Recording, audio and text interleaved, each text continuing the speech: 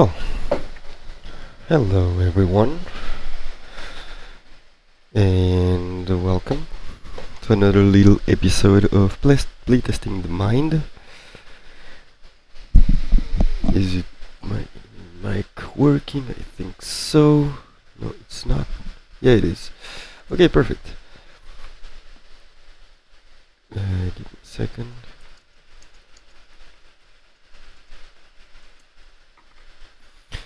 So, today the idea would be two things. Like, we're gonna start by making the logic behind the game that we're gonna do during stream, and later maybe we're gonna start with Pseudo Regalia, which is a game about it's a 3D Metroidvania, which honestly looks awesome.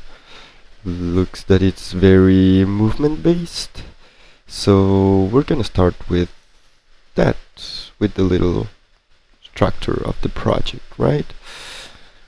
So what we're gonna do is go to the page where I organize my project.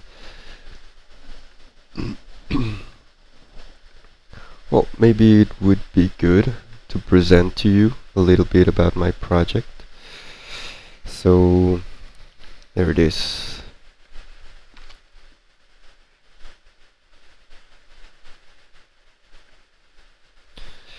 So yeah, this is gonna be the base of my project. So we're gonna present the game that we're gonna do for a while. Basically, well, I know that now we have this Metroidvania, the new wave of Metroidvania. Even before Silksong, everybody was talking about, and there's a lot of Metroidvanias that have come out. So I've always loved Metroidvanias, and I always had this idea of making my own. And well, this project is kind of a Metroidvania that talks about depression. So we are gonna work in the development plan today.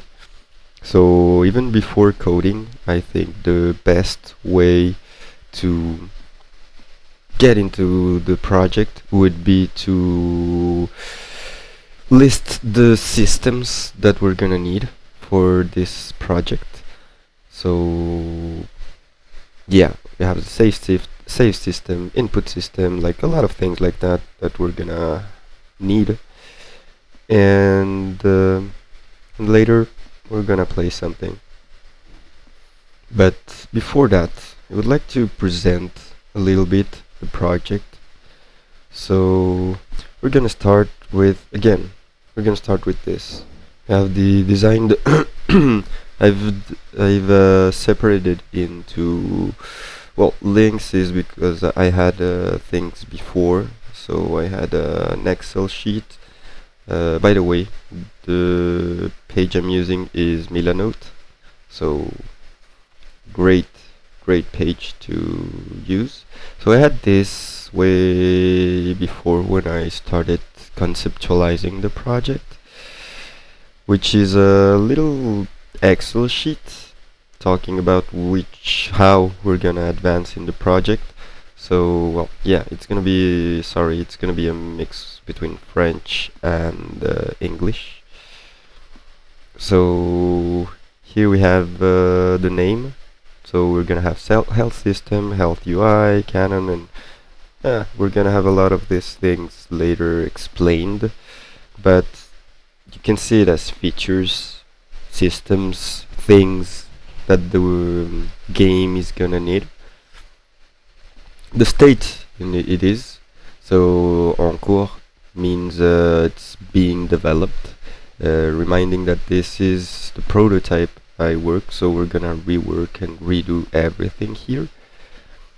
And the percentage that we're on advancing in this project, in this system, the section that it takes. So we have player mechanics, UI, world mechanics, level design, research as well, and a few things like that. I think system is working is missing, like a save system and things like that. It's not specifically from the player, but it's gonna be used by the player.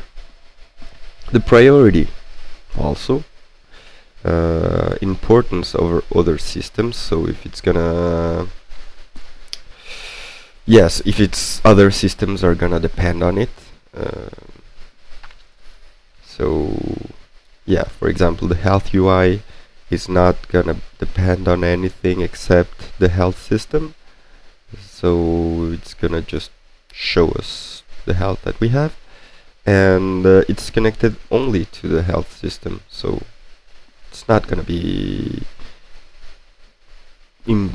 connected, or yeah, like I can have the health system without the need of the health UI.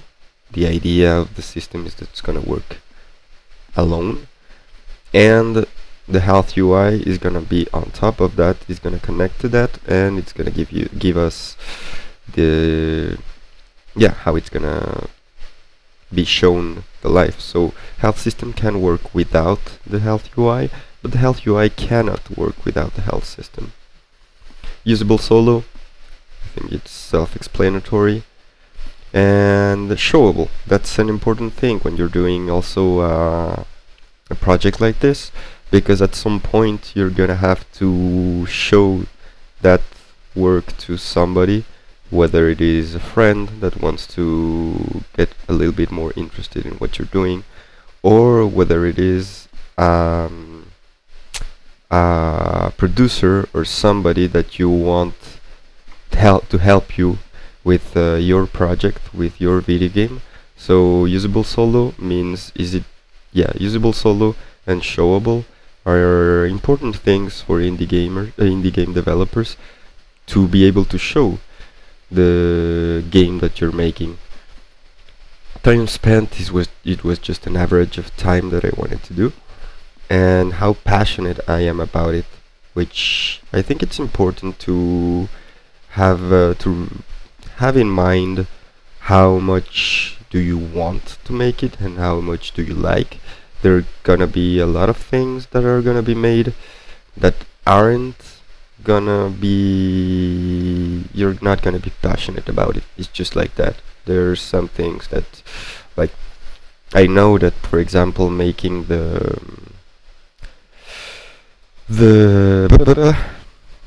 movement of a game is passioning. Like I love to make the movement of a game because you play with the gravity, you play with the values, speed, and things like that.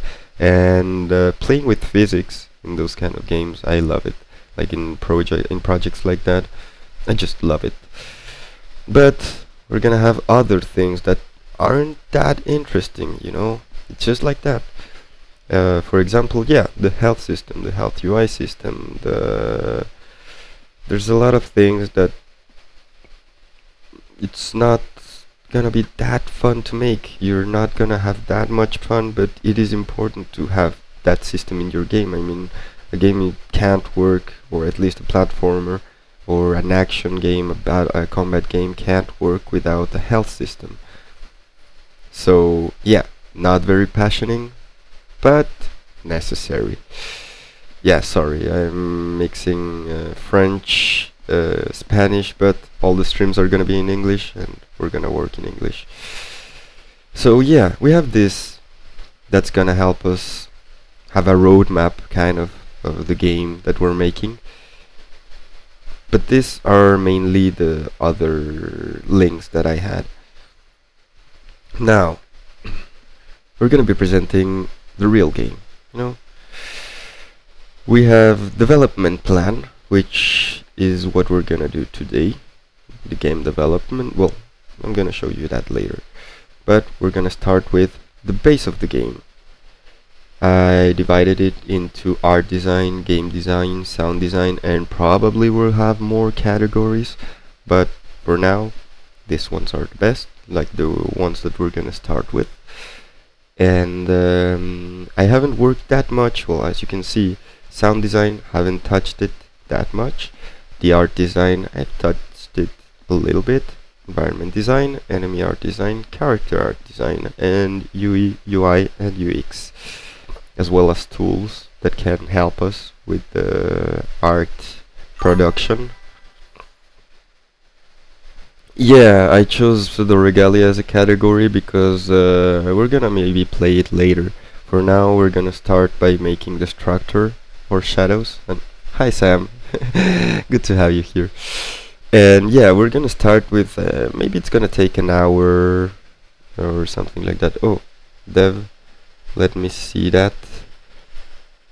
But I was looking for it, you know. How can I change it? Category Dev, because I wasn't able to find Dev. Like I searched for Unity.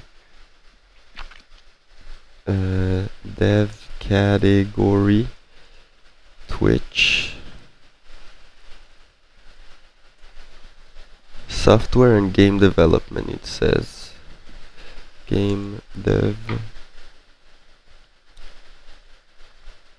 story, game dev fantasy, game dev company, développement de logiciels et de jeux. Okay, that should be cool. Is it better? Like, did it change? Yeah, it changed. Perfect. Thank you, Sam. Perfect, thank you.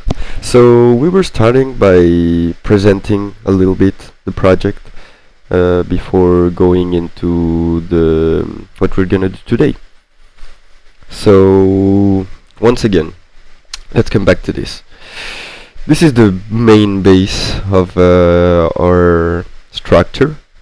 So, well, links you can put it on the side because this is old links that I explained a little bit, and we're gonna have this Excel sheet that's gonna help us track what we're doing with the design of our game. Once again, I'm sorry, but my brain works in English, Spanish, and French, so you're gonna have French like this, but we're gonna do it all in English later, of course. And yeah, the tasks that I did was the name of the task, the state that it is, how accomplished is it, the section that it takes, so it's gonna take player mechanics, UI, world mechanics, level design, research, the priority, how important it is before other systems, importance over other systems, and so kind of the same. Well, priority is more personal, but this is it. Take it as a priority in general, and this one would be a priority over other systems and in comparison to other systems. Usable solo, how can it be used alone? For example, health system can't be used alone. It has to be used with damage system, you know? How showable it is, that's important for indie gamers and for indie developers to show friends or potential investors. Time to spend on it, or that's an average. How passionate we are about it, and a little bit more, like date and last actualization. But this is not. This is the old, or what we were doing before, you know?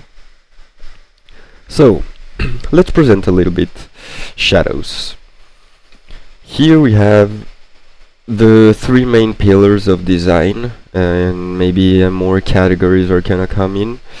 We have art design, game design, sound design. I'm a game programmer, and I want to be a game designer, and I love game design, so it's gonna be mainly this that we worked on. And the art design and sound design, we're gonna do it during development, but it has to be coherent, so we're not gonna leave it on the side, but it's gonna be later. Game design and programming is gonna be our main focus in general. So, game design. Let's see. I've started with three main pillars of game design for our game. We have the mechanic design and controls. We'll have the level design and world building, and the narrative design. Those are gonna be our three pillars of design. So let's start with I think the narrative design is gonna be the best to start with. So mainly, wait, I'm gonna show you something before. I think it's gonna be the Canon light, I think it's the Canon light mechanics. Yeah, this is the base, the prototype of our game. This is a prototype that I did a while ago. So as you can see, it's an inspiration in Metroid, in the old Metroids, but it's gonna have the main mechanic is gonna be light.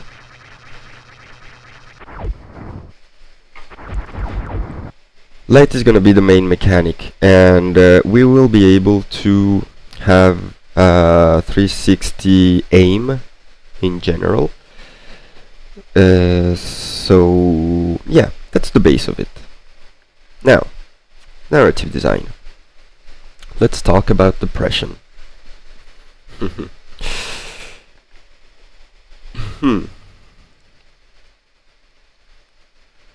Now let's start with the colors. So as we saw, the main thing is gonna be a Metroidvania, Metroid inspired game in that sense, and we're gonna have light around us, light in the helmet, light in the cannon, and we have 360 degrees to play. Once again, it is here. This is the concept, the start concept at least,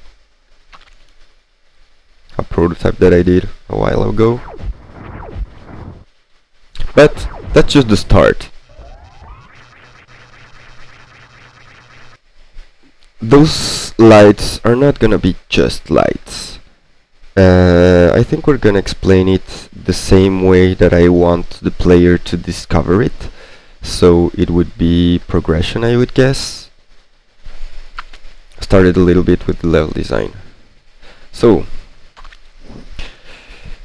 at the start area, number 1 here, we're gonna start by having a little tutorial that allow us to understand some basic mechanics. It doesn't show much about the importance of that light that we just saw, and it's gonna show us the 2 other main mechanics of the game that we're gonna talk about it later. The missile mechanic and the scanning mechanic. We're gonna start in this area exploring, and it's gonna represent school basically, and all over until high school.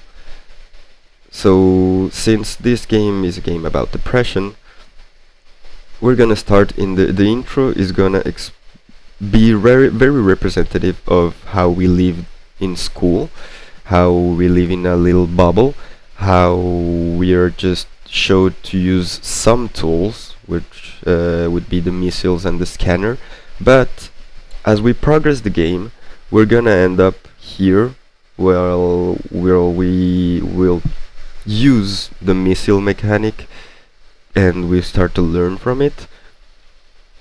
And at the moment that we arrive through here in the blue area, we're gonna notice that things aren't that normal, and at some point we're gonna have like glitches and things that are really gonna fuck up the brain of the player, that something feels wrong. Just like in life, you start high school, you start school, and once you get out of high school, you're like, guys, I wasn't prepared for this, for adult life. So once we're here, we're gonna be chased, or we're gonna have something that are gonna make us be pushed until here. We're gonna fall all the way to the bottom, which I call the depression pit. And for me, it's kind of like what I experience depression, how I experience depression, like being in school, everything looks good, everyone, and yeah, sorry, in the intro and in this part, we're also gonna have our main missions that are gonna be like, yeah, obtain a diploma and get married and have a business and things like that, that people are gonna, and especially our parents, a lot of parents are gonna say that it's the way to be successful in life. But those main missions aren't gonna be important at the end of the game. We fall into the depression pit, and in this area is where the game actually starts, in that sense. We're gonna fall and we're gonna be in a zone that isn't lit up at all. Everything is dark, and this is the moment where the other mechanics are gonna get into play. The light mechanics are gonna get into play. So all over the intro room, in the intro area, is not gonna have anything to do with the light system, and it's gonna be explaining to you how to use the missile system and the scanning system. Once you're in here, in the dark zone, everything is gonna start using the light system, and that's gonna be a representation of how the intro is school and high school, where they show you a few mechanics of life, but nobody shows you emotional intelligence, emotional understanding, and then you go out to life, and you're like, I really wasn't prepared for this. And this is the moment where the game starts. Everything is gonna start here. The rest is just like intro. The narrative thread. So I like to think of video games as a emotional experience, because it has been that for me, you know.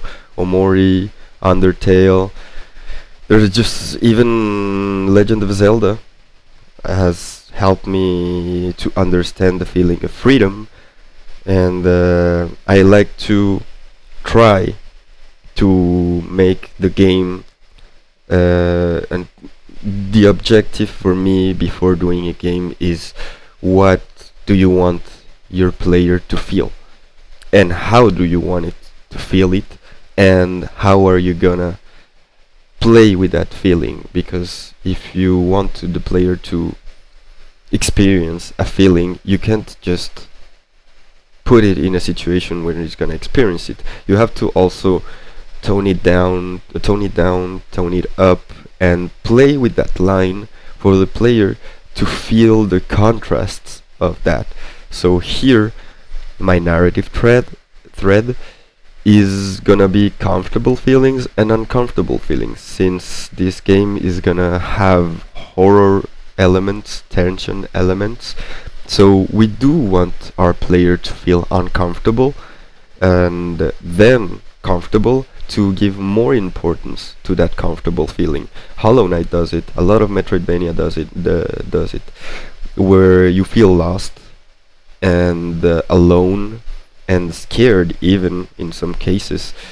But as you progress, as you understand better your movement, the map, and everything, you're gonna overcome those uncomfortable feelings, and you're gonna start to enjoy traversing the map, and everything that before was kind of scary just happened to me in Silksong. I felt so lost at the start of Silksong, but now I could go back to that map, and I know it, well, not by hand at least, but I know how to move around with completely comfortable. So the start of the game, the player discovers the game. This would be the tutorial area mainly. So presentation of a few characters, presentation of the game mechanics, of the base game mechanics. Here we're gonna give the player our first power-up, which are gonna be the missiles, and the player starts to power up and play with the grenade mechanics, grenade or missiles, solving puzzles and feeling more and more powerful. You're gonna give the player the feeling of being more and more powerful before taking it away. That way he's gonna feel the contrast. And we're not gonna take it away like some games do, where they take away the mechanics. The idea would be to have this area, this part of it, as a player that's getting more and more power-ups, the grenade power-up, and even movement power-ups like dash, double jump, and a few things like that, where the player is gonna be feel more free, which for me represents the middle end of high school, where we allow ourselves to dream, where we allow ourselves and yeah, to start feeling good, and yeah, just dream of, well, the base answer to that is something like, I want to be an astronaut, I want to be a politician, I want to be everything. And it is comfortable, you feel powerful, just like in platformers. Once you get the dash, once you get the double jump, once you get more movement abilities, you feel more powerful, you just feel more powerful. Here we're gonna also present the scanning mechanic. The scan mechanic is gonna be important. This is where I was telling you about that, the blue area where something fills off, and this is the fall in the spiral. So this part right here where the player falls, this is the moment where the player is gonna take all of that freedom. He at the start had double jump, had dash, had everything, and he was moving around the world with a lot of comfort.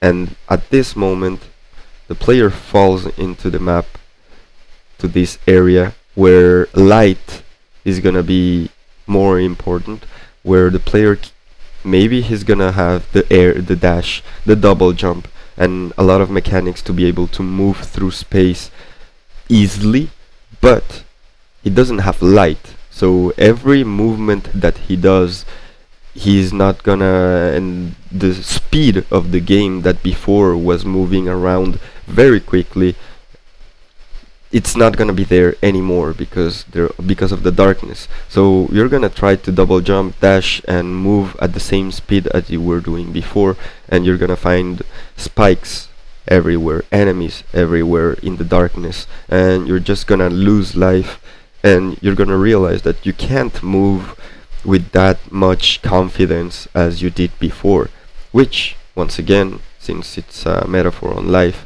it's gonna represent for me when you get out of high school and you want to eat the world, and then you realize that a lot of things in the world are just horrible. And for me that is the darkness. We start to understanding better the light mechanic and how to move around darkness, and at this point, this is the moment that we get our first light power-up, that is gonna be the cannon light. The cannon light is gonna give us way more visibility, and it's gonna start making our traversal of the world in darkness a little bit easier.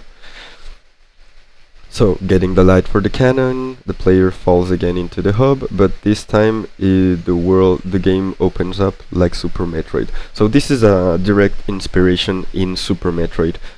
That, for those of you who don't know, Super Metroid, honestly, I would put Super Metroid and Hollow Knight. I had to analyze more Silksong, so I'm gonna say this about the first game. So Super Metroid and Hollow Knight for me are the blueprint of a good Metroidvania. And in Super Metroid, they have this incredible design where you start the game and you explore the planet where you feel uncomfortable, but you gain power-ups, you feel a little bit better and a little bit better, and as you progress, the game starts to cut you before, like you can't backtrack at a lot of points. Well, one or two are the main that I'm thinking about in Super Metroid, but you can't backtrack. That's the only reason why that's there, is to avoid the player to feeling lost.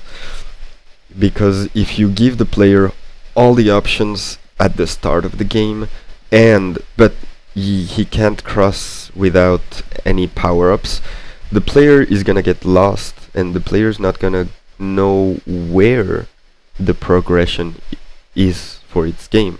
So it's gonna go to a lot of dead ends.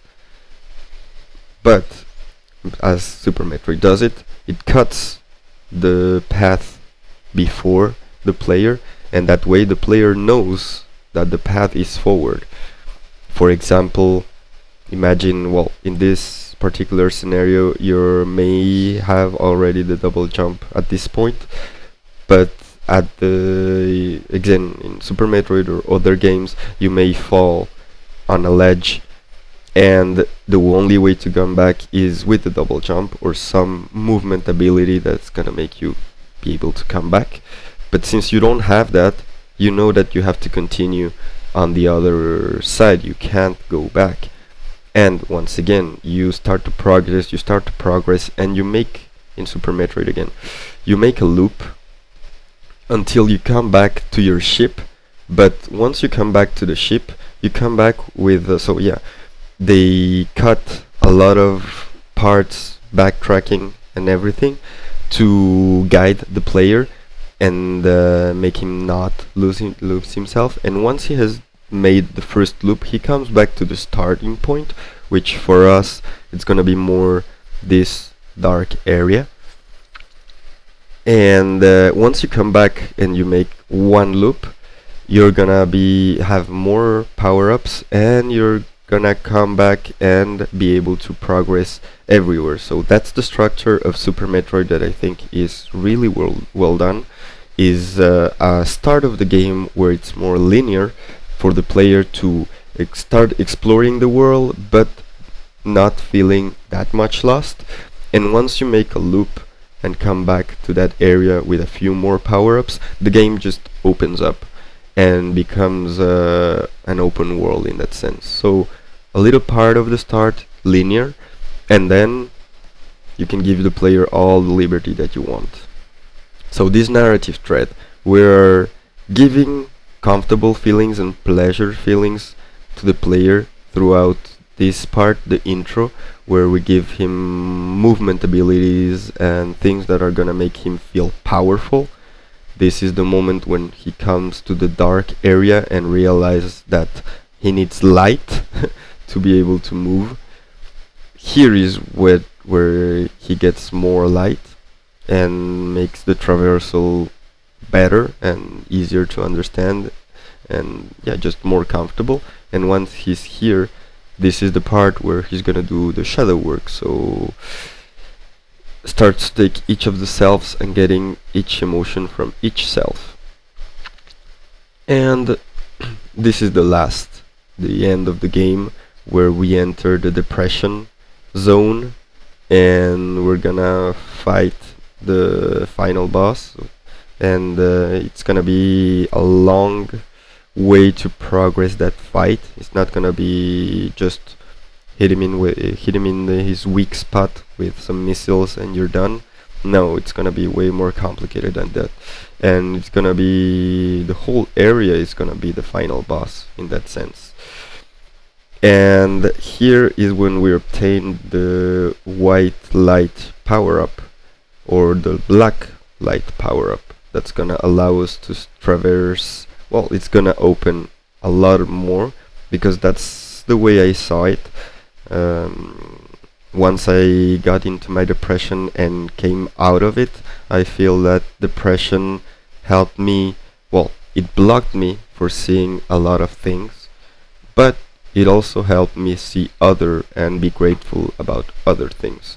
And final sequence of the game, a little backtrack until completion. So that's the main part of the narrative of our game that we're gonna do.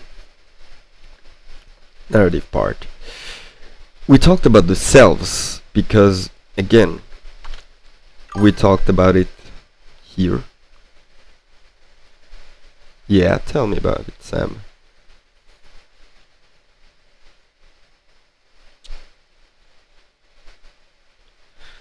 So we talked about it here in the selves, but what are those selves? With black light, you need to reveal hidden message in depth that show like white cloth in nightclubs. Yeah, yeah, kind of. I understand what you're saying, and that's where we're gonna go to the colors. So, and exactly that's the way I'm gonna use. That's the way I'm gonna use black light. Exactly like that.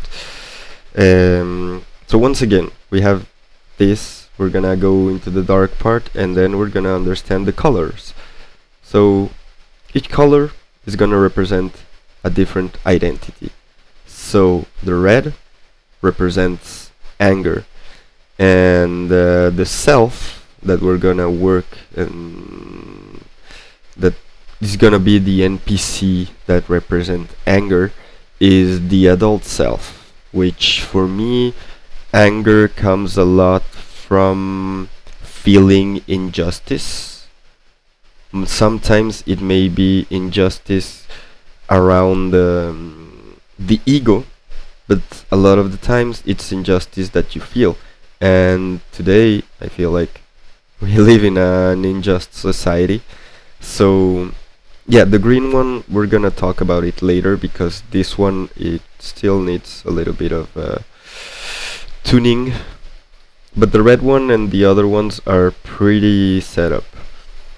So the anger part is gonna be represented by the adult version of ourselves, and throughout all the game we're gonna talk, fight, and reconcile which with each part of ourselves. The orange one represents anxiety, overwhelming, and this is the idolized self that's mostly constructed by the parents. So the NPC that's going to represent that is going to be represented by two parents and the no more. The anxiety NPC is going to be represented by our ideal self. So for example, at the intro of the game, you're going to meet each NPC and they're going to guide you a little bit. And the orange one, the anxiety comes a lot also from comparing ourselves to the perfect version of ourselves, the one that our parents tells us, yeah, if you have studied a little bit more you could have had a 20 or a 19 in that exam, and a lot of things that they tell us that just start to construct our perfect version of ourselves, and which doesn't exist and it's impossible to achieve. But the gap between what we are and what the perfect version of ourselves would do is what gives us anxiety a lot of the times. So we're gonna play with a lot of psychological content, and Carl Rogers is the one that talks the most about the ideal self versus the real self. Blue represents sadness, so the social self.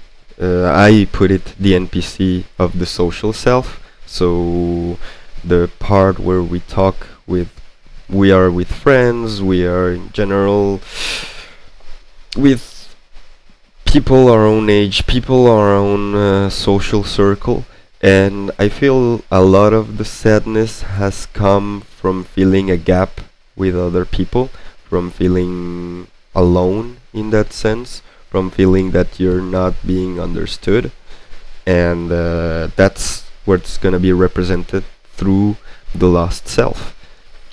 Here we're gonna study the work of Erving Goffman, which talks about it a lot. And finally, black. The black color is gonna represent depression and fear, and the NPC that represent that feeling is gonna be the child self. So at the end of the game, when we obtain the black light, we're gonna reconcile with our child self. And the child self has also protection, and its protection is what I call the void, and it's going to be represented by these dark tentacles.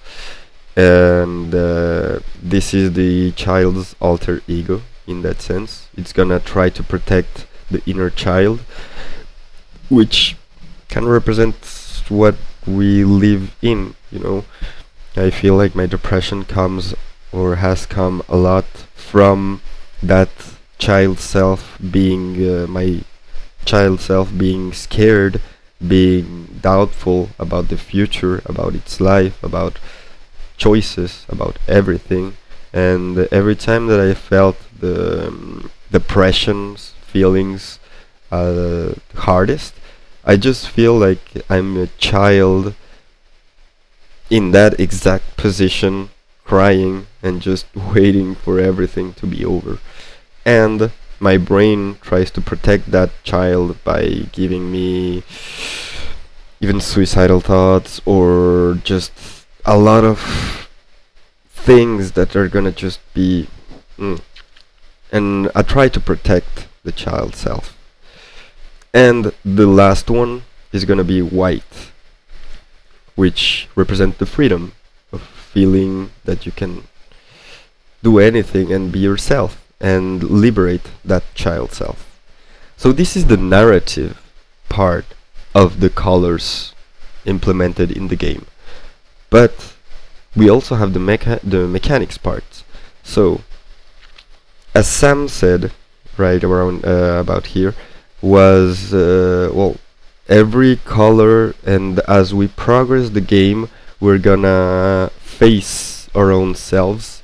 So the adult self, the idolized self, the social and the child self, and as we reconcile with them, we're gonna acquire the possibility of becoming that color. So this is where the main light mechanic comes in. As we said, we're gonna come here. As we said, this is the base of our game, but each one of us, each one of those colors is gonna be represented in that light. Wait, it's too loud. So now the light is not, it doesn't have a power in that sense, the light, but later we're gonna get the powers of well, the light is gonna have a color. So once we enter a room, for example a red room, the light is gonna transform into red, and we can't change that, and we're gonna have to deal with the mechanics that the red light gives us. And that represents the part where the emotional part, where once before we learn about emotional management in that sense, a lot of our emotions state comes from exterior things. It comes from, oh, my girlfriend left me, so I feel sad, I feel anger, I feel... If we enter a red room, that's us. So the idea would be that we are affected by our environment at start way more than we can choose what we feel. And it is through emotional management that we learn. But at first, we're just gonna enter different colored rooms, like red one, and it's gonna give us the mechanical affectation of the red. Then we're gonna go into the orange room, and we're gonna get the mechanical affectation of orange, and we are not gonna be able to change colors of light in any way until we learn to face and understand our feelings in that sense. And so we're gonna face those selves, and once we, for example, once we acquire or reconcile with our adult self, that's gonna be represent anger, at that moment we're gonna be able to go to a blue room, an orange room, a black room. Well, no, black is different, but orange room or blue room, and we're gonna be able to choose to transform into the orange light, and that's gonna give us the progression system that Metroidvanias have, where I can pass through an orange room and I can't change colors, so we're gonna have some parts that we can't access since we are an orange color, but once we acquire the red, we can go to that same area, not being affected by the orange light, or yeah, affected by the orange light, but we just we can become the red one, and we can progress in areas that we didn't. So the mechanical part of each color. Green, again, I'm still working on it. I'm not fully happy about how it works, so we're gonna pass on the other ones. Red is simple. Red represents anger once again, so since we can have the color of the environment as one color and also our player and the cannon light as another color, red is gonna represent anger, and it's gonna make everything in the red zone have and make more damage. It's gonna have more knockback, and it's gonna make objects unstable physically, so more volatile. It's gonna, yeah, crates can fly off, and it's gonna be way more chaotic in that sense, because for me anger represents a lot more extreme emotions in that sense, and everything more chaotic. The orange one, which is one of my favorites, is gonna make the player be faster, just like that, just that mainly, and the player and everything in an orange zone is gonna be faster, way faster. So once again, talking about the Metroidvania formula, you're gonna pass, for example, in a blue room or in an orange in a red room, and when you don't have the way to transform into the orange color, being in a red room, you're just gonna pass in the red room, and you're gonna find maybe a ledge that has this distance, and once you jump from this to this, you're not gonna have enough vertical movement, horizontal movement to reach that ledge. But once you gain the emotional knowledge of handling anxiety, which is represented by the orange color, you're gonna be able to go to the red or blue zone and transform into the orange color, orange light, and channel anxiety in an angry environment in that sense.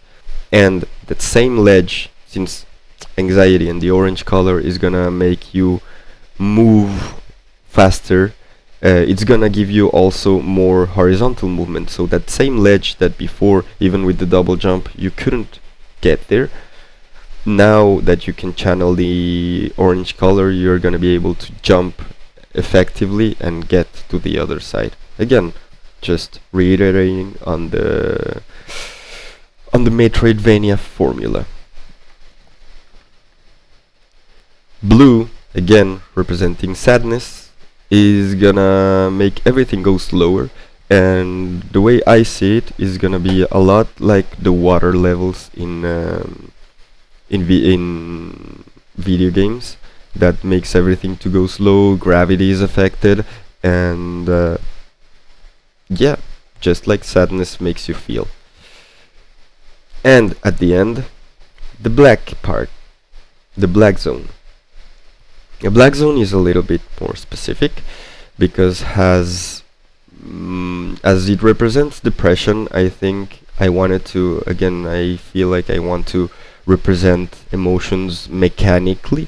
So depression makes you feel like slower, or it makes you feel like you're delayed in that sense. So I was thinking that before acquiring depression and like that, I was thinking of maybe when the player enters a black zone, maybe make a control delay, so inputs are gonna be slightly delayed, but just a little bit, enough for the player to feel sluggish, but if it's too much, it's gonna be just frustrating for the player.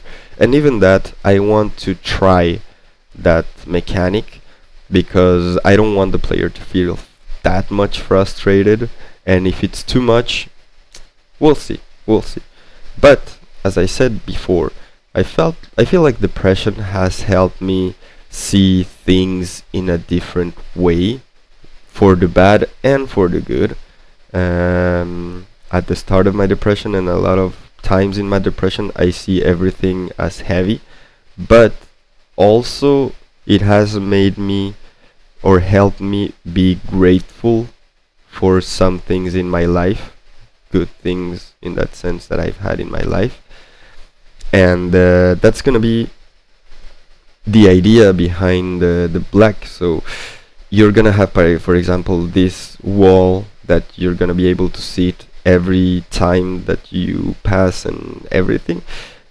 And once you get the black light, if you flash it through that, the black wall, this one, is gonna disappear, because when you're in depression, you can't, there's things that you can't see, but other things that you see differently. So it's gonna have a, basically the black light is gonna reveal some things and hide others. And as Sam said it, you can reveal hidden messages, and yeah, with like neon lights in white, or yeah, exactly as Sam said it. That would be the idea. And if you flash your light to enemies, you're gonna make the enemies come. Uh, Wait. How can I?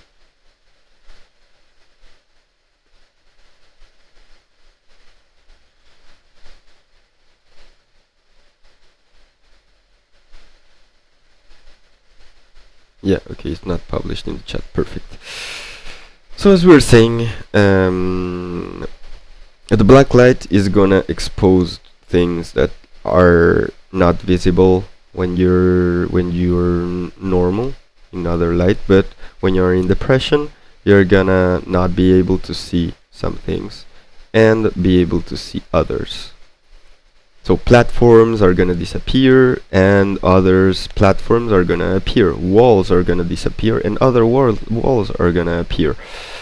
A lot of things in the environment are gonna be you aren't gonna be able to see it, because in depression there's a lot of things that you can't see, but also other things that you can see because you're in depression, you know? So mechanically is gonna translate to that, to again platforms, walls, things, that messages that you can see only if you flash the light and the black light of depression to it, and other things that you are not going to be able to see because you're in depression.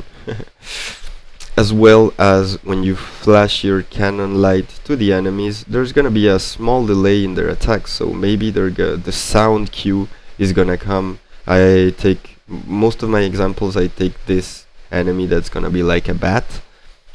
So when, for example, here the bat makes sounds represented by these beautiful yellow lines, and then it's gonna attack. But when you flash it to the black light, you're gonna hear the sound. It's gonna be a delay, and then it's gonna attack. And well, the input part as well. And lastly, the white color. This is the end game. White color is gonna be the end game because it makes you, again, this is a metaphor for life, mechanically and narratively. So as we saw the color of anxiety, we saw the color of anger, we saw the color of sadness, and we just saw the color of depression. And what I have felt is that there's another color, the white color, that's gonna be peace. So narratively, peace is gonna be at the end of the game. It's gonna be one of the last, if not the last power up. And mechanically, it's gonna make you feel that you can see everything with calm. How are we gonna do that? Basically, the idea would be that once we acquire the white light and we transform into the white light, we're gonna have light around our body and also in our cannon. And if we flash that light to the enemies, as long as the enemies and environmental hazard and everything is inside the white light, it's gonna freeze, and that way is not gonna be able to hurt us. Because for me, peace feels like that. Peace feels like you can see how other things are happening around the world, but they're not hurting you anymore. You understand that, yeah, they aren't affecting you in that sense. They are there and they affect you on a practical level, but not on an emotional one. And that's gonna be the last light. So this, and well, if you want, I can explain quickly the green one. So I wanted to represent emotions in general, and as we said, anger, anxiety, sadness, depression, peace, and freedom. And I wanted to make a more positive feeling in that sense. So the green color kind of represented that, the connection with the spiritual self. And my first idea was to make light like channel. It's gonna direct objects, enemies, everything in a direction that you want, because for me that's like what connection feels like, that you see that everything can go into your direction. And it's gonna have that, but I'm not completely sure about how this is gonna work. So we're not gonna talk about the green color yet. We're just gonna talk about anger, anxiety, sadness, depression, and finally peace. So this is the color mechanics that are gonna be introduced later in the game, or just after the intro room. Again, representing how the intro is gonna represent school and high school, where they teach us one set of mechanics of life, and the other set of mechanics, which is emotional management, emotional maturity, is gonna come later. So what comes before? Before it's gonna come two things. The first one is gonna be the scanner. This is a simple mechanic, but narratively is gonna be used in a lot of different ways. So the scanner power up will allow you to analyze creatures, objects, and will give you the bestiary log or give you some scripted text. So inspired by the scanner in Subnautica and Metroid Prime. Metroid Prime. So yeah, this is very self-explanatory. You can choose the scanner, you can show your light like this, and once you lock on an enemy or an object, you have a little time to scan. And once you fully scan that object, it's gonna give you the description of it, and you're gonna be able to understand it better. So mechanically, it's like that. Narratively, it's gonna represent focus and concentration, and using the energy, the mental energy that you have to analyze a specific thing, a particular thing. And lastly, one of my favorites, and honestly, I think it's gonna be the more fun mechanic in the game, is gonna be the missiles. I'm gonna go really quick to the bathroom, and then we're gonna explain the missile mechanics and start with the structure that we want to do. So I'll be right back, and I'll go to the bathroom real quick and come back here.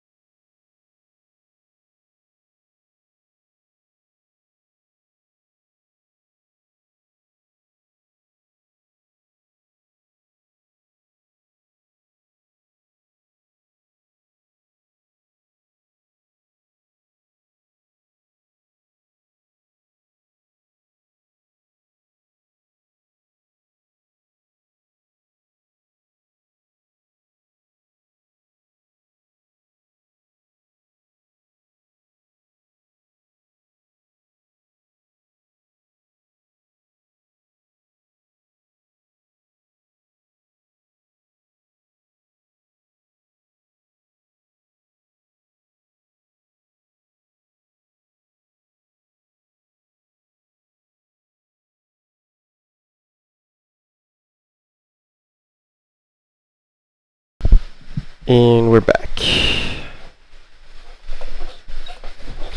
Back again. She needs back. So I'm afraid. Okay. The missile mechanic. Once again, a lot of the gameplay is inspired in Metroid. So the base of Metroid is movement and platforming, cannon shot, and the missiles. Those are the three main. Well, no, actually no. You have that, and also the morph ball and the bombs in the morph ball. The morph ball is gonna maybe come later. We'll see, but we're gonna focus on the cannon shot, movement, and grenade missiles, and the missiles. So, let's talk about the missiles. I wanted to do something special with the missiles, with the missile system. So, the player is gonna be able to compose its missile using 3 different components, and it's gonna determine the missile explosion timing, the way it reacts to contact, and the weight. So let's start with the weight. Simple. Lightweight is gonna be exactly like in Metroid. You just shoot the missile straight line. Not much science. And then you're gonna have other weights that are gonna make the missile have a little curvature. So you can have the balanced or the heavy weight. That's gonna be, I think I did a little prototype about it. Yeah, something like that. Oh, it's on rebound, so that's gonna be the main difference in the missile system for our retake of the Metroid missiles. So the base missiles, just like in Metroid, are gonna be lightweight, so just straight. This is not much science about it.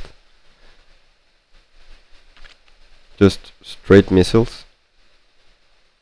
It's not gonna change the trajectory, but as we change the weight system, it's gonna change different. So again, in Metroidvanias, the main focus is getting power-ups and being able to reach other parts that you couldn't before having that power-up. This is gonna help you with that. Second part is gonna be the reaction to contact. So if the missile gets into contact, is it gonna rebound? Is it gonna be stuck? Or is it gonna roll? So the bounce, the missile is gonna rebound multiple times in walls and everything. It's gonna help you solve puzzles. The sticky one, you're gonna be able to throw and stick a missile to a platform, for example, a moving platform, and once it comes back, it's gonna explode in that platform, which is gonna activate a switch, for example. And the rollout is, at the moment the missile gets into contact, is gonna start rolling, and that's gonna help you advance when you have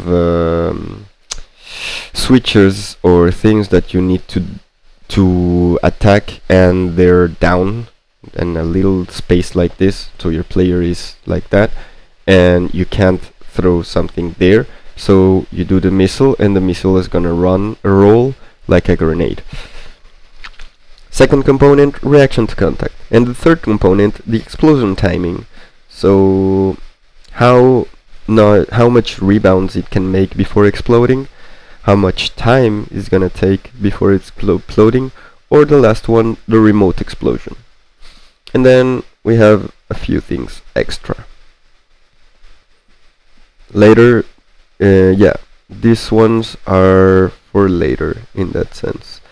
And well, that's the base of it, but I just, as a game designer, I made it so it can make logic. So this is the work of a game designer, balancing and seeing what combination of missiles can be done, which one don't make sense, so be able to allow the player to make those combination of things. That is gonna be our way of doing the missiles. So this is gonna be explained way more once we start to program that. I think we have done a little good tour about how the project is gonna structure, the main mechanics of it, and maybe the last one would be the player movement. So the player movement for now is gonna have a dash, is gonna have Shine Spark side and Shine Spark up. So Shine Spark, for those who don't know, Shine Spark is this.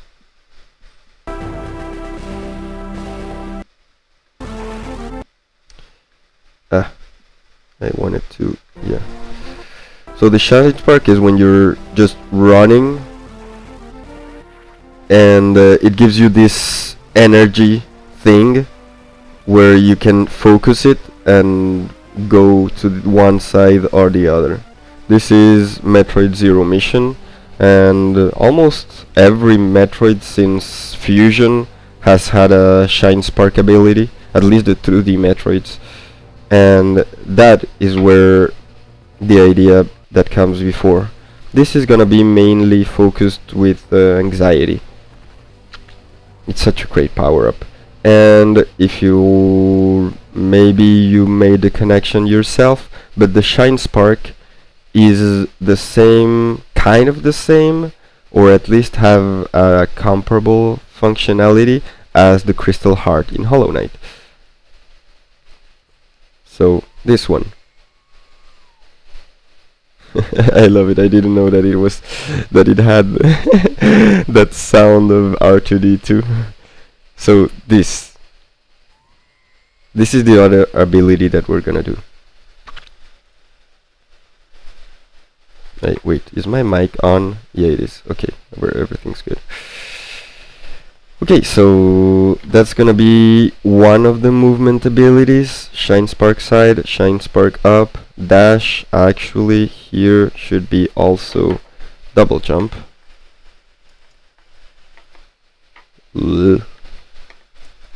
Double jump,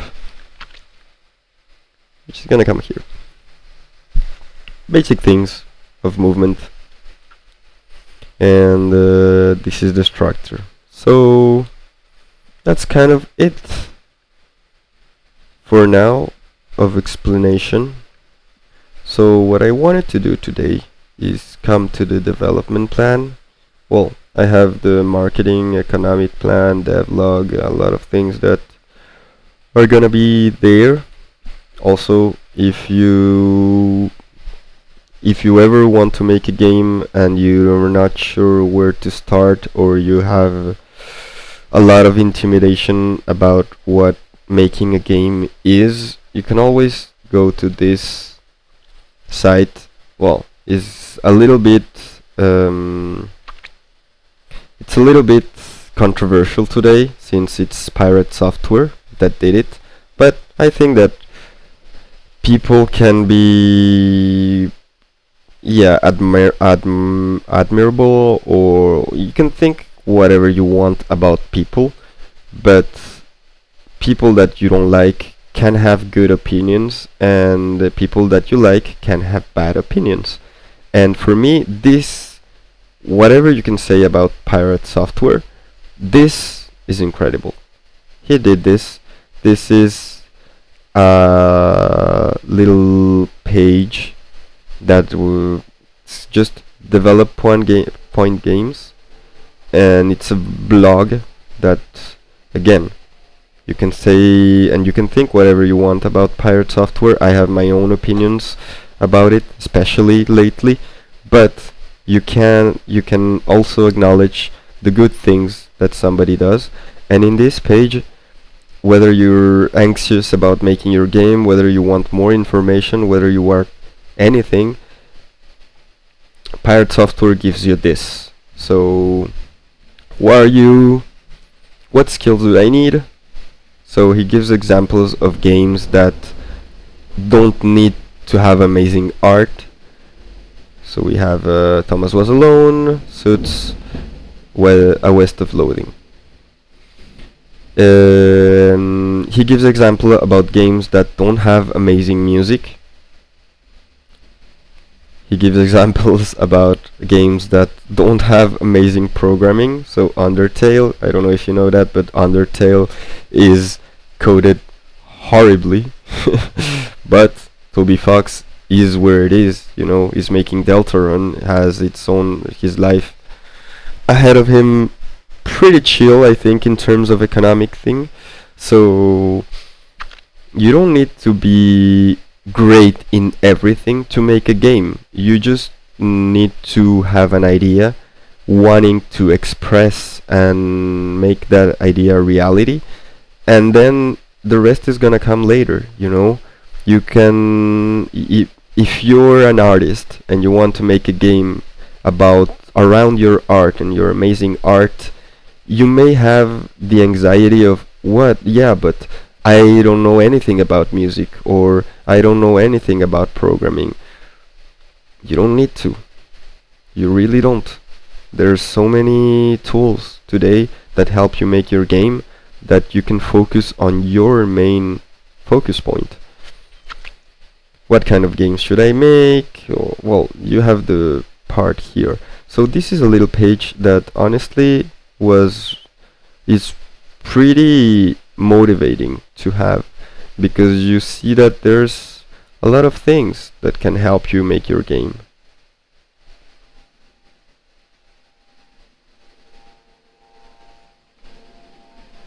A lot of things: marketing, financing, launching your game, the tools that you can have. So there's no best engine. So you have Godot, you have GameMaker, you have Unreal Engine. RenPy is a Python one. He didn't put Unity on it, which is the one that we're gonna do. I think he doesn't like Unity, so that's on him. Like, yeah, everybody has their own opinions. But yeah, there's no best art program, so he gives you tools that you can use throughout your own journey as developing a game. So in general, I just wanted to say that this blog is pretty useful, really, really useful. And we're gonna come here. Okay, game development. We're gonna do, wait, is it? Yeah, it's here. So I want to have a little bit of organization in here, so we're gonna do what we need to do. No. Which is gonna be the programming organization. We're gonna say it like that. And here, this is what I wanted to do today, mainly. Oh, hey, how are you, Tom? It's good to have you here. We're doing kind of our first programming stream, so I started by presenting the whole logic of the game in the design area. So the mechanics, I didn't present the level design that much. The narrative design I did present it a little bit. And what I wanted to do today is to come to the organization part. Development plan. So we have here marketing, economic plan, devlog, and the game development. So here, well, this is just an organization that I did. And before even starting to program, I wanted to be clear of the direction. I feel that that's gonna help us. Well, I have a lot of anxiety with programming, and I think the best way that I've found to calm that anxiety is to be organized. So I wanted to start making the organization of the game before even starting to program. That way we have a direction and we just don't see a pile of things that we need to do in order to make our game, but we see little boxes that we just open one and see what's inside, work on it, and then close the box and go to the other. Because what has made me be like have the most anxiety while game developing is having that huge pile of things to do and not seeing where to start, you know. So that's something that I am gonna the idea is to have a better organization from the start. That way we can avoid seeing the pile of things and we have a better direction to start programming. Now, this is where the fun begins. When you make a game, I think there are two main things. I'm gonna try to finish Silksong in 30 minutes. If you want, I found a nice YouTube channel that gives a game code architecture in a very technical matter. Its name is Practic API. Thank you. Let's see about that. Practic API. This one. Okay, let's subscribe to it. Okay, thank you. Advanced project, simple games. Okay, that is cool. Update manager, favorite advanced C#, #1 tool for coding faster. Oh, that's great. Starting your game flawlessly in 8 steps. How much is it? 9 minutes 50. We could actually see this one to see if it goes into the direction that I want it. Because I think that, yeah, we're gonna see this video and see what it gives us. But yeah, I think one of the biggest mistakes that I have done when I'm trying to program a game is just starting with the first things that come to my mind and just starting to do it, and then later realizing that I needed to do a system before that. That, for example, game movement. I love to play with physics in Unity and game dev, and generally that's gonna be the first thing that I'm gonna do. But then I find things that should have come before even the movement. So, for example, one of the first things that I think we should be doing, it's a very direct intimating code base that is industry friendly. Perfect. That's what we want. That's exactly what we want. So honestly, let's see this video. Let's see it together. When we first open a game, we usually see a nice progress bar while everything loads up. But behind the scenes, it's not as simple as it looks. Today, we're going to introduce a method that has proven itself for managing the game startup, known as... Oh, it's this. Okay. I thought that it was... Okay, it wasn't another thing that I thought about it. Volume on the desktop is kinda low. Okay. Yeah, that's because I think YouTube is low video, so I'm gonna put it better. Advanced project, Unity Iceberg, every beginner topic, the #1 tool. I thought that okay. I wanted to see if it has the project structure of it, you know. Unity development cycle in the industry. Everything in Unity, 3 advanced coding tips. I think looking at all of them is a good idea. Yeah, I think so too. And I'm gonna do that. That's for sure. And I thank you so much for this information because it's very valuable for me. Thanks a lot.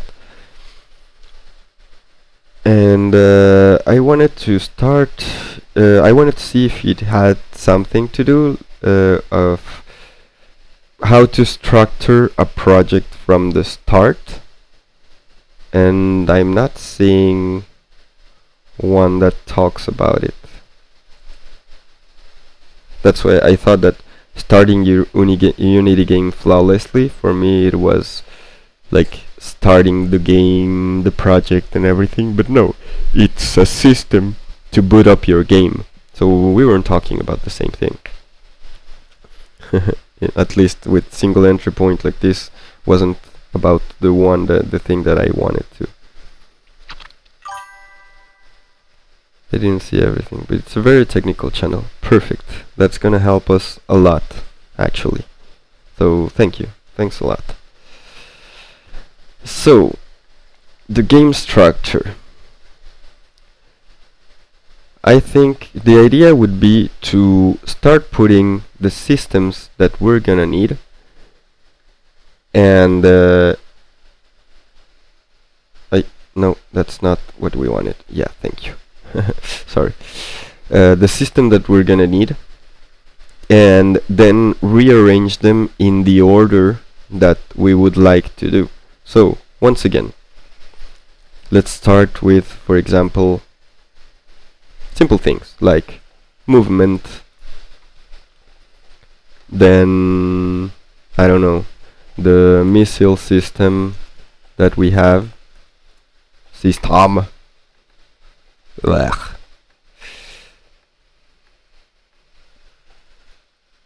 The missile system, and for example, let's do the scanner, mechanic scanner,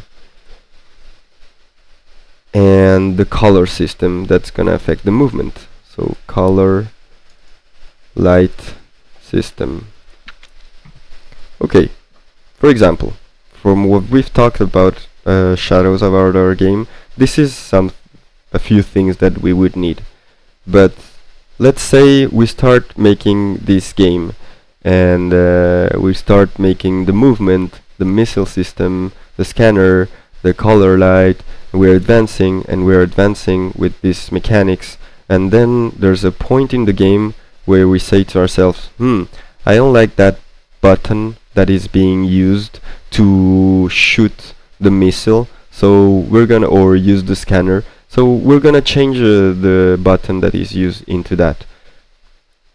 If we did all of this before thinking the system and the structure before, we're gonna have to go to each iteration that we use that button and change it manually, you know? And that's gonna take us a lot of time, and also it's gonna leave the door open for a lot more of problems. So before even making the movement, the missile system, the scanner, the color light, before making everything like this, we should put an input system that allows us to, in the simple part, allows us to make changes quickly. If we just change the input system, everything else is gonna inherit the changes.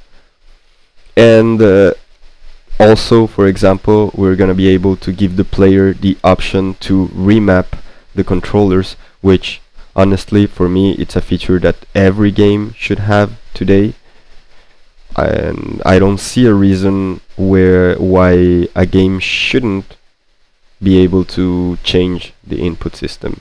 So before doing everything of this, we need the input system to build upon that.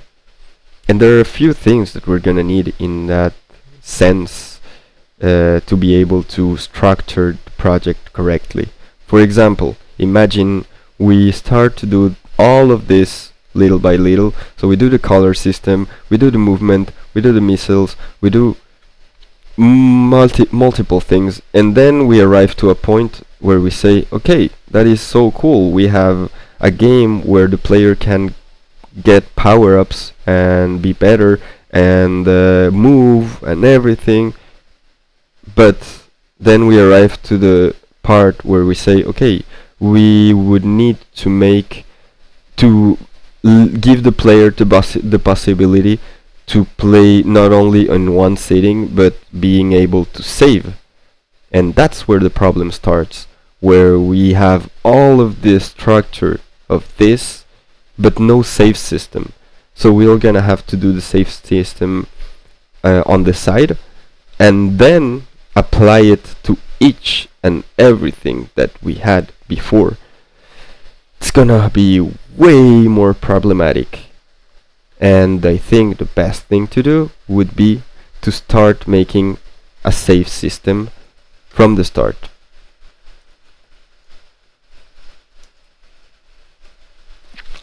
That way we know what we need, and we can put the savings, the parts that need save during the development, and not afterwards when we're gonna forget things and we're not gonna be able to.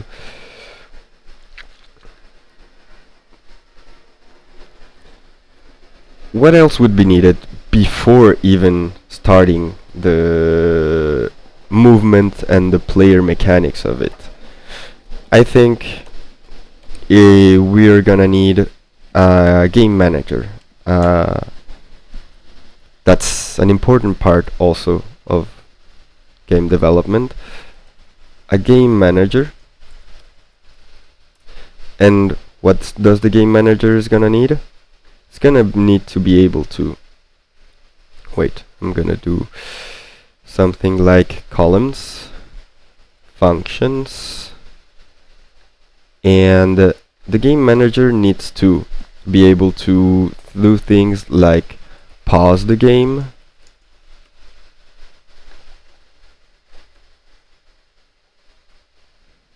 the game over system,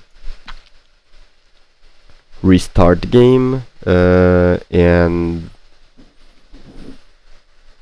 yeah, we're gonna continue, and a thing that we are gonna need, but no, honestly, I think that that's gonna have to be another system, another manager, because if we do it in this, it's just not gonna be. What I wanted to say is that since our game is gonna play with this kind of mechanics, so we have once again the light mechanic and the colors, and for example anxiety. So we have the color, the area, no, this one is gonna be better. We have the area, the orange area, that's gonna make the player go faster, or the enemies go faster, to represent anxiety. That means that we're gonna have a counter or something that makes the player, once it enters the orange area, make it to be able to move faster, and so affect directly the movement of the player, the movement code. So it's gonna need its own time in that sense, but I don't think the best idea is to do it in the game manager. I think it should be separated from it. So we're gonna put it here. Actually, it has to be something with this, but okay, you know what? Game time manager, which is kind of like both of them are gonna have a function like that, except that the game manager is gonna manipulate time in order to pause the game, or in order to make a game over, or those kind of scenarios. And the game time manager is gonna be affecting the gameplay time, in the sense that it's gonna slow down time, or things like that that are gonna be managed by this. But it's gonna affect the player's gameplay in that sense, and the game manager is gonna have the time, but it's not gonna affect in that sense the gamer's gameplay. It's just gonna be able to pause, and it's a system that's gonna just help us or make the game logical in that sense. Or yeah, you understood me.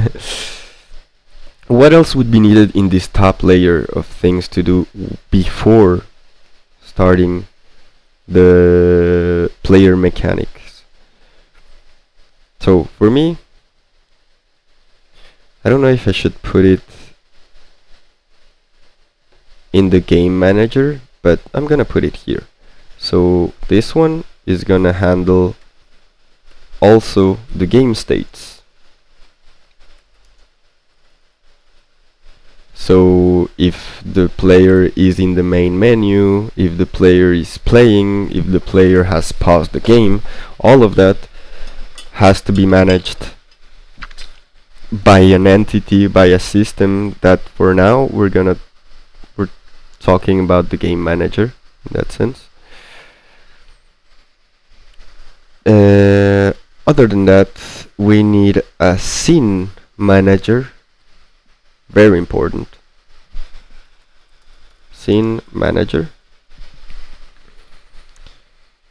which is gonna help us transition from one scene to another. So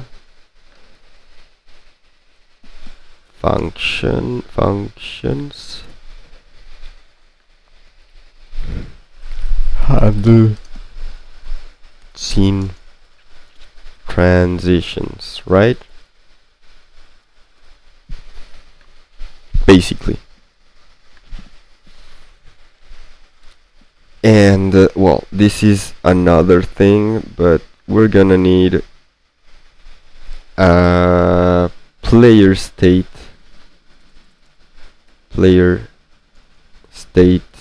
machine, which is gonna be a state manager, kind of like the game manager scene that's gonna tell us, okay, we're paused, okay, we're in the gameplay, okay, we are in game over, and explain different states.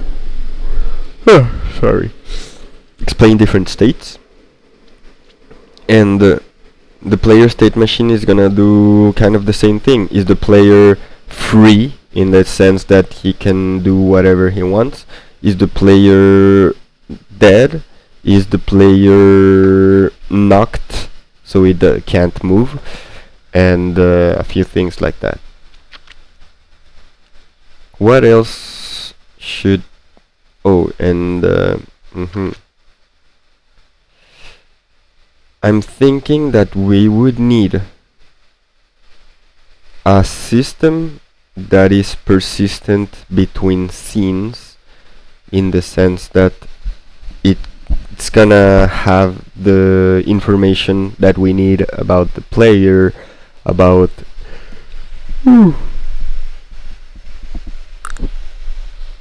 everything, and once we change scene, it's not gonna be destroyed.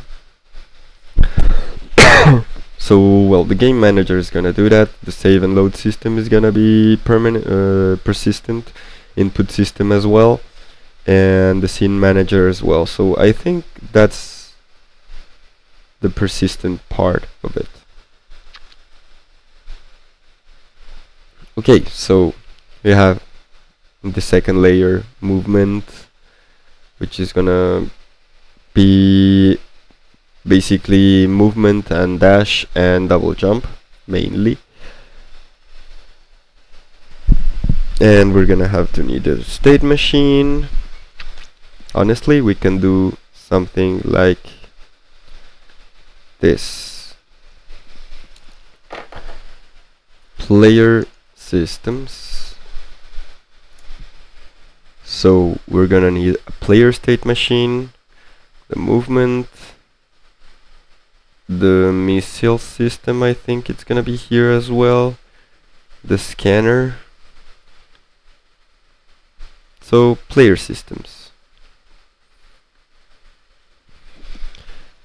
base game systems. Here we're gonna have game manager, input system, save and load system, and the scene manager. So this is the main one. This one, game time manager. So yeah, This is gonna be in base game sister as well. No, it's gonna be in world systems. So here,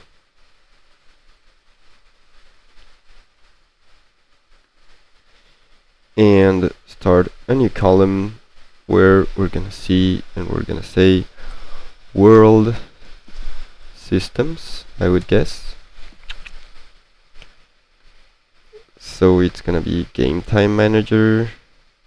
The color light system, I'm not sure how we're gonna do it yet, because it could be one color light system that keeps track of everything that is being used and affected by different colors, or it could be also a system that is individual to each object, which I think it's gonna do that. So we're gonna do that, and a last one where we're gonna put general system. No, I don't think that's the one that I would like. Let's put enemies systems, and let's get a little bit more space.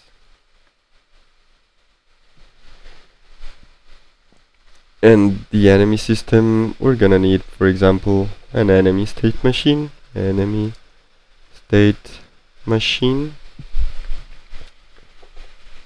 That goes here. That's just for now.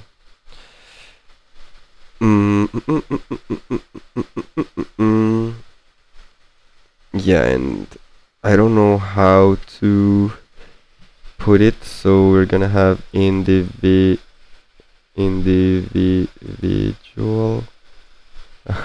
No. Entities system. We're gonna say it like that. So the entities system would be, as we said, things like, for example, just health system. So that means that we're gonna use the health system for the enemies, for the player, for the bosses, as well as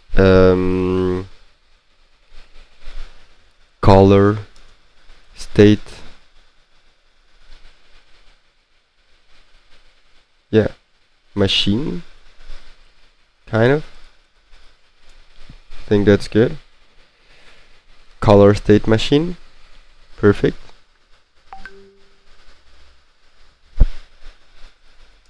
Oh, sorry, I'm gonna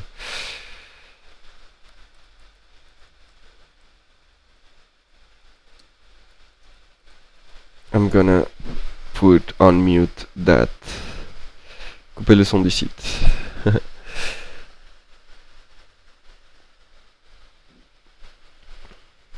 Okay, so we have this here. Also, we're gonna need a system to deal damage. So that's gonna be in our missiles, that's gonna be in the enemies, that's gonna be around everything. And we're gonna have also the receive damage, which are gonna be besides the health system and work. Health system, deal damage, and receive damage. Well, deal damage is gonna send a message to receive damage, and once the receive damage is taken, or it's the flag is done, we're gonna go to the health system and we're gonna say, okay, you just received damage, you're gonna lose 10 life or 20 life, I don't know, but that's the idea. What else should we do? Should we need? I think, I don't know if the damage in the damage we're gonna do the knockback, or in the damage we're gonna do another system.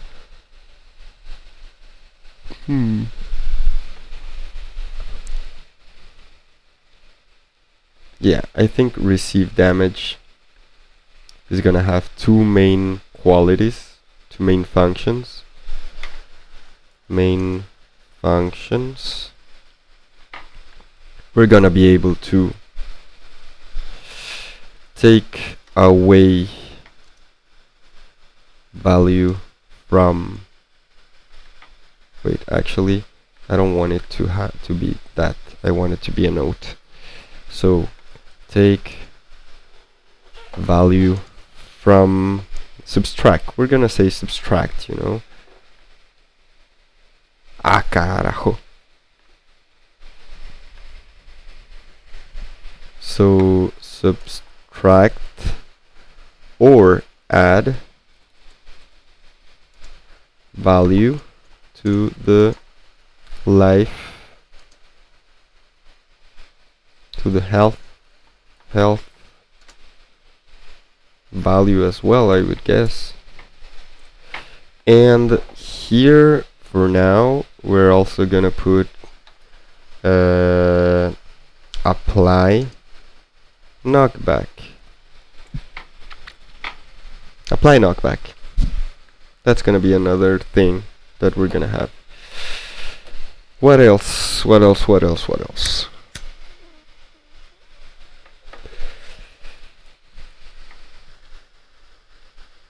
So the hit detection and everything is gonna be done by the colliders through the deal and receive damage end of it.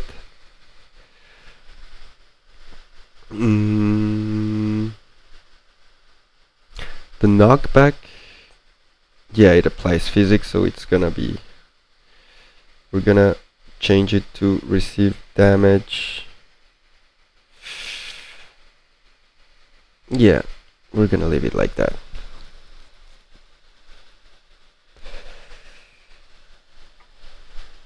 What else should we need?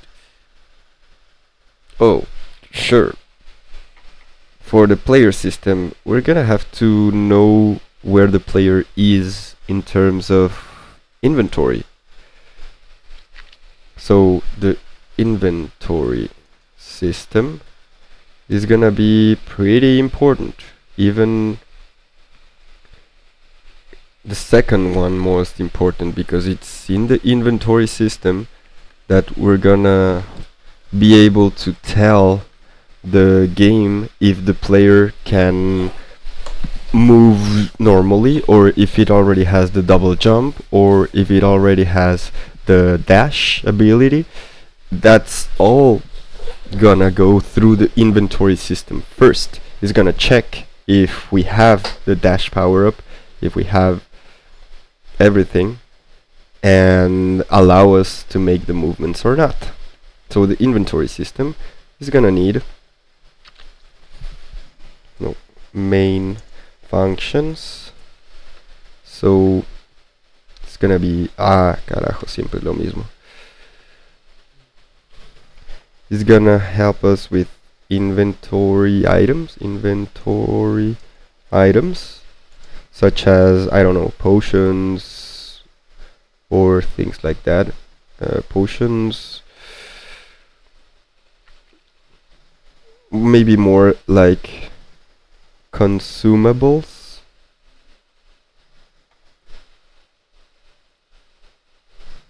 For example.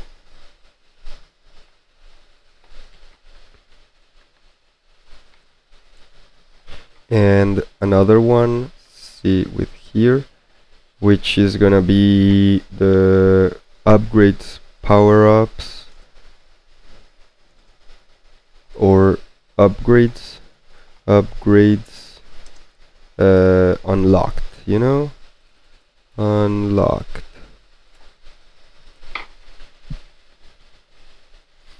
Yeah, the inventory system is gonna make that part.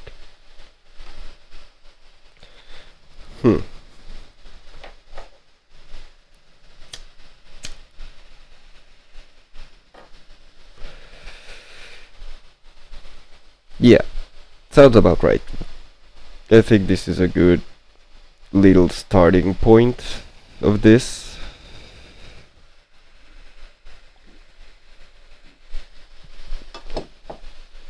What are we gonna do later? Hmm.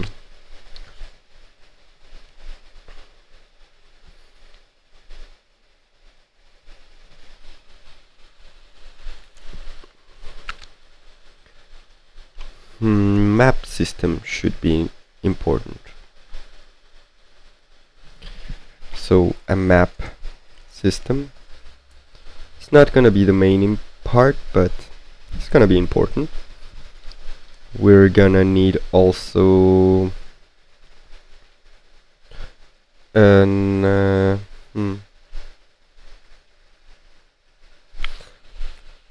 here something that I need to do also would be, before even subtracting and adding value, health value, I think it could be important to check the kind of damage or affectation that is being done.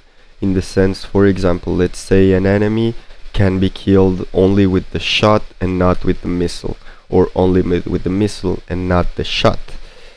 That means that it has to check before adding or subtracting value to the system, the health system. It has to check the kind of damage it's getting. So check of the type of damage, no? And that is gonna help us also work on the, for example, a door. If I want a door like in Super Metroid, or yeah, in Super Metroid, which we are gonna use those kind of doors, we have to check if it's being hit by a missile, if it's being hit by a shot. And for example, in Super Metroid, you have normal doors, you have red doors that can only be accessed through hurting it with missiles, and you have the super missile doors, the green ones, which they can't take damage if you're using a normal shot or the missile. So it's gonna need to check before, which is gonna what we did here in receive damage. And here, for example, we're gonna have doors. Nope. Thank you. Doors.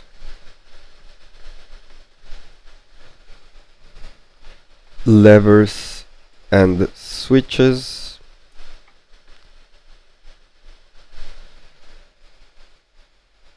And yeah, that's gonna be... Honestly, I'm gonna do a new category that's gonna come here. Yeah, we're gonna put it here, you know? We're gonna put a new column, and let's call it interactables, because I don't think that the best, like, I think, for example, the game manager, time manager, the map system, it's not exactly in the same category as these two.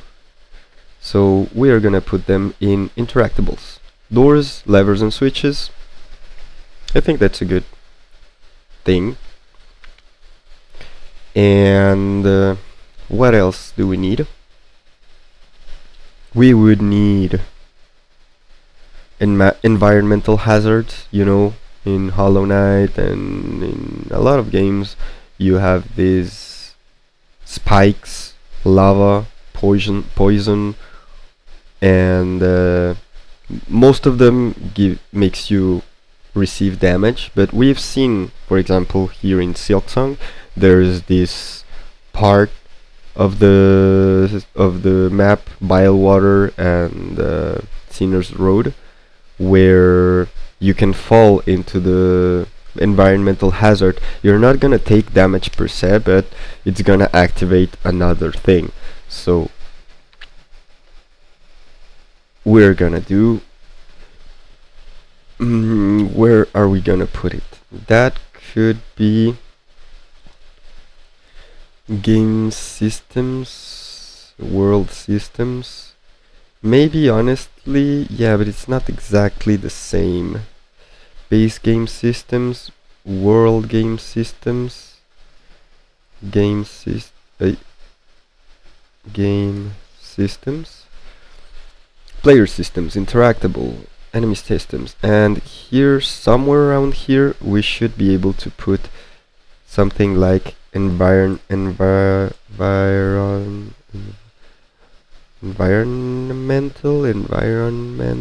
I don't know if it's written like that, hazards, or colliders. I don't know which one we're gonna use. Yeah, environmental hazards, world game systems, and world entity systems. I don't know how to put that one. We're gonna say environmental systems. So yeah, this is gonna come here. We're also gonna have the color affectations, like the world color affectations, you know what? Environment color affectations should be, we need to be precise here. Environment color affectations. I'd rather be precise. Environment. Environment. Perfect.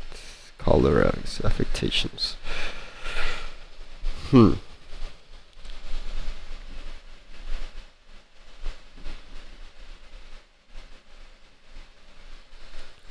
Actually, the entity systems should come way before, like and this one should come way before.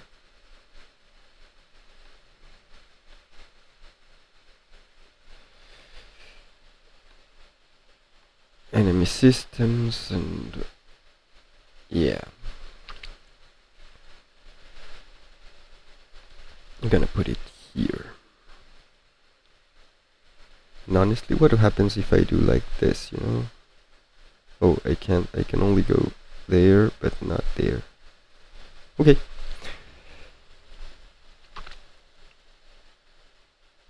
Okay. Okay.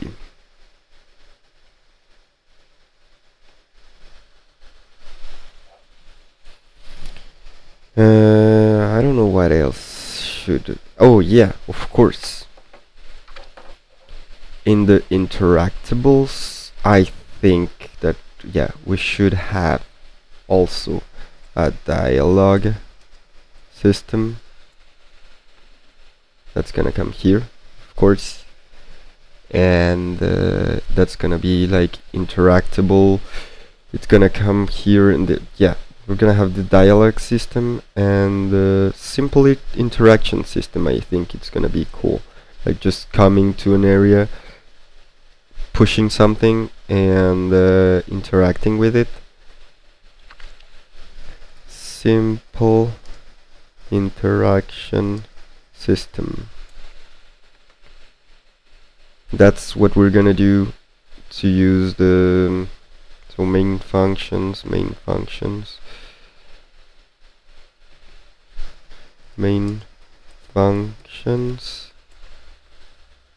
It's gonna just call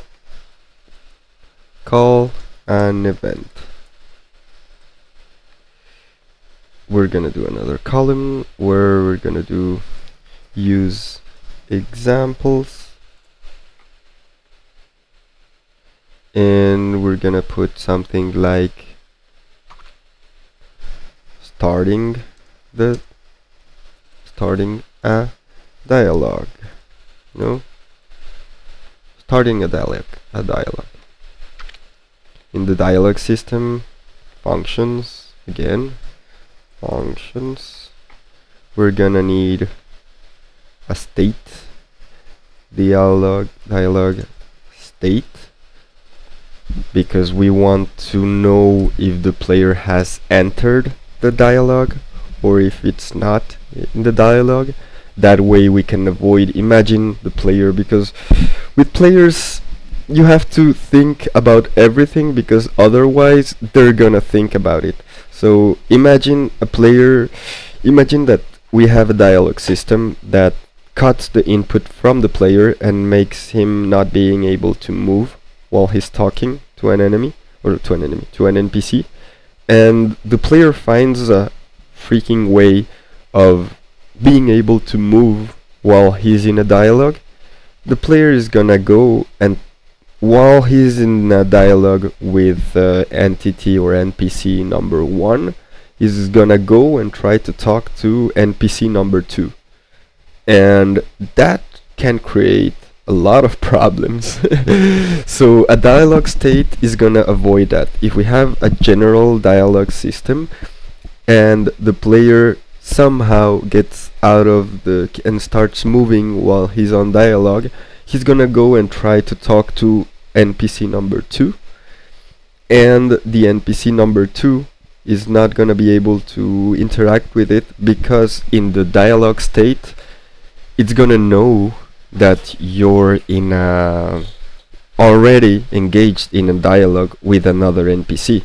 That way the game is not it's not gonna break through that part. Maybe the player is gonna break it in other kind of things, but it's not gonna break it, at least in that. And that's the idea. Like the players are always gonna find ways to break your game, but the idea is to make the game the less breakable possible. And when I say breakable, I mean like system and breakable, not mechanics breakable, because like out of bounds, if the player goes out of bounds, it's very different that if the player gets locked in a dialogue state where it's talking to 2 NPCs at the same time and everything else is starting to glitch, you know?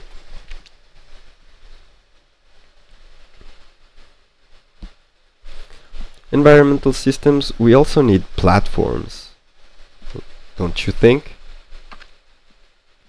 We're gonna need platforms.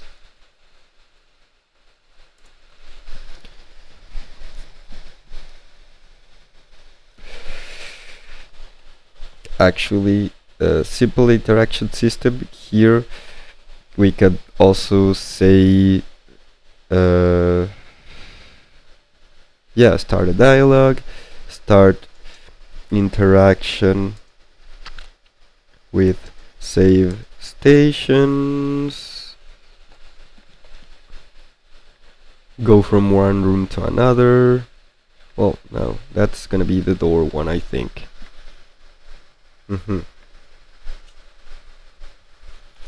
What else do we need?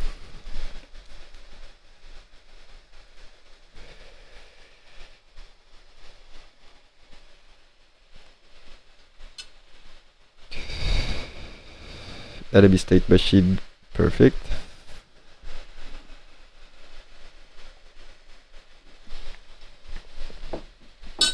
We're gonna put in simple interaction things like picking up an item, things like that, collectibles in general. The inventory system.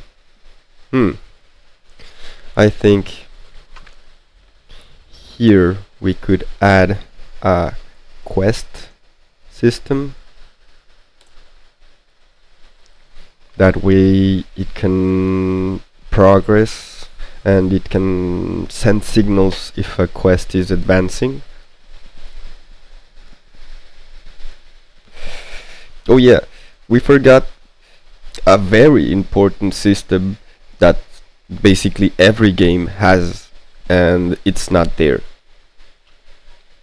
Which one could it be? Every game has it. Two, actually, now that I think about it. First one, a camera system. That's really important.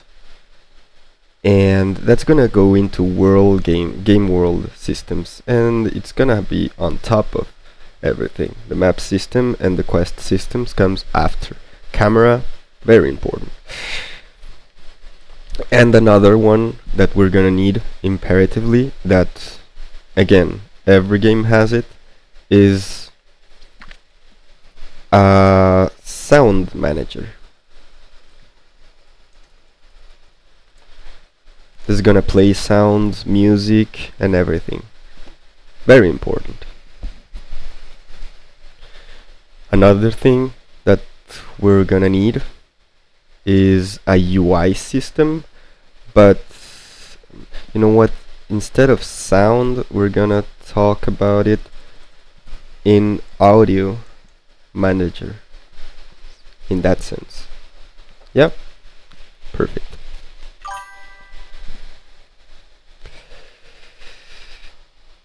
Ooh, Battle Black is here. So cool. Yeah, we're starting to do the programming. Well, as I said, we are gonna do the structure before, because programming makes me very anxious because of what I've lived in companies. Inside the companies I worked 3 years, and I think the best way to calm down the anxiety is to have a direction, not to see a big pile of things that we need to do. And my camera is off. Perfect. That means that my phone is dead. It is. We're gonna repair that. But yeah, the that's gonna be. Yeah, I just realized we're gonna have a direction to go, and we are putting everything that we need in the game before even starting the first line of code. And I think that's the way to do it. So we have the base game the systems, game manager, input, save, scene manager, the world game, so the game time manager, camera, audio, map, quests, the player state machine, inventory, movement. Actually, no, movement comes after, actually. Missile, scanner, color, entities. So when I say entities, it's gonna be the player and also the enemies that are gonna use this. So a health system, a way to deal damage and receive damage. And this one is particular to our game, so the color state machine. Interactables, a way to move through the world and interact with things. So doors, levers, simple interaction systems, which are gonna be starting a dialogue, starting interaction, and the main function is just gonna call an event. We'll decide what the event is later. And the dialogue system. Enemy system, for now I only have an enemy state machine. When we're gonna do the enemy system, we're gonna analyze a lot Hollow Knight and Silksong. And environment system, so environmental hazards, environmental color affectations. Once again, these two are specific for our game. And platforms, just to start the level design.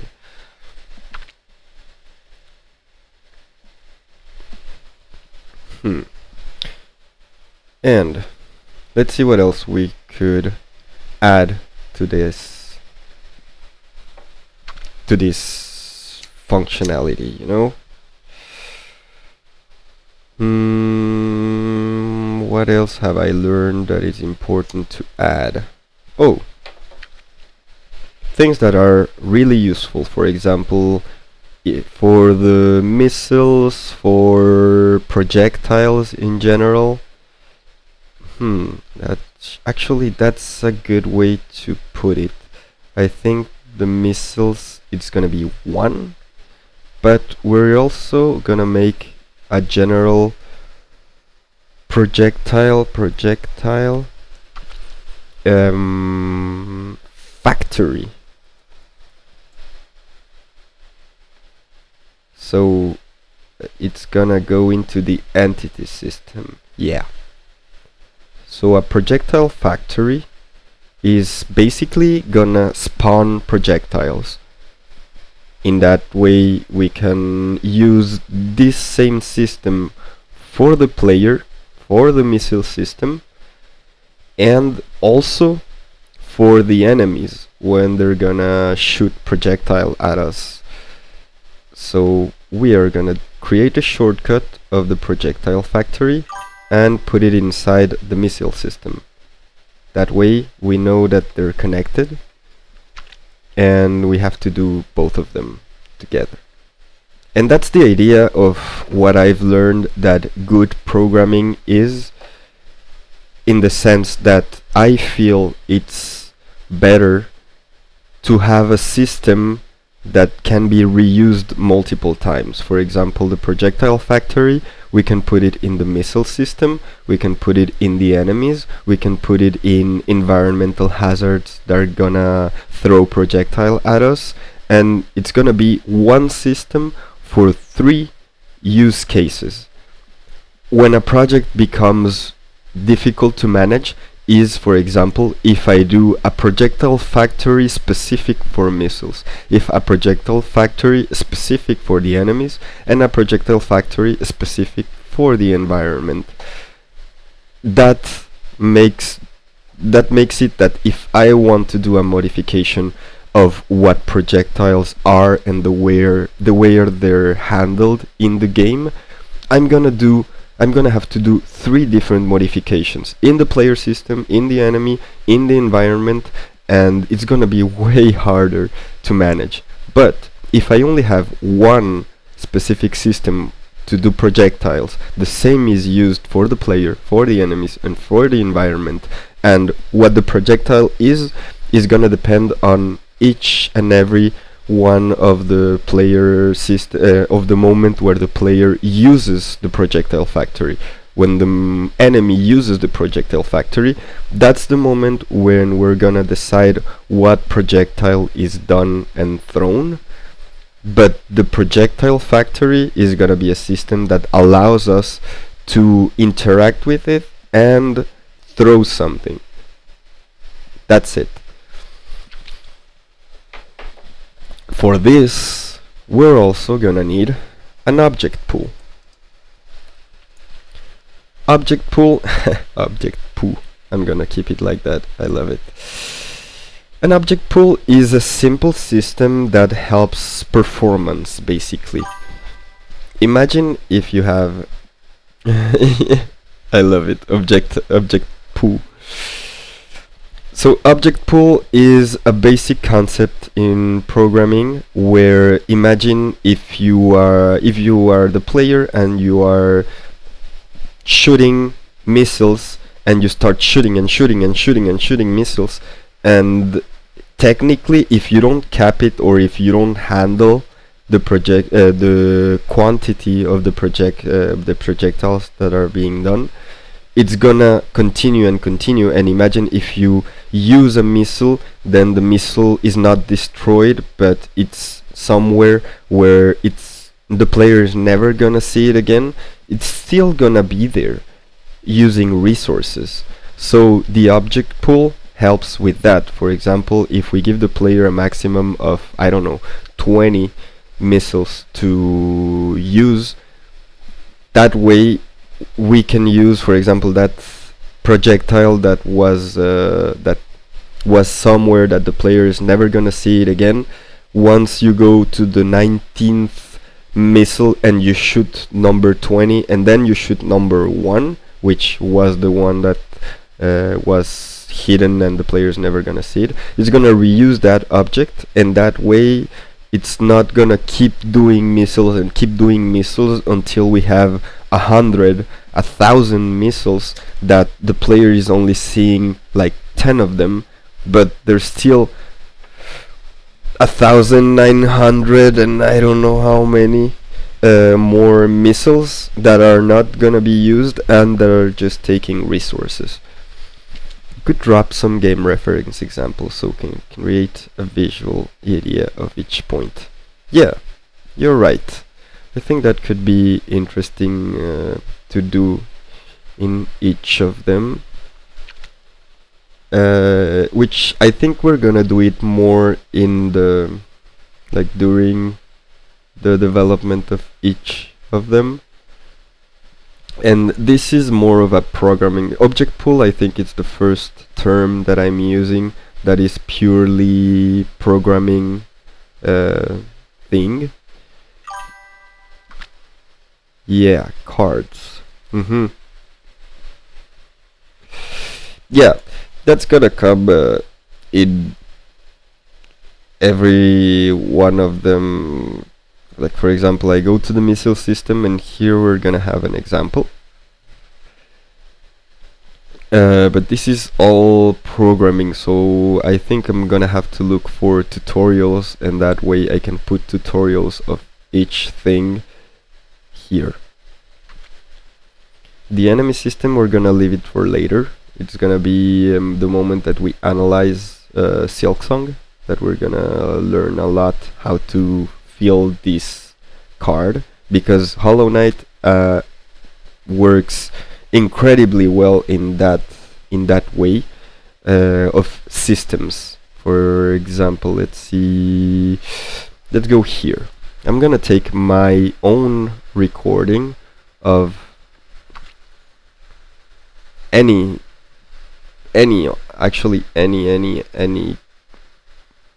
one of these. Let's see if, yeah, just here for example.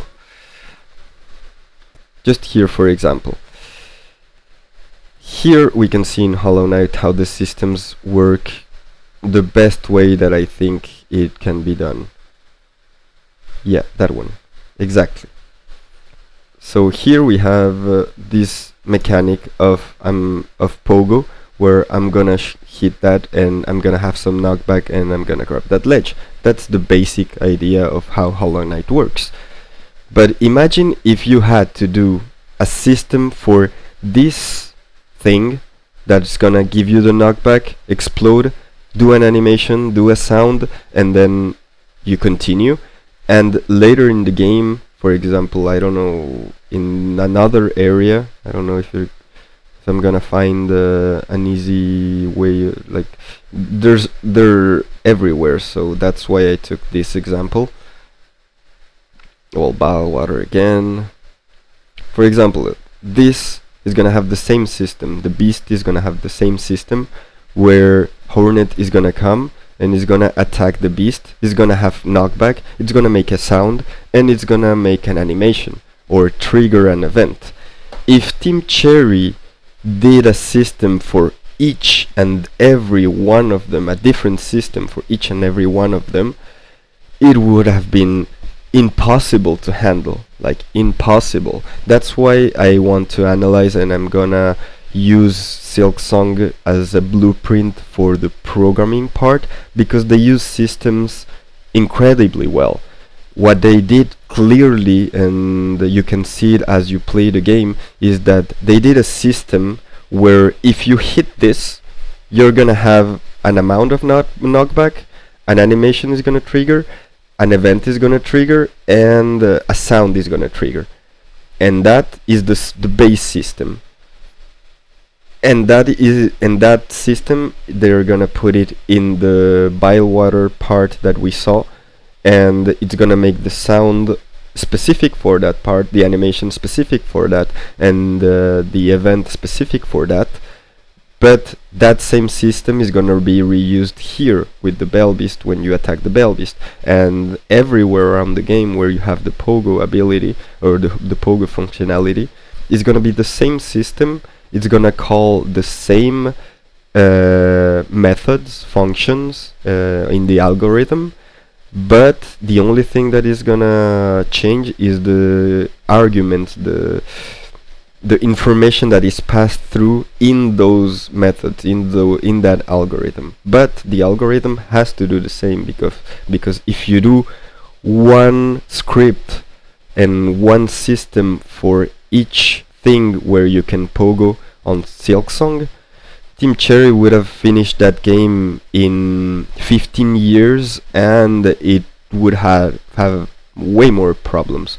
But they did a whole system for an object that can be pogoed and just reused it across the game.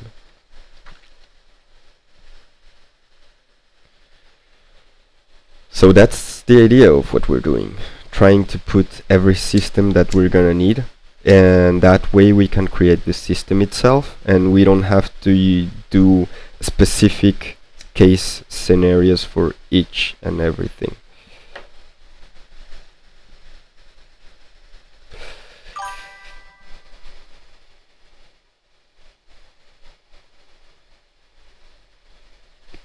What else could we need?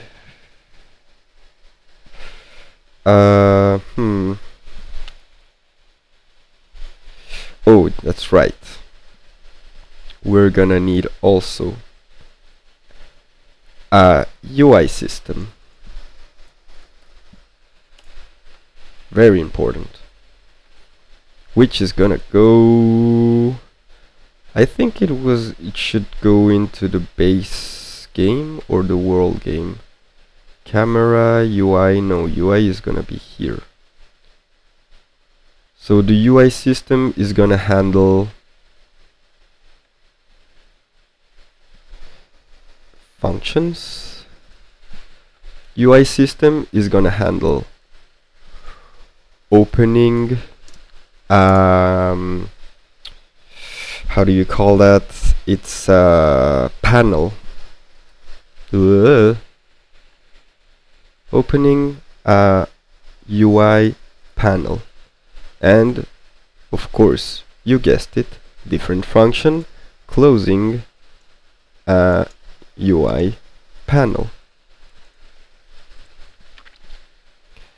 Here we're also gonna need, well, Unity has its button system, but we're gonna put it because it kind of makes part of it, button system. And we're gonna reuse the Unity one because it works pretty well. You can call events, everything's good in that sense.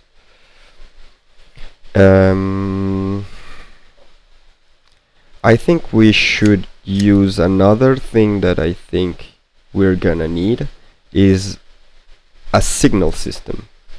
A signal system is something that I've seen, well, the first tutorials that I did was where I learned that. So where is that? Mr. Taft? Nope. Mr. Taft. This is the first tutorial that I did, and the thing that made me start with Unity is this actually.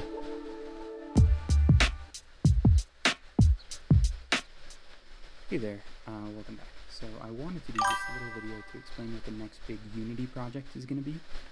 So I've always loved Legend of Zelda. It's by far my favorite of the classic NES games, and A Link to the Past is a game I've played, no joke, 20 times. So I'd like to do something in the vein of A Link to the Past. So this is just kind of me introducing the project and then showing you what assets we're going to use. So for the main game assets, we're going to be using this tile set, which you can find on opengameart.org by ARMN1998.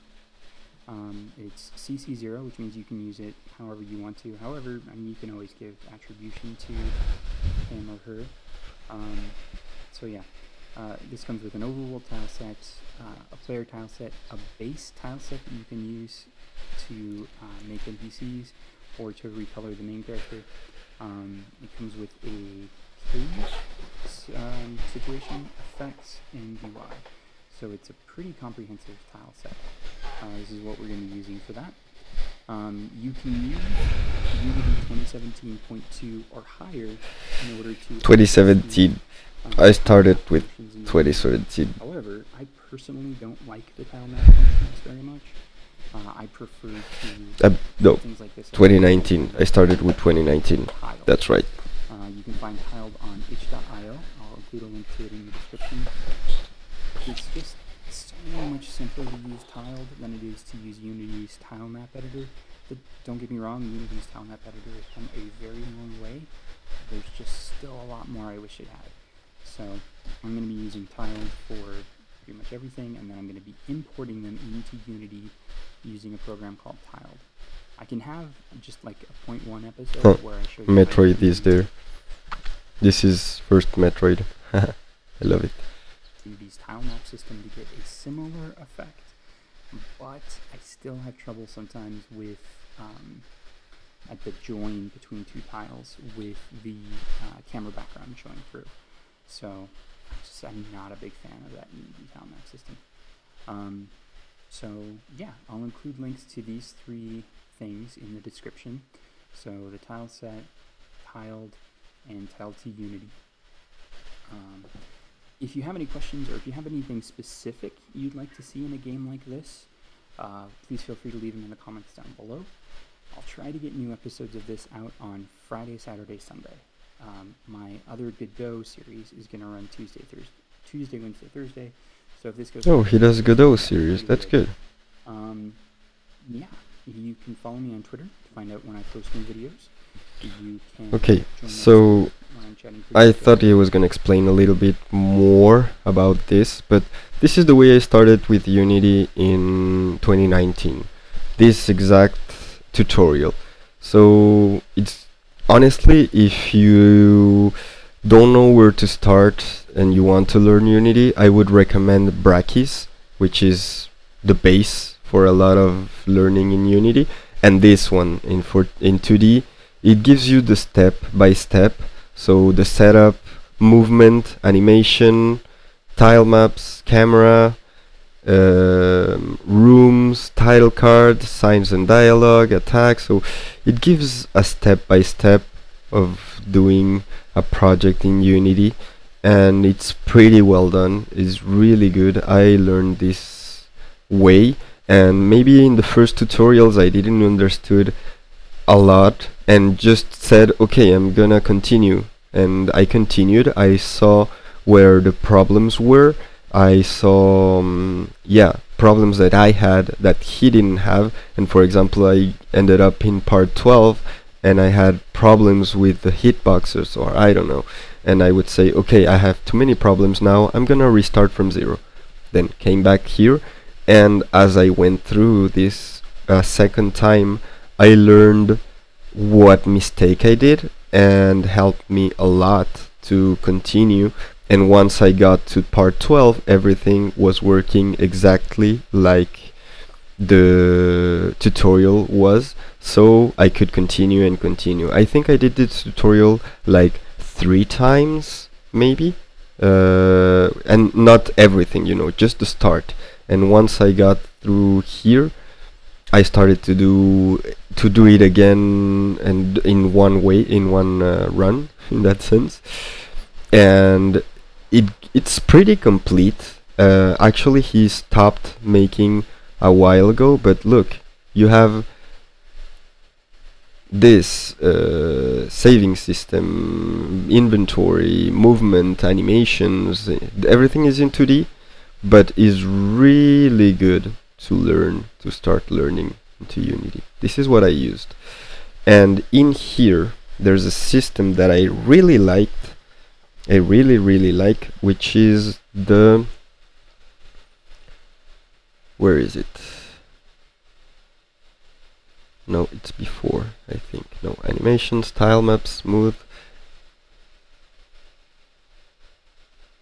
state machine, enemy AI, rigid body, hurt boxes, enemy health, scriptable object. So it's a scriptable object is a thing specific to Unity, but the idea is the signal system.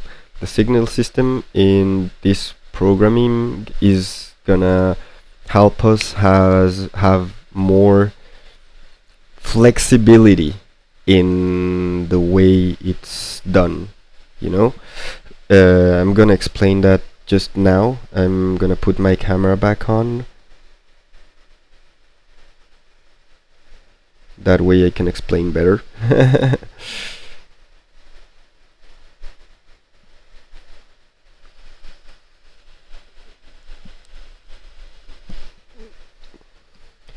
And is the camera back on? Yeah, it is. Finally. My god. Okay, how are you, OBS? Yeah, the camera is gonna have a little trouble at first, so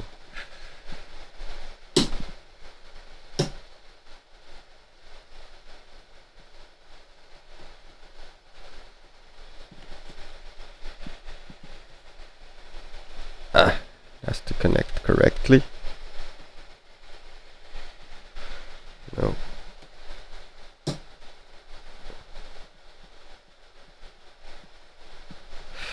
Why is it with the camera today? Okay, that's better. So, I was explaining the signal system that I want to do. So, this gives us just a little bit more flexibility. And what I mean with flexibility is, let's say that we're gonna do the damage system and the health system.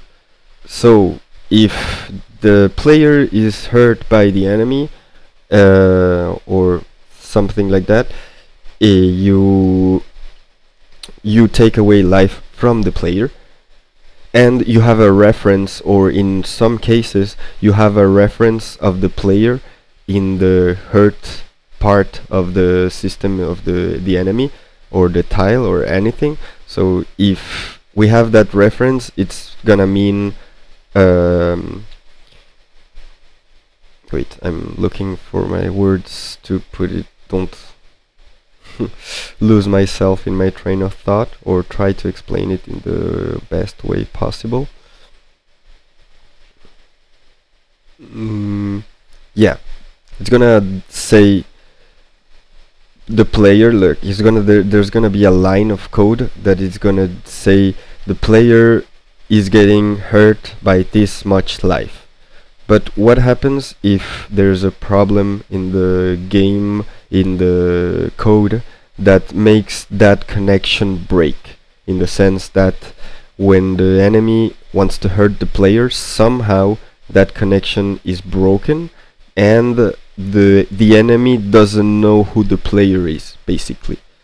So if the enemy doesn't know who the player is, it's gonna say make 10 of damage to the player, but it doesn't know who the player is, so that reference is lost, it's broken, and it's gonna have problems in the game, and the game is gonna break, as simple as that. The signal system that is in this tutorial, that I learned it in this tutorial, great tutorial, to learn a lot of the bases and a little bit more of Unity. The signal system is basically gonna send the signal, and it's gonna have a receiver. So instead of referencing the player, saying this is gonna hurt the player, the enemy is gonna launch a signal to the air saying the player is hurt. He doesn't know who the player is. He's gonna say the player is hurt, and the player is gonna have a receiver of getting hurt by that signal. So if the signal comes, the player is gonna hear the signal and be hurt by it. You know, it's gonna affect the player in that sense. That way, if the player disappears and that connection is broken in that sense, the enemy can still just send the signal, say the player is hurt, and if it doesn't have a listener, it's no problem. The code is not gonna stop the code, it's not gonna have an error. It's just gonna be something, that a signal that went out and nobody heard it. But if we don't have that signal system, it's going to be connected, and if we remove one part of that signal system, it's going to break. That's why the signal system, I think, is extremely practical in that sense. So we're going to put it in here. Signal system, which is gonna be base game systems. Honestly, could be scriptable objects, but we're gonna put it here. Thinking about what else we could need. I mean, if we would like to do this right, we should have something that allows us to debug better. You know? Let's put for now a note, because that part I learned it a bit. Everybody has, or I've seen different ways of debugging and testing. You have the, I don't know how you call it, the individual testing, where you can run a bit of code without depending on anything else, so you can see if that line of code or that part of the code works.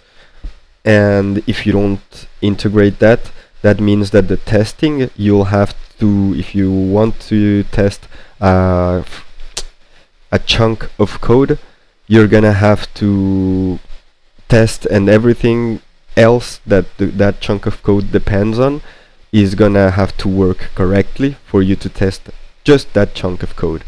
And if that's why this system that I don't know I forgot the name, it's been almost a year that I haven't been in a company, so if that doesn't that system allows us to try and test that line of that chunk of code without depending on everything else. So here I think I'm gonna do something like learn more about debugging and testing. This is gonna be my homework for the weekend, to be able to put it in here, you know? That's my homework.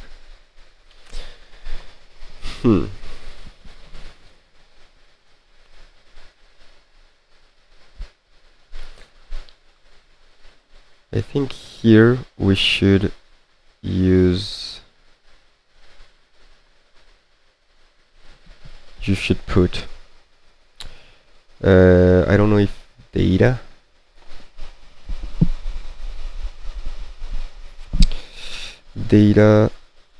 yeah, it's not gonna be data system. I want to say that we're gonna have the UI part of the dialogue system here, but we're also gonna need data, or we're gonna call it backend dialog system, because at the end of the day that's what it is. And I think even here we are gonna need a third one that is good to think about before doing the whole project. Once again, the idea is to organize everything, to know what direction should we go, not have to come back or fix things during the process that are gonna make our game way more difficult to manage. So in the dialogue system, we also gonna need a localization system. Localization system means being able to choose between Spanish, French, English, and not have to go to every dialogue that was ever written and add a line of code to say, is this in Spanish? Is the player playing in Spanish? Is the player playing in English? Is the player we have to do that for every dialogue like if we do the dialogue where you go to an NPC, you talk to him, and he's gonna say, "Hey, how are you doing?" And one way to do it is just show the text, "Hey, how are you doing?" You build the game upon that idea. You make more complex dialogues and everything, and then you're at a point where you say to yourself, maybe I want my game to be able to be played in Spanish as well. That means that you have to go back to that first thing that you say, "Hello, how are you?" And you're gonna have to put that line of code that I was talking about, saying, okay, is the player playing in Spanish, English, or French? If it's playing in Spanish, it's in English, you're gonna say that text, "Hello, how are you?" But if it's playing in French, you're gonna say, "Bonjour, ça va?" And if we don't put that from the start, it means that we're gonna have to come back to every iteration. So I'm gonna give some peace to the Danny of the future, to the project also, to respect the project and put a locality, because this type of things are boring to do. They're not that amusing, at least for me, but it is important to have them in the project. So localization system, I'm gonna put it in a way more English, common English, because this is a game dev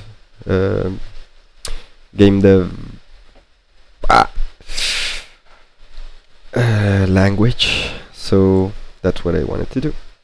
Language system.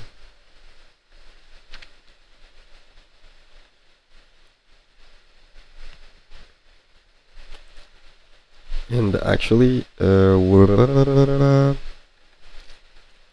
for example, duplicate this is here, the backend dialog system is gonna focus on the dialog state. The UI and the language doesn't care about the backend dialog, if the dialog is in which state. So this out. It's gonna use the UI system as well, of course. Create a shortcut. So the shortcut, we're gonna put it in dialog system here. And here we're gonna go through the UI system for or UI dialog system. This is gonna be used by this. Yeah. Okay, cool.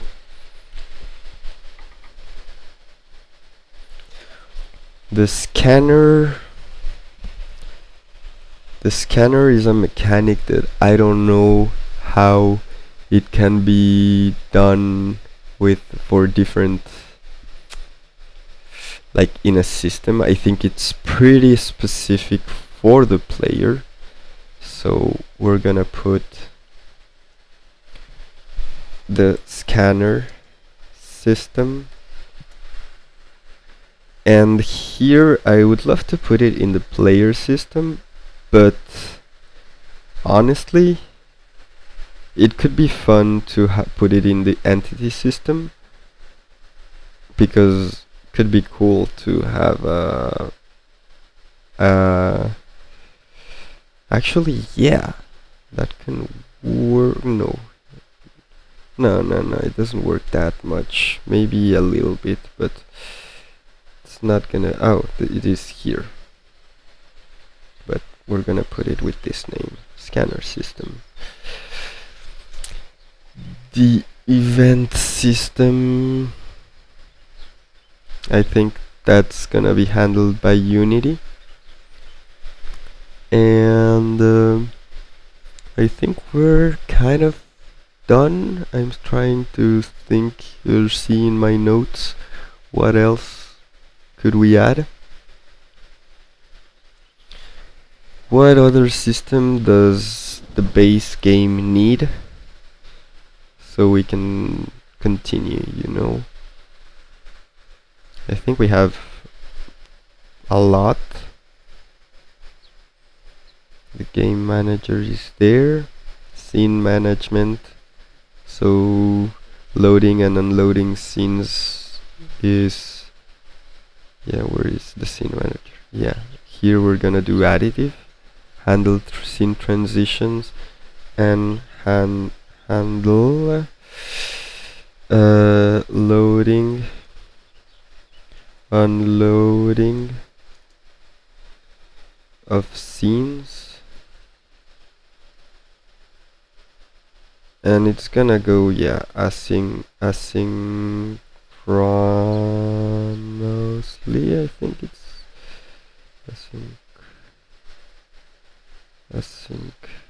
asynchronously, and I think it's gonna be mostly additive. And the difference between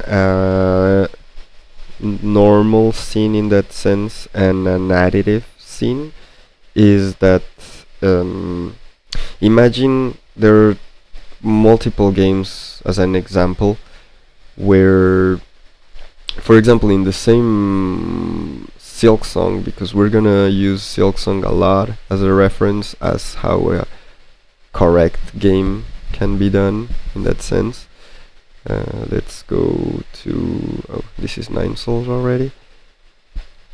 So let's go through a scene transition. So you have multiple types of scene transitions. You have this change of scene, the change of scene, where, for example, you go into the start menu and you go inside, you go, yeah, I put start game, we do start game, and here is a scene transition complete. So we were in the menu scene here, and here at this moment in the code, or in Unity, because this is Unity, there's the player and the is not active. You don't have Hornet there on the background, and then you put start game, this disappears, and Hornet was already there and the world was already there. No, in this scene the world of Farloom and the player doesn't exist. So you start the game, you put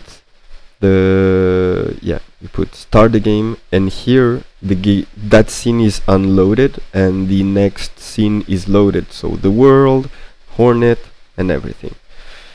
So that's one type of scene management, but you can't use that everywhere. We all know those games where you just enter a house and you have to wait for the scene to load, and you do things in the house, and then you go out of the house and you have to wait again for the scene to load.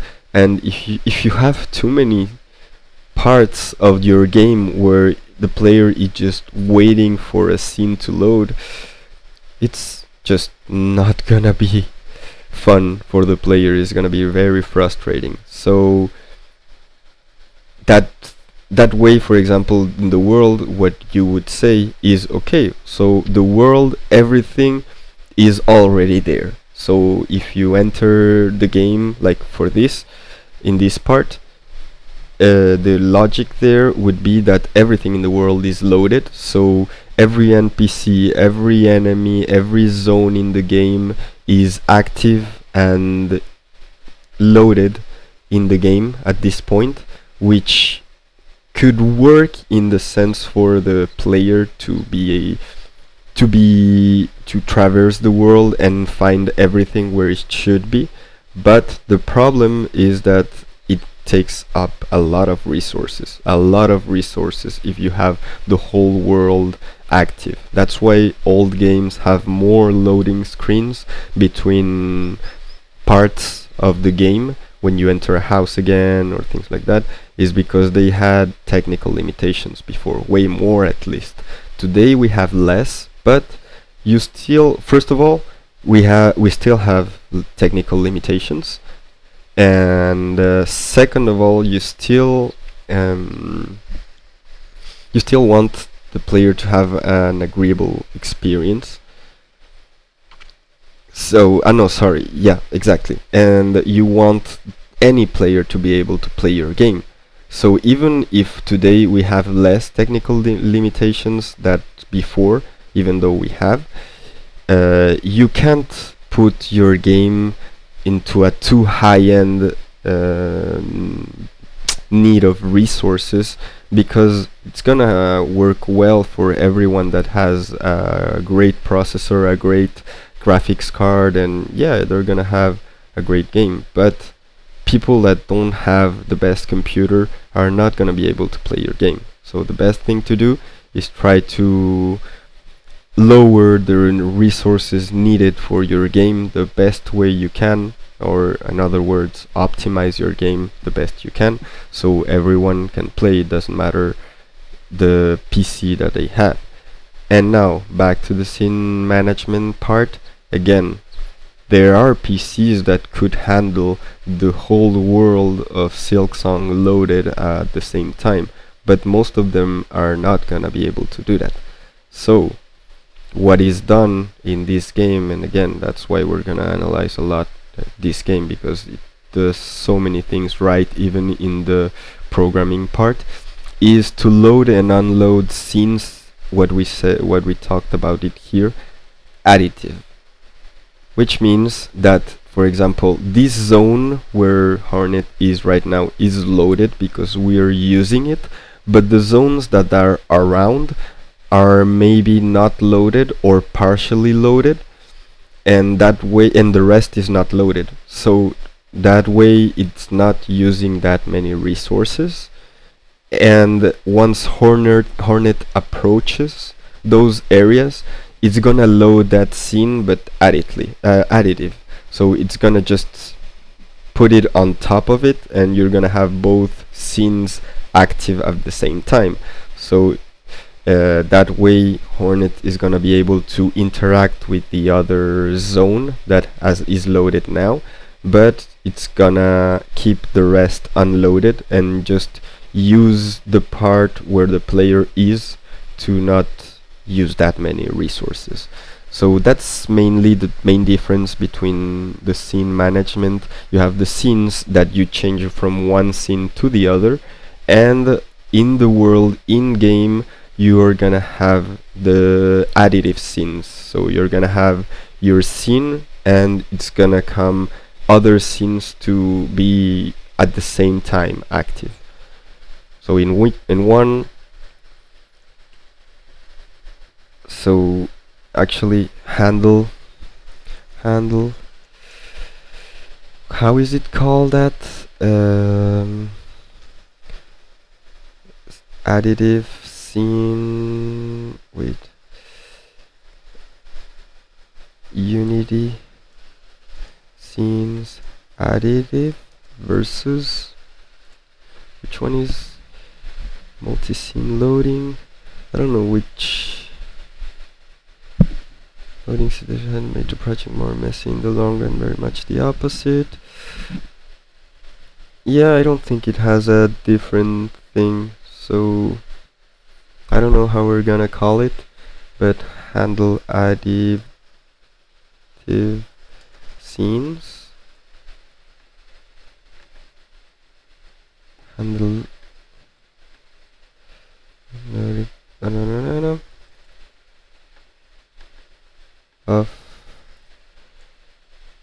of additive scenes. I don't know if asynchronously is gonna work in this scenario, but normally yes. So we're gonna do this.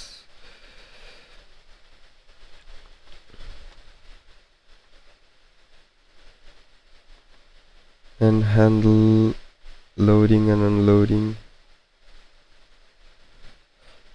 Transitions kind of is what I was talking about, because here you don't have a scene transition, you only add and subtract scenes. But this, yeah, we're gonna, yeah, individual transition scenes, I don't know how to say it, but I think That's the best way to say it. Handle loading and unloading, transition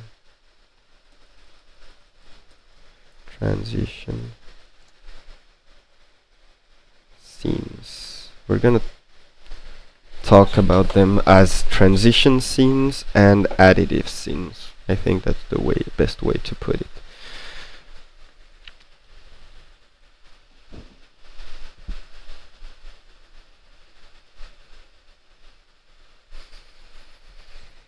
What else could we do? What else is needed? So scene management, load and unload scene, transitions, and persistent objects. That's gonna be handled by either the game manager or the scene manager. State management is game states and player state. The input system, we are gonna put it for the we're gonna use the new input system with Unity, which honestly is better than the one that I started with. The one that I started with was like press space to shoot, you know, and cool. That was pretty cool to have and to use as an interaction. But what happens if you want to change what we talked about before? What happens if you want to change the button used for shooting? You're gonna have to go to each one of the codes that you used for shooting or just pressing space, and you're gonna change everything. Or what happens if you change you are developing and you see that you want to also add the ability for the player to play with a controller, not only mouse and keyboard. That means going back to each and every one of the moments that you were programming where you said shoot, and you're gonna have to put if the player presses space or if the player presses the X button on the controller. And that's gonna be way, like, you're gonna have to go through every one of your codes where you used an input specific for the keyboard and add the part where you can use a controller. And what happens if you want, as we said before, you want the player to be able to rebind controllers? That means going back to each and every one of those codes and say, okay, I want this to be able to rebind and do a rebind system, and it's so complicated. So the input system and Unity's new input system is based on actions.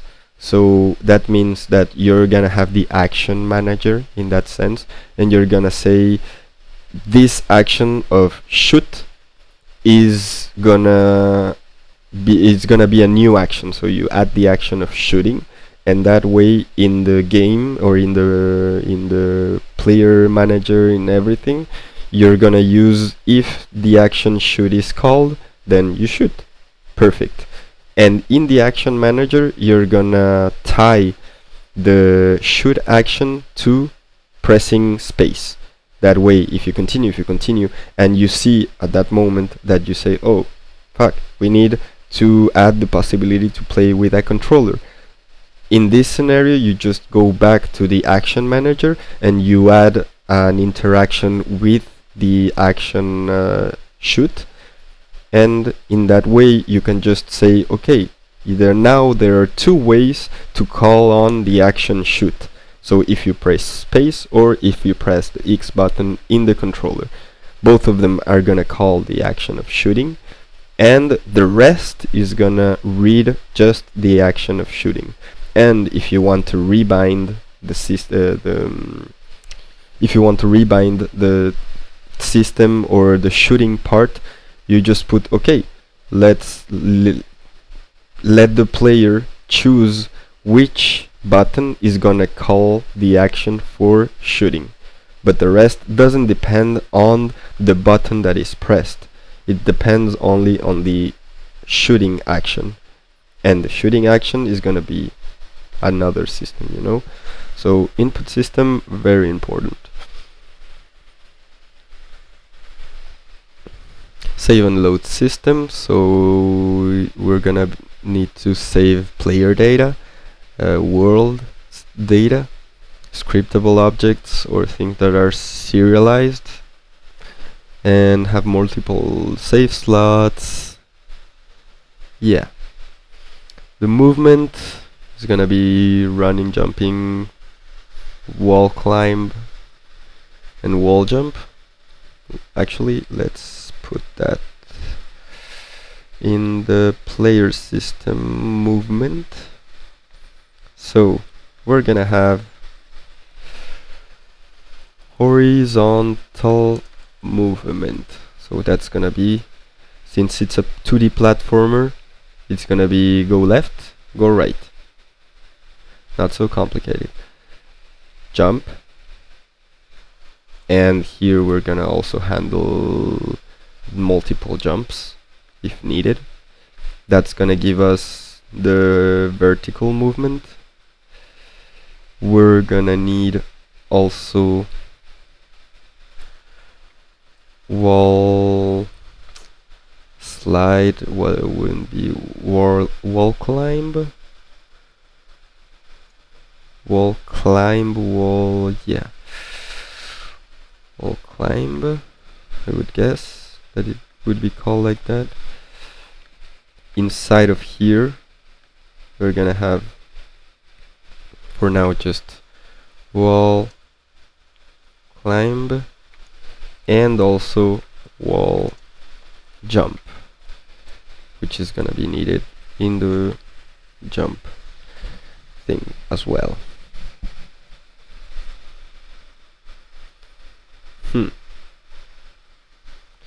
Okay.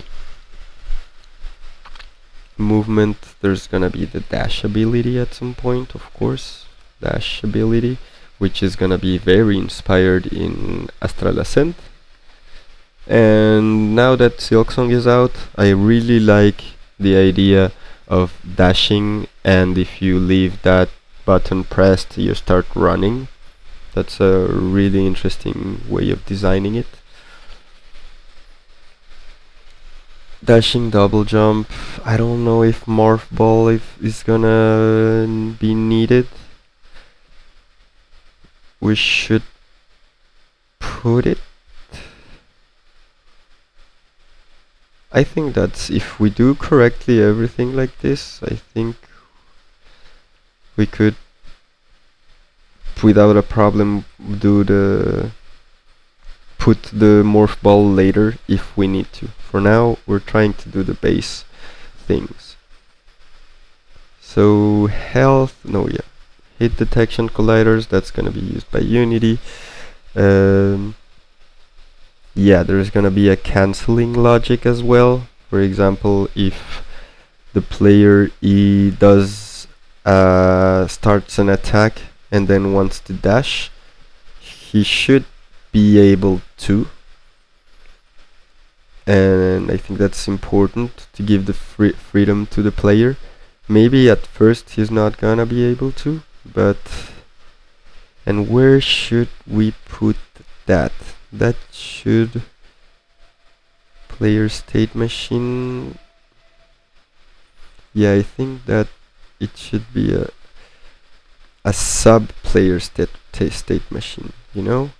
So we're gonna have the main state player state machine,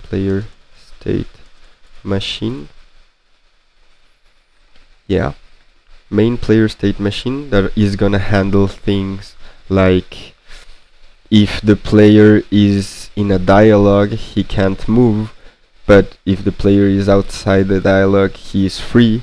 If the player is hurt, he's gonna be in a hurt state, so he doesn't have the same controls. If the player is... yeah, those kind of states. And I think there should be a sub-state machine. Sub-state state machine.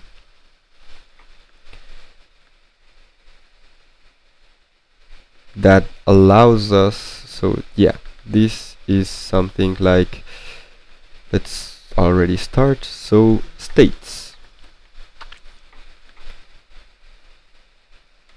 we're gonna start with, for example, the free state. I think free state, that means the player is free to move, to do whatever he wants, to play the game.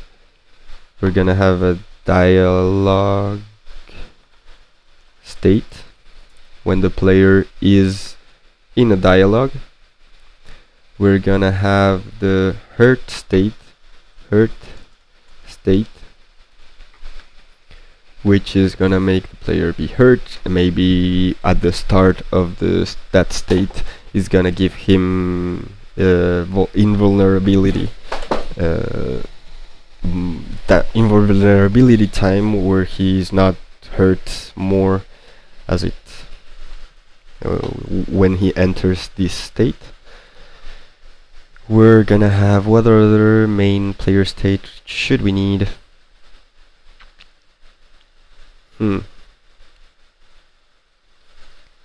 don't know what yeah, let's just start with that. First state, free state, dialogue state, and let's put, what is the opposite of free?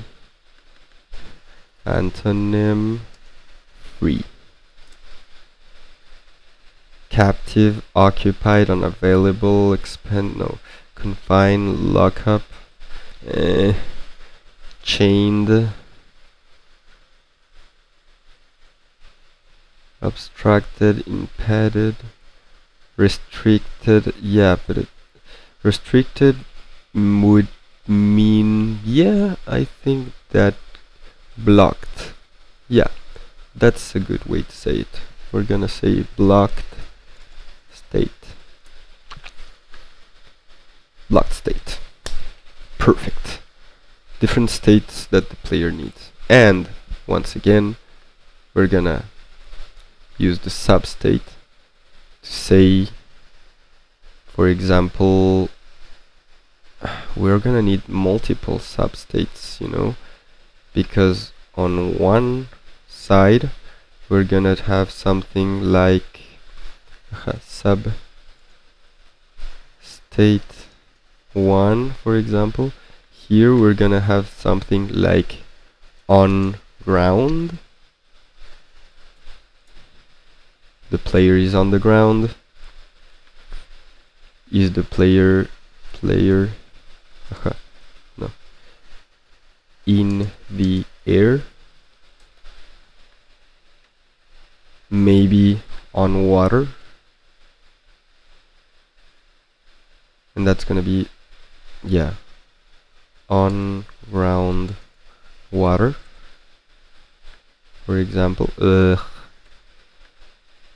That's why it's important for me to do the structure of the game before, because again, imagine we program everything on the ground, in the air, like just on ground and in the air, and then we want to add a water level, and the behavior of on ground water, it's in the air, in the water is not going to be the same as in the air. And if we want to add things that happen only on ground, on water, that could be interesting too. So we should put in the water. So on ground air, we're gonna put it. Air. Yep. Yeah. But the other state machine that I was thinking would be substate 2, which is something like attacking. Is the player attacking, doing the attacking animation or not? Is the player doing the dash animation or not? you know. And the reason why I'm thinking about doing two substates is exactly that, because look, there's it could be on the ground attacking, or on the ground dashing, or in the air attacking, or in the air dashing. So I think that it's better to do those two different substates. What else could we do? I guess that there could be a morph ball, you know, and that way this substate machine is also gonna handle transitions. Oh yeah, attacking, dashing, walking, or moving would be more precise.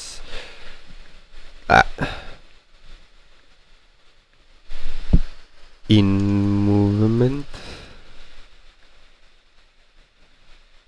we're gonna also have an idle state.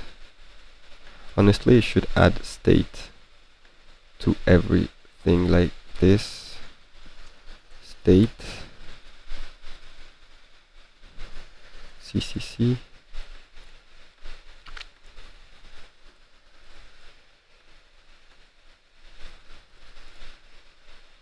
Hey, I thought that I took also the space bar.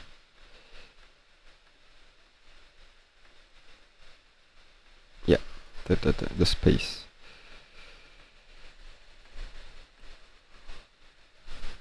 Here, E. Okay, you just don't like it. That's okay.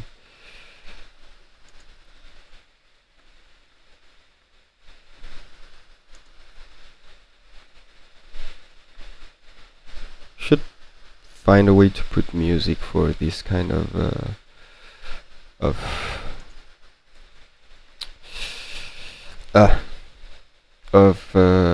streams. I think that would be really cool to have music, but I would have to find a way to put music only on Twitch, because I'm streaming on YouTube and Twitch at the same time. So yeah, could be good to have two different, you know. Okay, substate. We're good. Yeah, the morph ball. I don't know if we're gonna put it. Yeah. Ladders. Are there gonna be ladders? No, I don't like when ladders are used. I think that can be more organically than that, you know. Running state.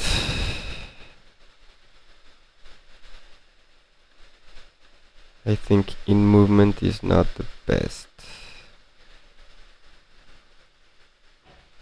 Could be horizontal movement. No. In walking movement, yeah, we're gonna just put walking, and if we want, we are gonna put walking and walking state on the air, and walking, yeah, because that's how it works in real life, you know. Hijo de tu madre. There's a little thing there. And that's how it works in real life, right? Like when you're in the air, you walk. Running state. Idle state is gonna come here. I think that's gonna be pretty good for now.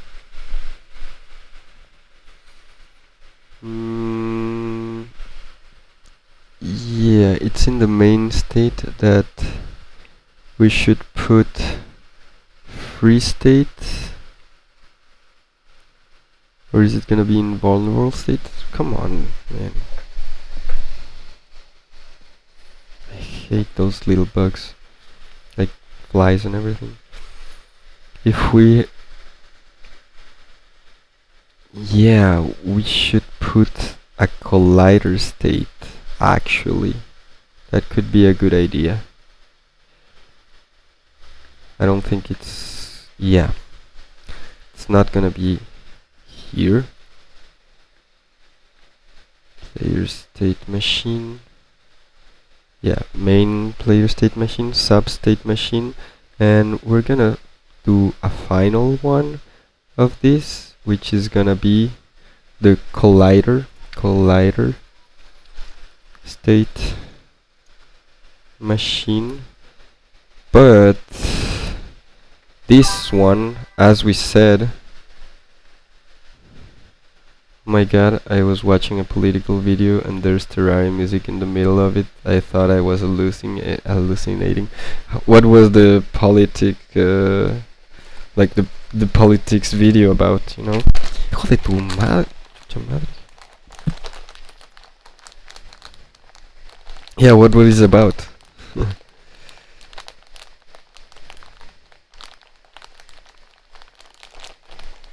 I'm actually pretty interested in that, you know.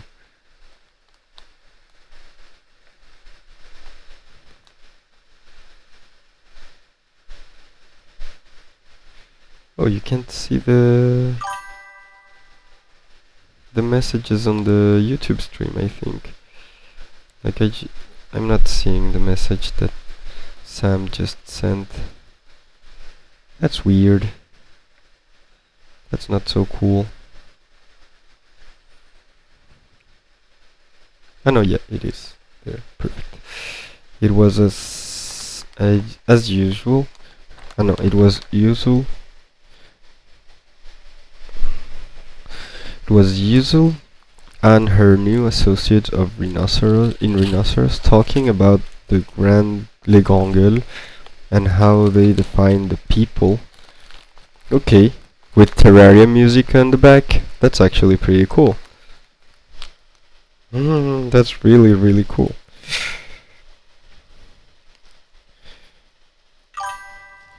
Yeah. I love Terraria. I was thinking, like, the other day, there was in social media and the reels and everything, there was a thing that was just saying how if you had to choose one game and it's the only game that you could play for the rest of your life, which one would it be? And I was thinking, well, afterwards I thought about Minecraft. If I have to choose one game to play for the rest of my life, I think I would choose Minecraft. But my first thought was Terraria. Like, I could be, if I have to, choose just one game to play for the rest of my life. Terraria is a good option for me, you know? Yeah, well, yeah, honestly, I'm not sure. Well, yeah, there's much, I don't know. For me in Minecraft, you have more versatile, no, you have more content in the sense of things to explore and things to do than Terraria, and interactions. Just for example, the redstone system gives way more interaction to Minecraft than Terraria. I don't maybe the explore part, I can't say I agree and I can't say that I can't agree, you know? Yeah, but people have created Minecraft inside Minecraft as well. People have put movies inside Minecraft. People have made a computer inside Minecraft easily and multiple times. So, and again, the redstone, the thing is that there's redstone in Terraria too, yeah, but the redstone system in Minecraft is way more deep than the one in Terraria. That's the thing that for me it was missing in Terraria, you know? For example, No, it's not just because it's in 3D. I put you this very simple example. In Terraria, you don't have a system with that redstone system that can push blocks. You have connections, you have triggers, you have things like that, but you don't have. In Minecraft, you can make a machine that just keeps pushing blocks, and it makes like a ship that just keeps advancing by using the technology or the logic of pushing blocks. In Terraria, you can't do that, and you could in 2D to push a block like that, but it's just not part of the system. So just that, for that example, I think that Minecraft is more deep in the redstone system. That, as I said, the content part and exploring part, I don't know, because yeah, in Terraria you have a lot to explore, and you have two phases, and it's beautiful, and I love it. In Minecraft you have three different worlds. Let's put it like this. Yeah, I understand, and you can do things in Terraria, but what I say is that for me, let's put it like this.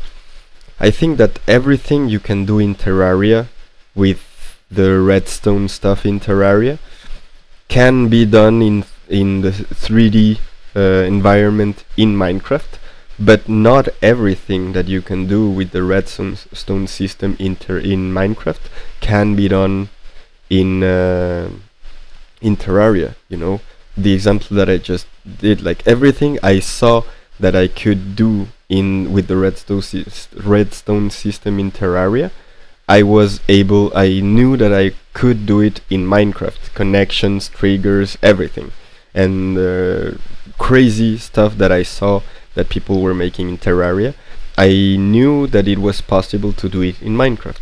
But just with this example, you can see that in Minecraft you can push blocks with the redstone system, and in Terraria you can't.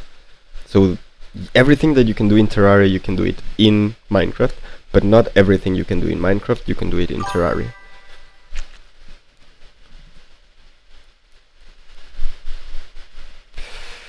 Honestly, I'm not surprised. I was gonna, like, I agree and disagree with you in the sense of the content, because I don't know which one has more content, because both games have so much content that are beautiful for that. So I couldn't say about that. But the things that you can do inside the sandbox, I think that Minecraft has way more things to do, way more interactions, way more maybe even types of blocks, for example. And that already gives Minecraft way more depth in their systems than Terraria. I don't know which one I would choose, because I have a soft spot for Terraria, but I acknowledge the depth that Minecraft has. So if I have to choose one game to play for the rest of my life, I don't know which one I would choose, actually. Honestly, maybe even Minecraft. I'm sure that somebody did. Honestly, let's look for that. Is it possible to do like Terraria inside Minecraft? Like a Terraria mod?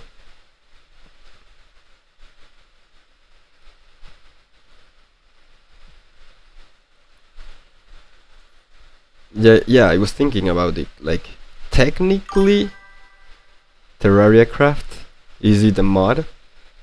Like, what is it? Terraria Craft is a Minecraft mod that's content from Terraria to the game from Relogic. This mod completely changed so image.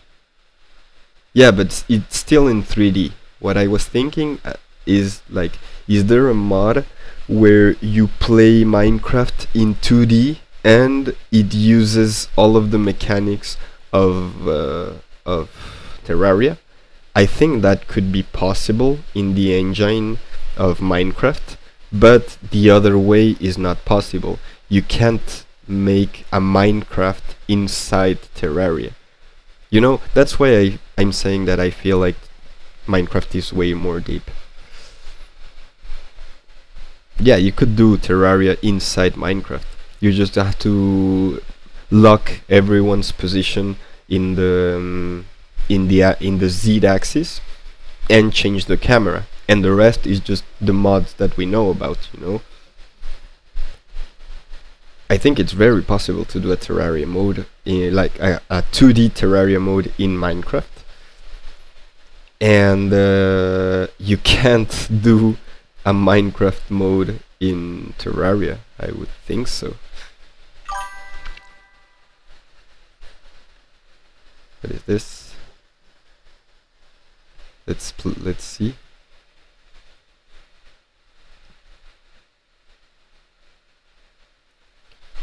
Okay. Interesting. How the I'll show you how. fuck does that work? Yeah, it's used as a digital display. So many of you commented on my last video, File Storage in Minecraft, that this would also be possible inside of Terraria. And you're absolutely right. Using the same method of substituting different blocks for bytes, you'd also be able to super easily store files inside of Terraria worlds. The code would be almost identical, except being written in C# rather than Java, as well as reducing the third dimension back down to 2. But I wanted to do something far cooler and more involved than just file storage. So I decided to create a visual display inside of a Terraria world. The first aspect of this I decided to implement was storing pictures. PNG file formats seemed the easiest to me, as I thought they were just a pixel mapping of an image. But boy was I wrong. They actually involve a really smart implementation of compression, shortening their final space on your disk, but this comes at the price of being harder to directly convert to a 2D pixel grid. So I did the only thing I possibly could do, creating my own file format, which I have so lovingly dubbed .chum, which stands for Certifiably Horrendously Uncompressed Media. The way this file format is arranged is really simple. The first 4 bytes are the width and height of the image in pixels. For example, 020, 040 would represent a 20 by 40 image, while a 1010 would represent a 256 by 256 image. This gives us a maximum possible image size of about 65,000 by 65,000, which is more than enough. After that, I store 3 bytes per pixel, 1 for red, 1 for green, and 1 for blue. Since I'm displaying this file in Terraria, and Terraria blocks can't be opaque, I decided to discard the alpha value associated with each pixel. So 1 pixel of our image takes up 3 bytes. I then created a Python script that uses the pillow library to convert a PNG image to its resulting chum format. Now in Terraria, we just have to set up 2 for loops that loop over our width and height that we declared in the header of our chum file. But how do we convert an RGB triple to a corresponding Terraria block? Well, we have to define a palette of blocks, but we also have to know the block's RGB value.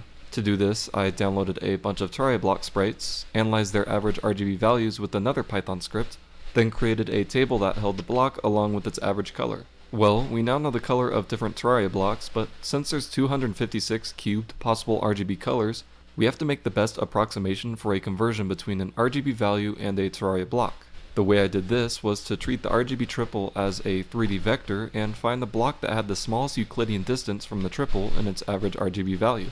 So, we loop over the entire palette, find the block that has the smallest difference in color, then use that for the corresponding RGB triple from our chum file. There's probably a quicker way that's more accurate to do this, but this is the only way I could think of doing it intuitively. That was easy enough. We can now store pictures as blocks inside of Terraria. All we have to do is put the chum file associated with our image in our mod directory and right-click this picture frame. As you can see, I've absolutely desecrated this world with random testing, tweaking the palette along the way. But these are still just static images. How do we convert video? Yeah, Well, that's what I decided to start off with GIFs. We could split up the GIF into all its different frames, then convert the frames to their chum format. Yeah, but Then in Terraria, all we have these to do is are sequentially videos. display each picture. And bam, we have GIFs playing inside of Terraria. yeah, you have Doom playing inside From there, we have Terraria. to display different chum files, so setting Before up a way to GTA display a game 6. is pretty trivial. Again, we write another Python script that takes a screenshot of Minecraft every X amount of seconds, downsize that screenshot to make it quicker to display, convert that downsized screenshot to its chum counterpart, then display that with the blocks in Terraria. Now we can play Minecraft inside of Terraria. But there's a huge problem. And no, it's not that it's extremely slow and looks terrible. That was something completely expected. When tabbed out of Terraria, the logic of the mod slows down by about 75% and the map doesn't always update completely. And to play Minecraft, we have to be tabbed into that window. With Exactly. this project, I really wanted to try to complete various objectives in Minecraft in Terraria, but this makes it completely impossible. I even asked the Tmod Discord community about fixes to this, and after I promised I wasn't trolling, one person said to check the source code. Since I'm brand new to Terraria modding, that's something that would have taken me far too long to even begin to understand. So, it's over. Or is it? Jover. That's when, somewhere deep inside of me, a light bulb turned on. I need a way of controlling Minecraft whilst being tabbed into Terraria. And something I've noticed with most games is that even while tabbed out, the game continues to read controller input. The only problem is Minecraft Java doesn't have controller support. But of course there's a mod for this, so I quickly installed it and prayed it would keep registering my controller inputs after tabbing out. Alright, I got the controller mod loaded up. I'm really praying that when I tab out, it will keep recognizing the input. I'm nervous for this, honestly. Come on. Oh yes, what a rush! I was ecstatic. Now I would be forced to play Minecraft with a controller, which was somehow worse than playing it on a 90p screen inside of a different game at about 2 FPS. So the only thing left to do was to open Terraria and start displaying Minecraft. Alright, here we are. We are loaded into Terraria. I got Minecraft on my other monitor. And then all we have to do is start running the script to take screenshots of Minecraft. Perfect. Now all we have to do is right click the picture frame and there she is. Can go into the map to see it a little better. And we should be able to control Minecraft with the controller while we're tabbed in, so let's check. Yep, there's another problem. Terraria has native controller support and, inconveniently, has no way inside the menus to disable controller input. I tried disabling all button mappings in Steam controller options, didn't work. I tried mapping every button to the same unused button, didn't work. I tried plugging in a second controller to use with Minecraft. I don't have a second controller. It seemed all hope was lost until I literally did one Google search and this guy had solved the problem. All I had to do was disable controller support in a config file. And it's working. So many roadblocks made me think this sort of thing wasn't possible, but here we are. Okay, but yeah, he attempts to find diamonds and okay, but since what we were talking, very interesting actually to see that, but you still need Minecraft to play Minecraft inside Terraria. But Terraria inside Minecraft, I don't know. Playing Terraria inside Minecraft. I'd made Terraria in Minecraft. Let's see. At first glance, this may seem like regular Terraria, but if we just... Isn't that awesome? This is a fully working version of Terraria inside of Minecraft. But it wasn't easy, and we did encounter some problems. Oh my god, what is happening? I've broken it. But in the end, we got it working, and you can see that I can actually control Terraria by moving and punching with my Yeah, but I character want to in see if Minecraft. it's... But hold that thought. I want to talk about this detail real quick. Look at this. Every block is making up a separate pixel to create the picture that we are looking at right now. From the leaves swaying in the trees, and even the little contours in the mountains, it is so incredible. I want to see what some different biomes look like. Okay, straight away, look at the little snowflakes falling. Oh That my is so cool. god. But And the little Minecraft I don't know blocks if make up each it's the Terraria same block. concept of doing Terraria, like playing Terraria and just showing it in Minecraft.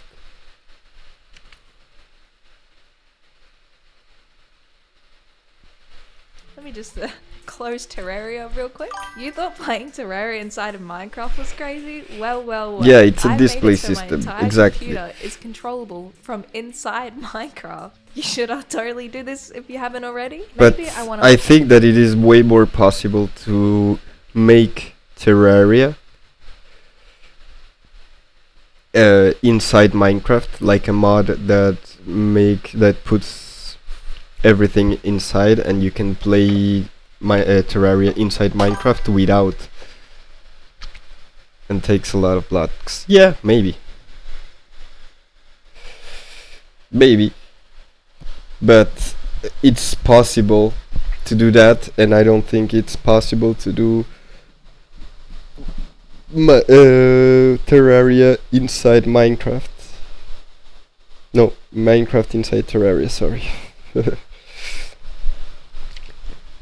So, all that to say, I think I would choose Minecraft at the end of the day.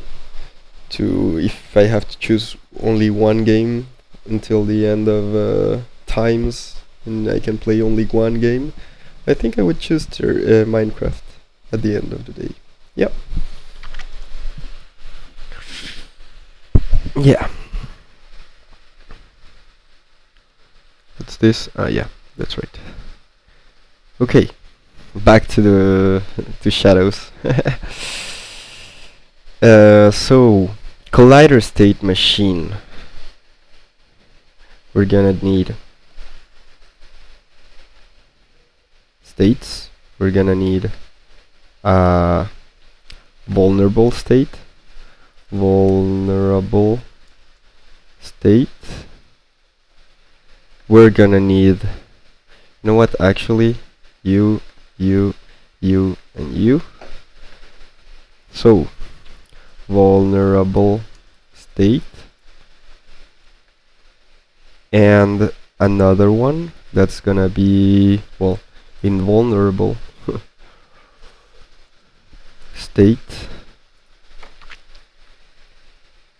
And honestly, because we're gonna have two colliders, we're gonna have the collider of the trigger, that's gonna be, for example, hurting or getting hurt, and we are also gonna have states 1, and the second one is gonna be for pushing objects, or like the physical part. So and is it the same, like if I put blah blah blah blah blah blah blah and I go here? Yeah, it's not the same. Perfect, that's what I wanted. So this is gonna be the trigger collider, like trigger states, and this is gonna be the physics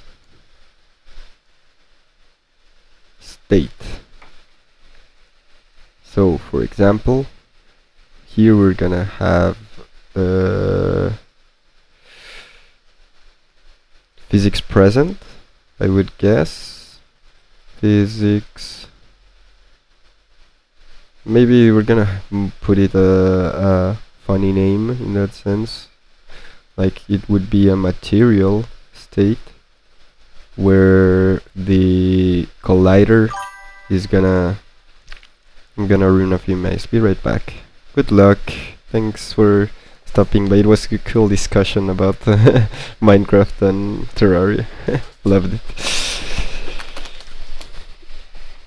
Material state and ethereal state. Nah, I don't like that. It's gonna be confusing.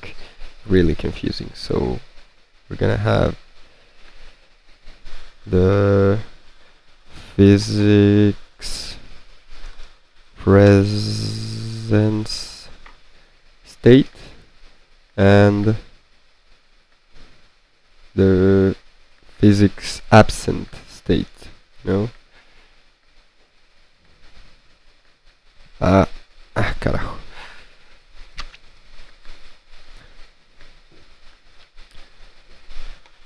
Physics absence state.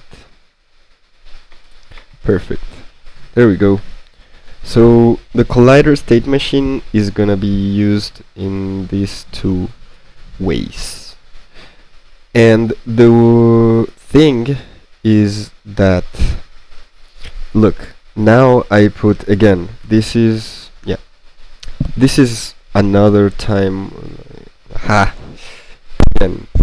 again, this is why we do the part of the organization before even programming, because now we did the collider state machine for the player, inside the player, to be able to give the player the possibility to be invulnerable or be vulnerable and getting hurt, and also the physics, so it can go through a wall, or for example when it dashes or things like that, and physics absent states where it can dash through a wall or it can dash through a projectile, I don't know. But if we have coded this before doing the organization, we would have come to a point where we would have said, oh shit, we actually need to do the same thing for the enemies. So we would have done another collider state machine specifically for the enemies. So we're gonna come back and wait, player state machine, yeah. So we're gonna come back here and we're gonna put it here. That way we can use the same collider state machine for enemies and for the player. So it's gonna be an entity system. See? And another state machine that we're gonna need is animation state machine, which is gonna come here. We also need that for player, for enemies, for NPCs, for everything. And the best way to do is the system part of, like, besides it, you know? So what else should we need? Player system, missile system. It's gonna talk about the factory, the projectile factory, and it's gonna use that. So it's gonna have a missile prefab. Actually, I already did a part of the missile system here. I can show you that. The idea behind it, where is it? Here is here. So I already did this part of the game. Well, we're gonna do it again, of course. Yeah, there's no sound for that.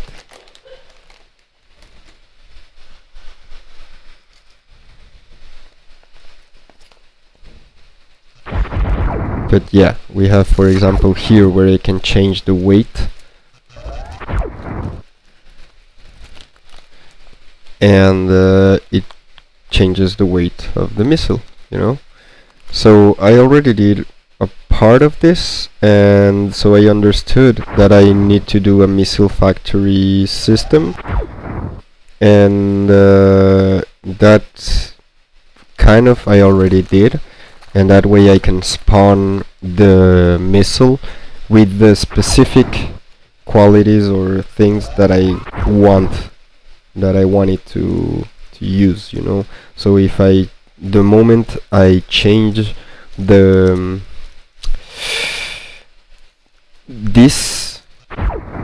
it changes the missile factory, and it changes the arguments and the way the missile is gonna come out. But once the missile comes out, I can't modify it in that sense, you know? That way the missile is independent from the system, and the system just spawns the missile. And that way I have those two systems that work together but are not dependent on each other.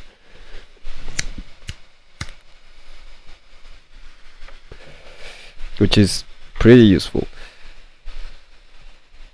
Okay, that is good. We're actually advancing pretty cool. Shadows. development plan, game development. Yeah, this is the game development plan, programming organization. Here we would need two other systems. So we would need the Canon Light system, Canon Light system, and that could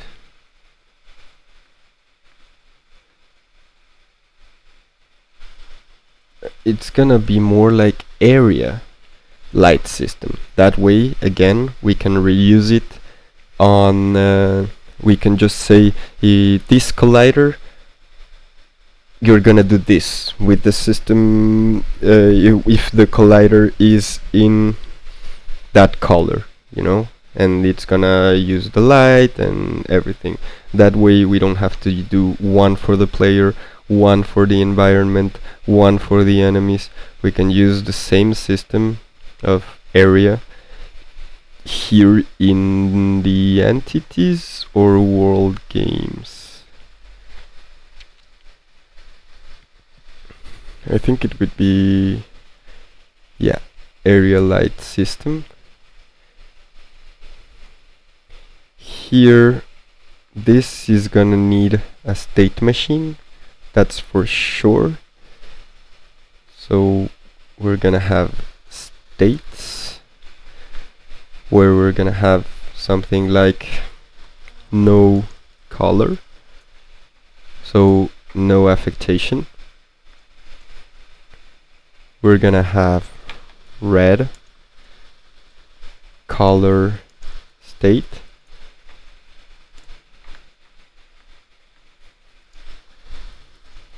no color state, red color state, blue or orange was the second one, right?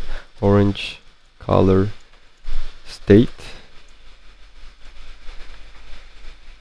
We're gonna have the blue color state, and we're gonna have black color state, and last but not least, white color state. Yeah, area light system is gonna have those different states. Is also gonna have a light system,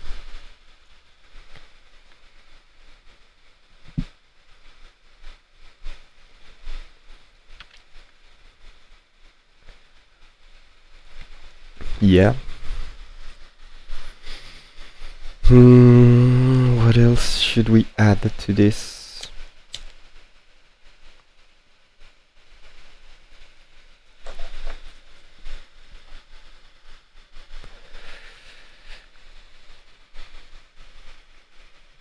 Yeah. I think that's gonna be perfect.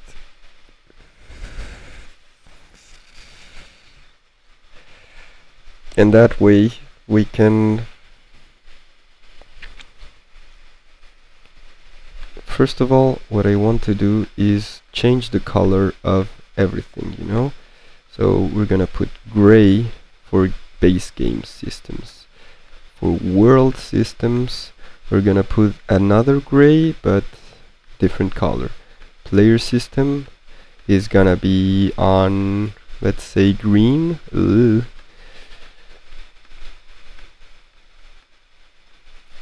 Let's say blue. I like blue for the player. Makes sense. Or green. Yeah, in general, players and healing and those kind of things are more green. The entities are gonna be blue because we're gonna use it in the enemies in general, you know. So we're gonna do it in blue. Interactables are gonna be pink or purple. Purple, pink, or brown. brown. Now brown is gonna be more environments. So I think pink as interactables could be good. The enemies are gonna be on red, and the environment is gonna be tin tin tin on brown. Yeah, perfect. Perfect.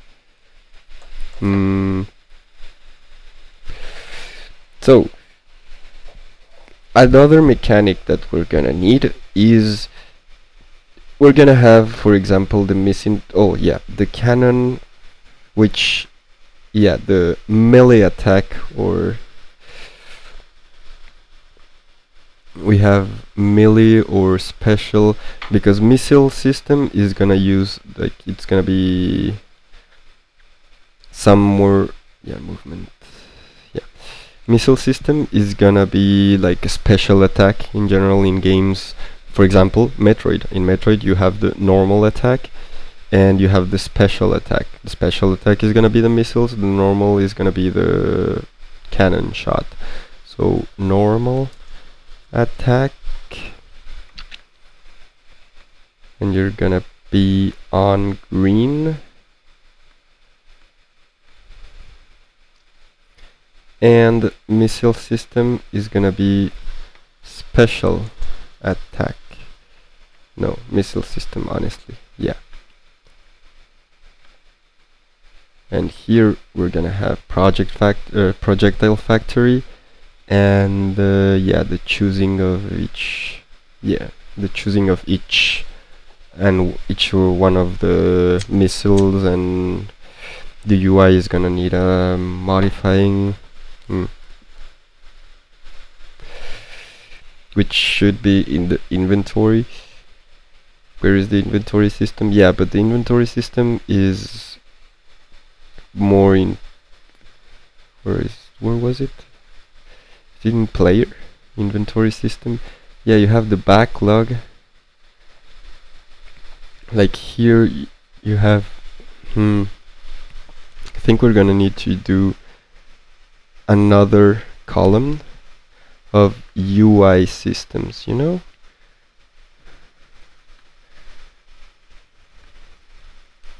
because the front end is gonna be different. UI systems. Yeah, the color is gonna we're gonna have the front end and the back end things. So we're gonna have inventory UI system here.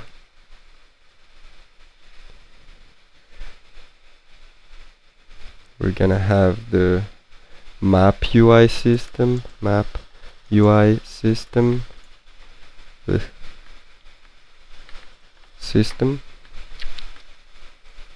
here. We're gonna have the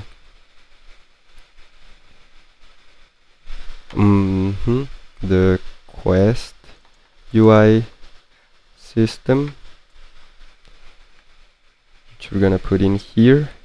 Something that is important to do is the settings manager, which is gonna come here, and the settings UI manager, which is gonna come here. Missile UI system is gonna be very important as well. Missile UI system, which is gonna be coupled with the inventory system.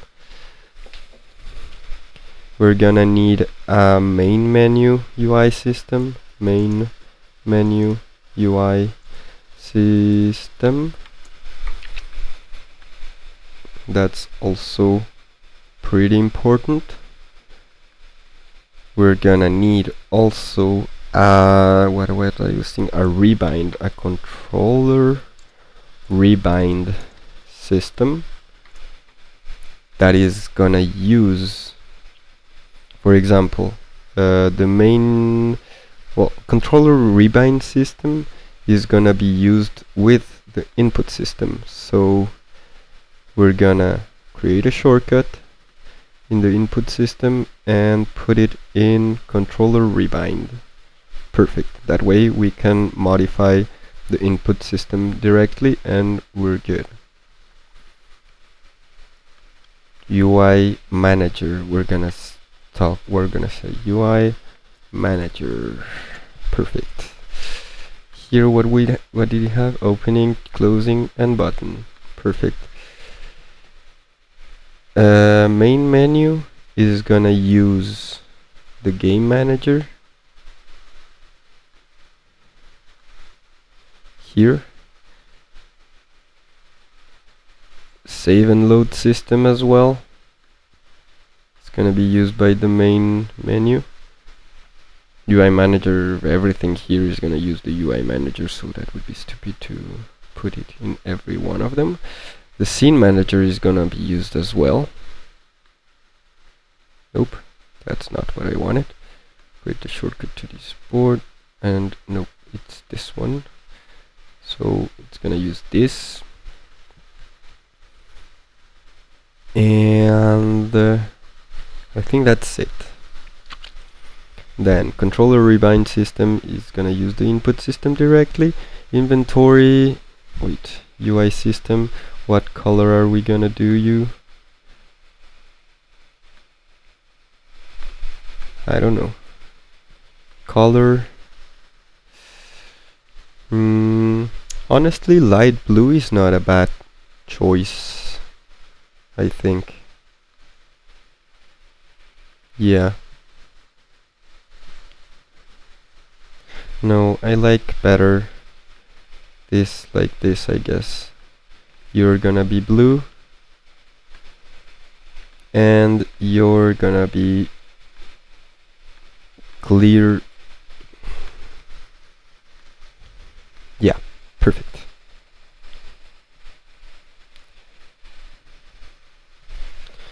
Okay. Yeah, another thing that I was thinking that we're gonna need is something to move the aim, since our game is gonna be 360 and the player is gonna use the normal attack or the missile system to the missile factory to throw its things. It's gonna have an exit point in that sense. But what I did, at least in the prototype that I just did, that I did a while ago, was that the cannon can move around in general. So it would be an arm rotation system, kind of. Yeah. It's gonna be here differently, and you are gonna be green. Okay, that's something that I'm still thinking. No, because we're gonna have to use the input system as well to the arm rotation. Oh yeah, that's what I was doing. Inventory UI is gonna use the inventory system. We're gonna put it here. It's gonna use the missile system. That's gonna be the back end of our thing. Missile UI system, that's gonna be there. Normal attack, scanner, color light system, that's gonna be different. Or actually, it's, yeah, the color UI system, it's something that we also need. Color UI system. Here. We're gonna put it here. Okay, that's perfect. And the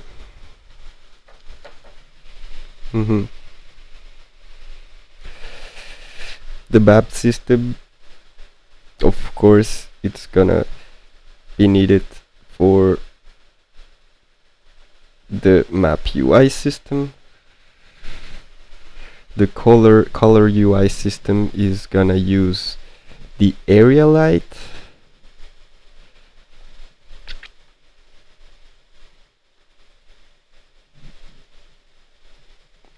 Where is it? Yeah, the color UI system is gonna use the area light.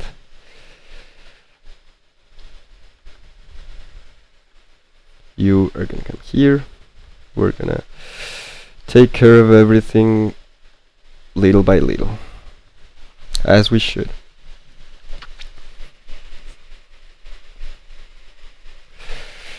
The Quest UI system.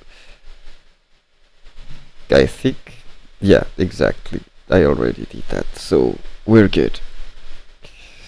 We're gonna use create shortcut and come to the Quest UI system. And the settings manager is gonna have, where is the settings manager? Settings manager is gonna be here in the UI system.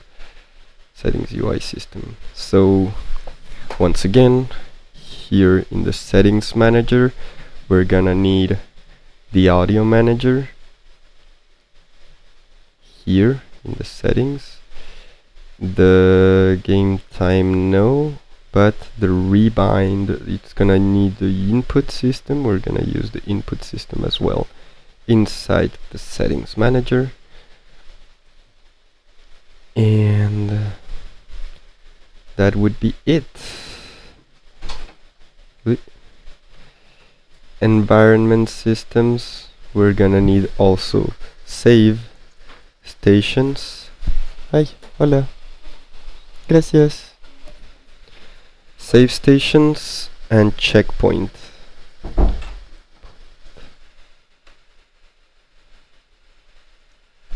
System, you know. That's gonna be necessary as well. And this one is brown, like Charlie. Okay, what else?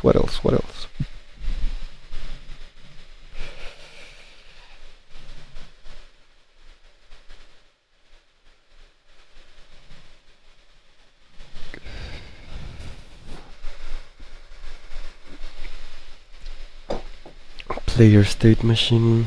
Let's look at everything and think, does this needs a UI system or not?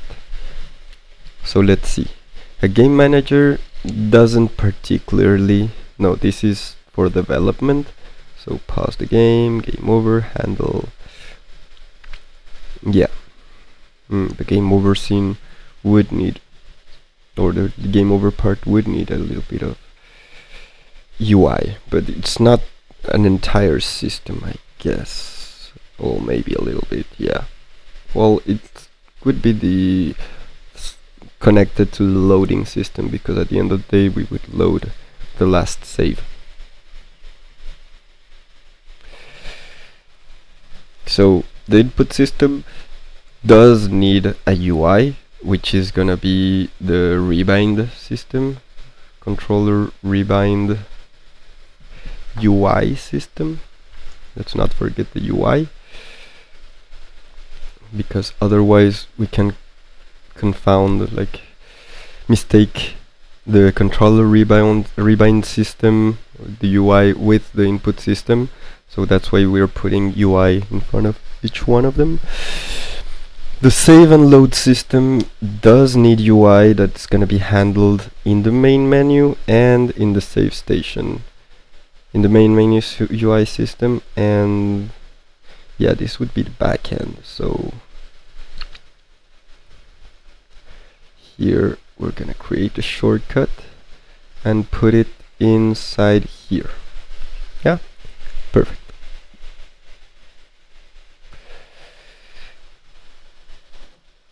The UI manager is the backbone of the UI, so we don't need like an actual.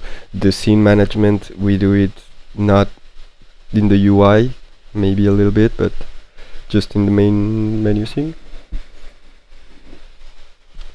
The rest is for us devs.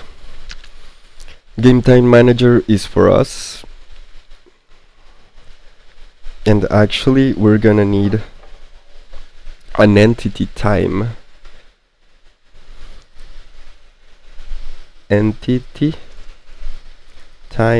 manager, which is gonna come here. It's actually gonna be the first one that we should do, honestly. Should do this one first.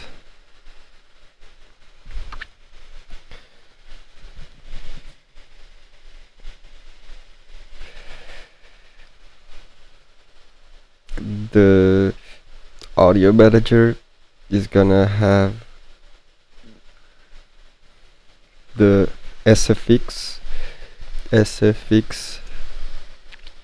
system or manager. This would be more like a manager, and a different one for the music manager. These two are different from each other.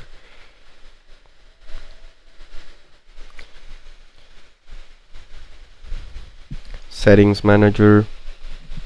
What was in settings manager was audio manager systems. So this is the back end of the settings. So rebind and audio input and graphics actually. Well, graphics I'm not gonna, well, yeah, I actually should. We should put a graphics system.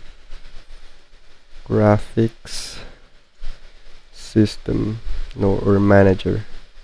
That way we can lower the need if the player doesn't want I don't know if one wants either lower graphics or higher graphics depending on the need of its PC, of the use of its PC. We can modify it with this. So the graphics manager is gonna be here,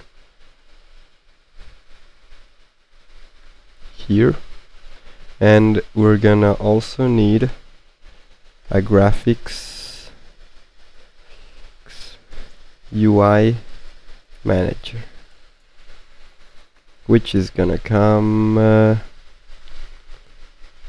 don't have an audio UI system. Yeah, it's gonna come in here in the setting systems. Setting managers, yeah, exactly. Graphics and audio UI system. Audio manager. Yeah. Audio manager UI system. Perfect. That's gonna come in the settings, and it's gonna affect directly. We're gonna do graphics manager, create a shortcut, and we're gonna also do the audio manager. I'm gonna create a shortcut, even though I think we already did that one.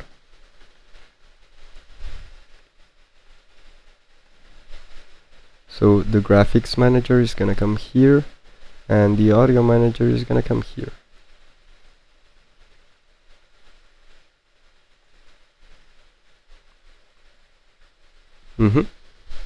That's pretty good. So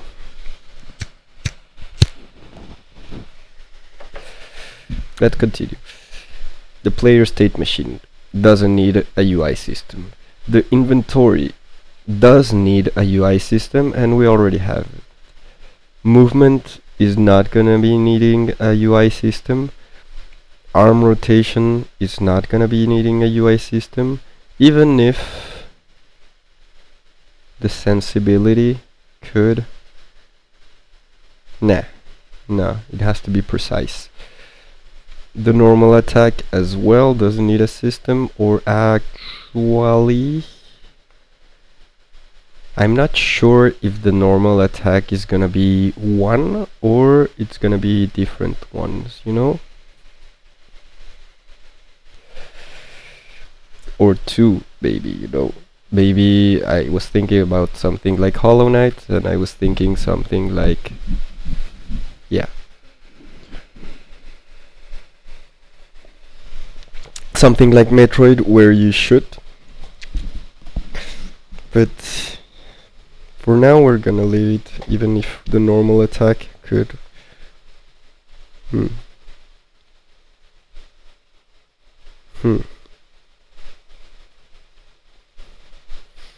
Missile system does need a UI, it's already in it. The scanner system doesn't need a UI. Ooh, the bestiary. The bestiary is something that we haven't put on.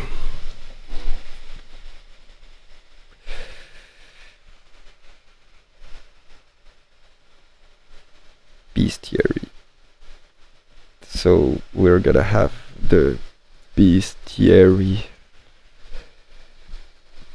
system.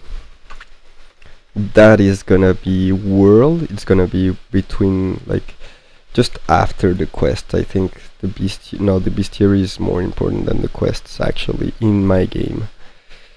And here, and we're gonna need a bestiary UI system. Bestiary UI system. Ugh.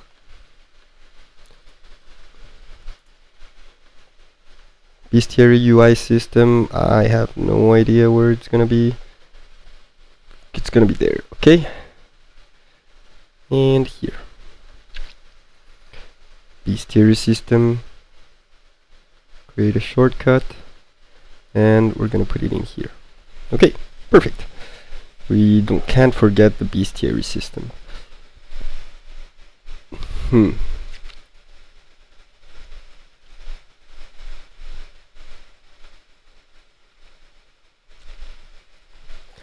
Just because I'm thinking about it, we're gonna do the enemy attack.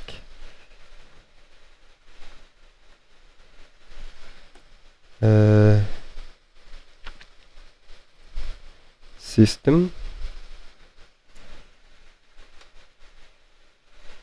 And I would love to do an enemy reaction system. Enemy reaction system.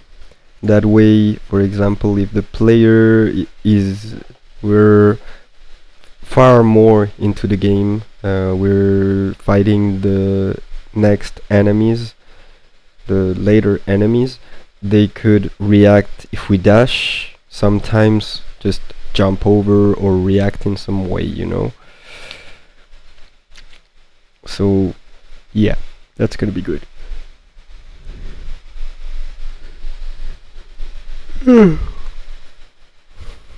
Color light system, the entity time manager, health system, health UI. Yeah, I guess that would be in the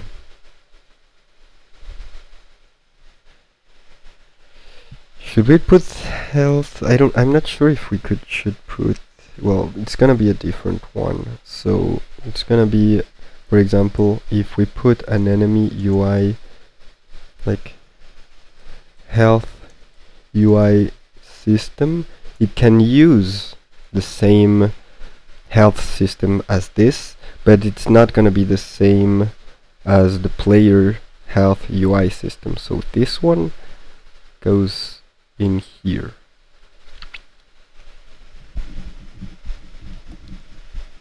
And actually, well, that could be handled in the save and load system, but we're gonna do a different one that's gonna be enemy spawner manager. Yeah. And this one is gonna be in no. Yeah, I think it would be in the world game systems. So here we're gonna put this in this color, and that way we can use the additive save and load system in order to the scene manager. When we activate and load a scene, we can call this enemy spawner, and that way we can spawn what needs to be spawned. As well, in that sense, we also need a collectible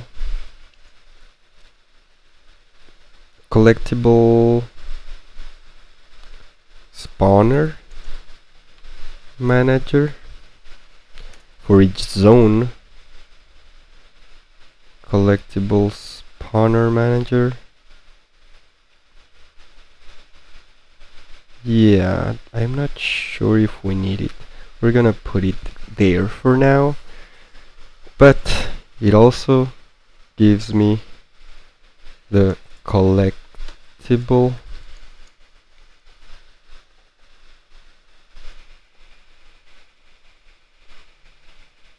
the collectible manager, collectible system. We're gonna talk. This one goes here.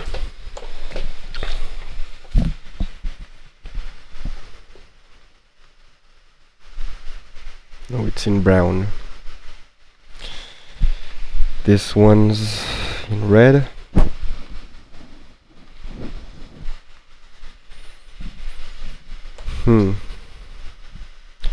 And I think we're pretty good. An area animation state machine, collider state machine, deal damage, receive damage, health system, area light system, projectile factory, object pool, color state machine. Yeah, all of that doesn't need a UI. They're interactables. Have doors, levers and switches, simple interactions, dialogue systems. Yeah, the dialogue UI. That's something that we're gonna need. Is it there already? Yeah, exactly.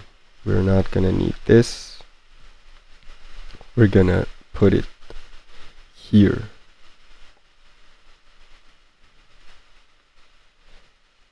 And we're gonna call the dialogue system inside the UI.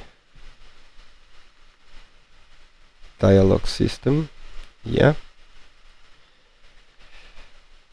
Here we're gonna put the color that we want. Perfect. So the dialogue system also needs a UI system. Then enemy state machine, perfect. Enemy health, UI system, perfect. Enemy attack, enemy reaction system, and we're done. Environment systems, yeah. Hazards, colors, platforms, yeah. All of that doesn't need a UI system. And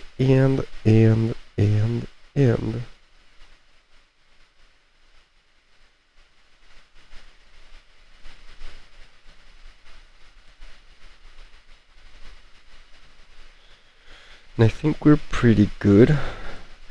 Something that I wanted to do was also how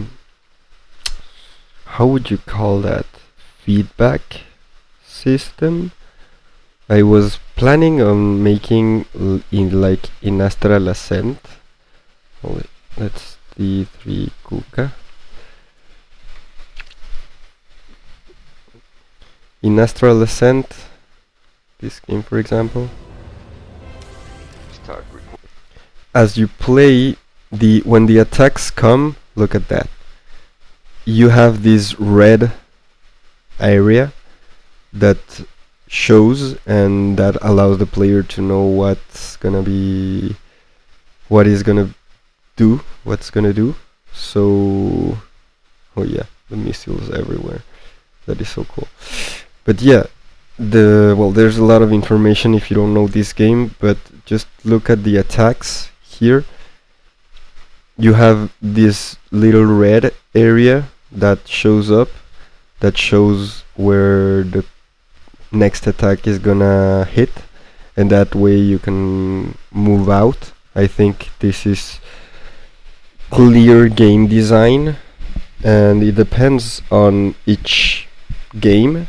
For example, Silksong, I don't think it would benefit from this kind of design, but I want to do this kind of design, so it's gonna be a hurt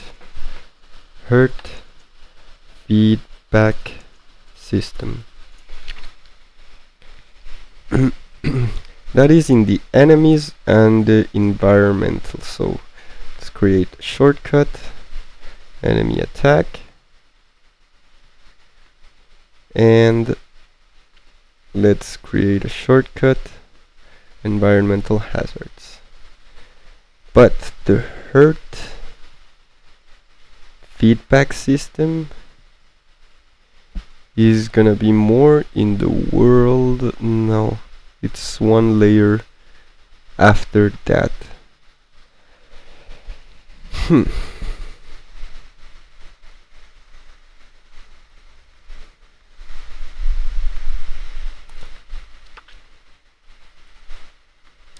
We're gonna put it in the enemy system for now, because it's the main one that it's gonna use. Environmental hazards are gonna use it, but not that much.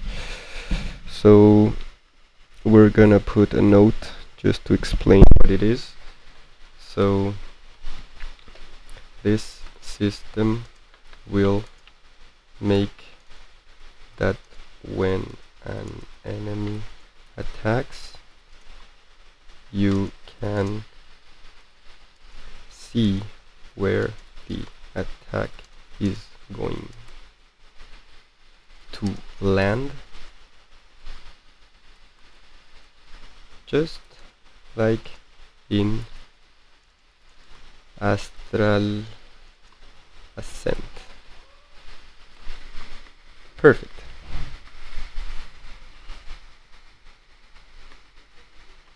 Just like in Astral Ascent. You are gonna go to the middle. Nope. To the middle. Perfect. And yeah, that is important. It's just gonna call for an action and put it a time, put it an animation or something. And yeah, we're gonna do and the size, I think it's gonna be. So I think we're pretty good. I think we've done a lot, a whole lot. And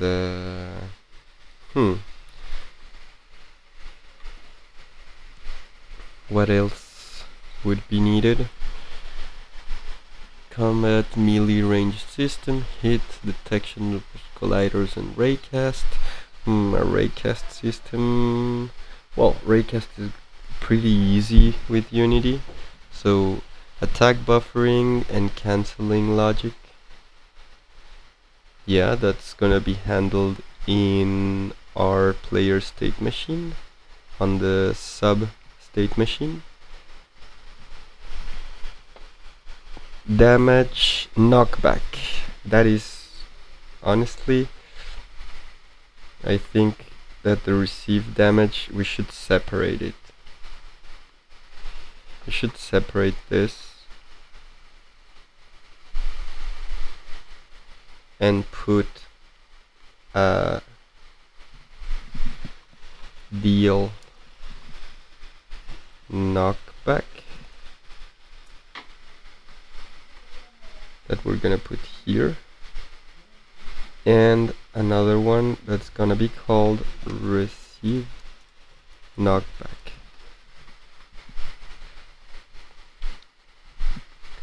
So this one and this one, this one and this one are gonna be in blue. Perfect. Perfect.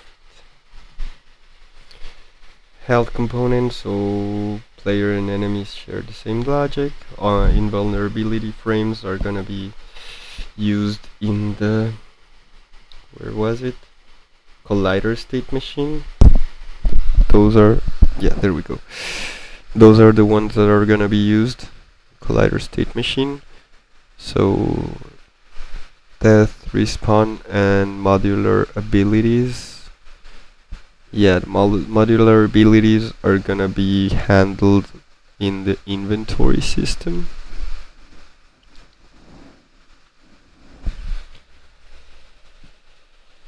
Ability to unlock progression, toggle based upgrades, world system, scene management, transition and triggers between rooms. Yeah, that's gonna be in the camera system to transition from one room to another. So I already have a specific way of thinking how to do it. Parallax backgrounds. Ooh, that's actually something that I kind of forgot, which would be parallax system. Come on. Parallax system.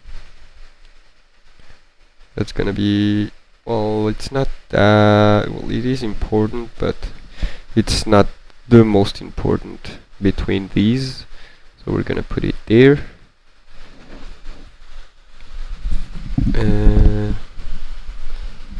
Save which rooms the player has visited, which is gonna be the map system.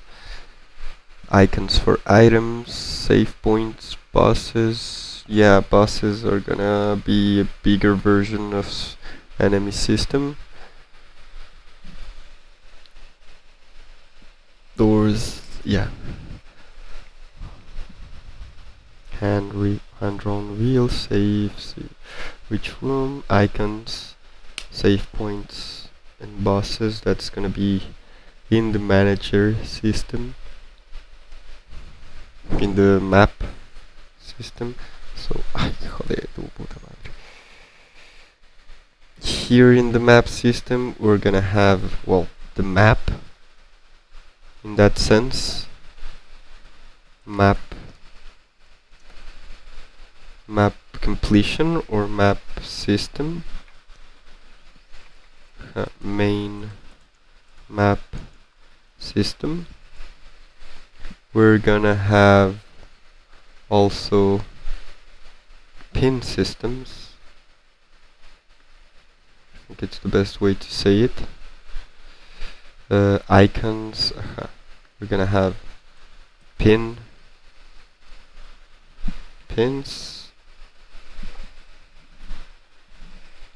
I hate little bugs. System. We're gonna have collectibles. That way we can give the player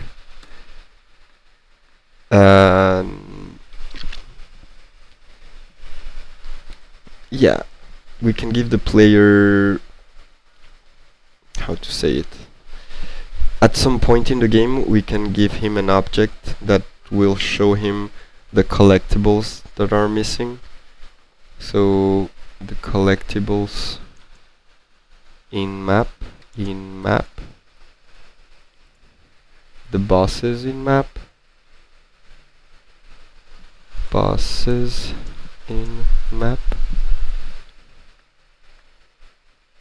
that's gonna be important. And we're gonna use just one system, should be enough. inside the map UI system, inside the map UI system, where is it? It's here. You have the map system, and we also are gonna have, please, would you let me, why can I, okay, my app just stopped working. There we go. The map UI system, here we're gonna have the main map UI, main map UI, that's gonna take care of showing us what has been revealed or not. And here we're gonna put the individual, no, the, I want to put here something like just a system that is gonna come on top of the map. For example, if you find this thing that is gonna be show you the collectibles that you're missing, instead of doing a pin for when you need when for missiles, a pin for missile upgrades, a pin for health upgrades, a pin for each one of the collectibles. I think the best way to do it would be just to make a pin about anything, give it different categories, and an image to put on. I think that's so it would be a pin UI system. Here we're gonna need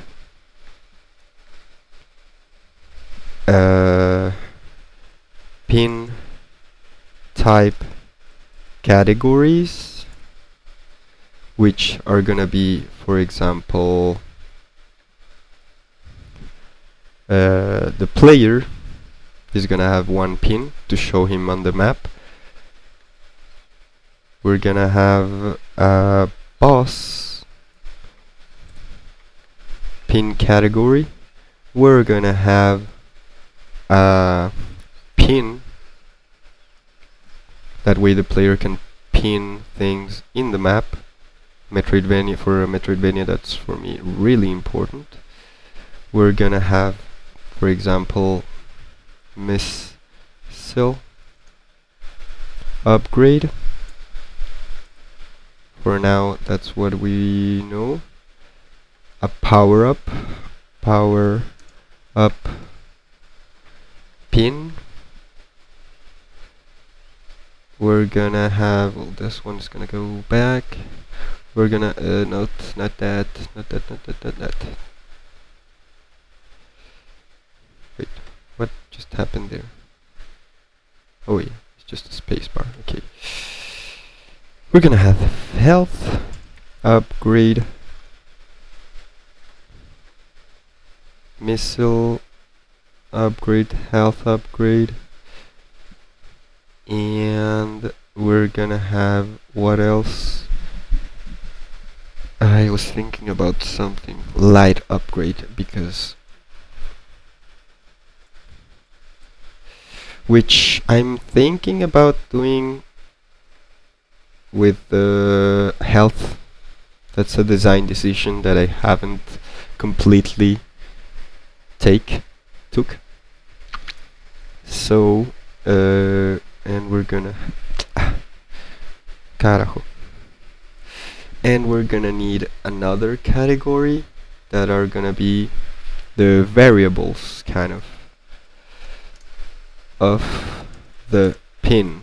That way when we enter the map, it's gonna just look at what it needs for the variables and just draw each pin in the map, you know?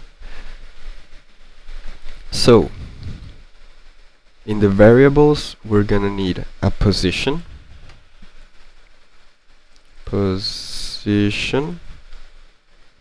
see where the pin is gonna be, so X and Y. We're gonna need a boolean to see if the pin can be revealed to the player or not. So showed. For example, health upgrades, light upgrades, missile upgrades, power-ups, bosses, those are not gonna be those are not gonna be able to, the player is not gonna be able to see those until they unlocked something or they pass through the room that has this. So that way we can show it or not. And another thing that we do need is the image that it has, and maybe a text box or an info box could be interesting. We're gonna put it just in case. Info box. And yeah, that's gonna be mainly the variables of our pin. I don't know if we need something more. Pin type categories, we also need save stations for the pin type.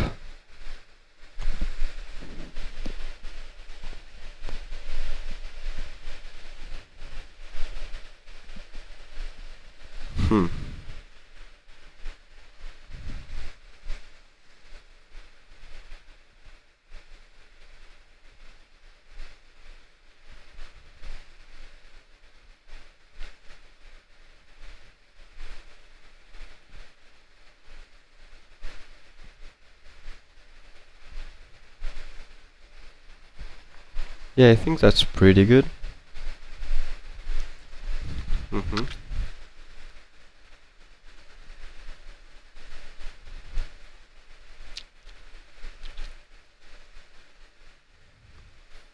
Oh yeah, the parallax background actually doesn't work that much with us, since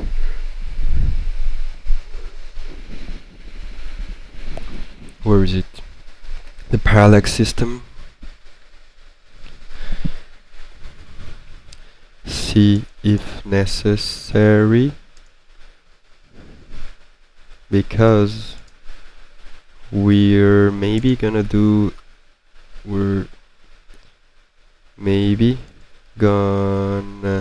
use, well, we are gonna use 3D.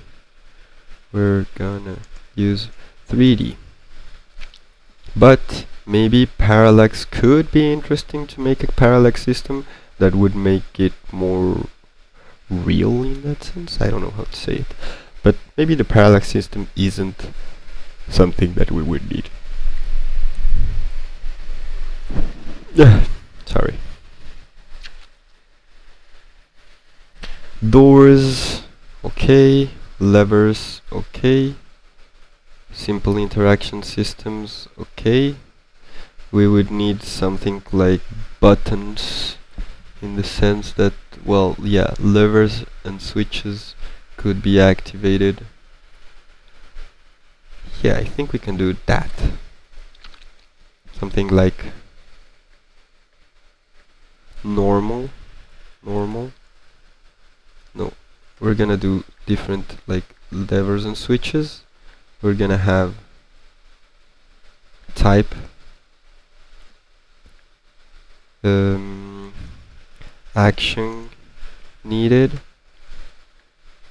So we're gonna need either a normal attack to action it, a missile,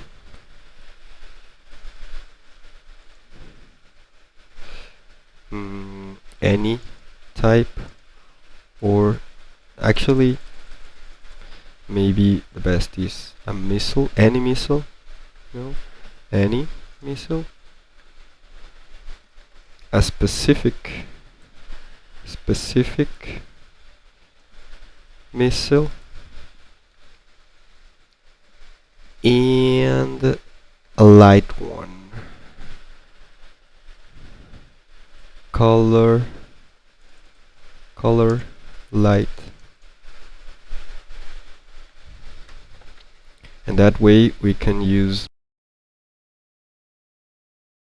doors should have something similar.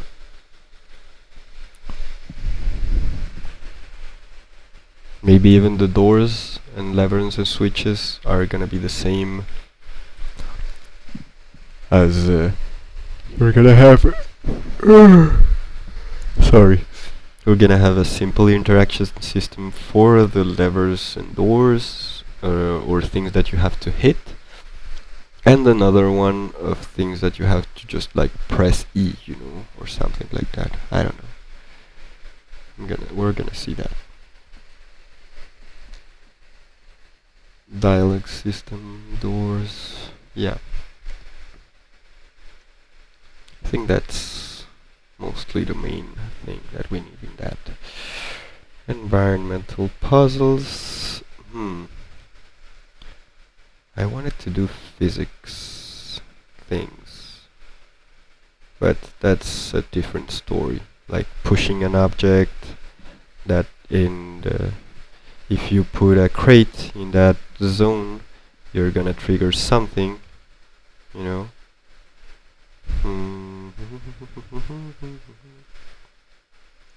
Yeah, kind of like a trigger zone.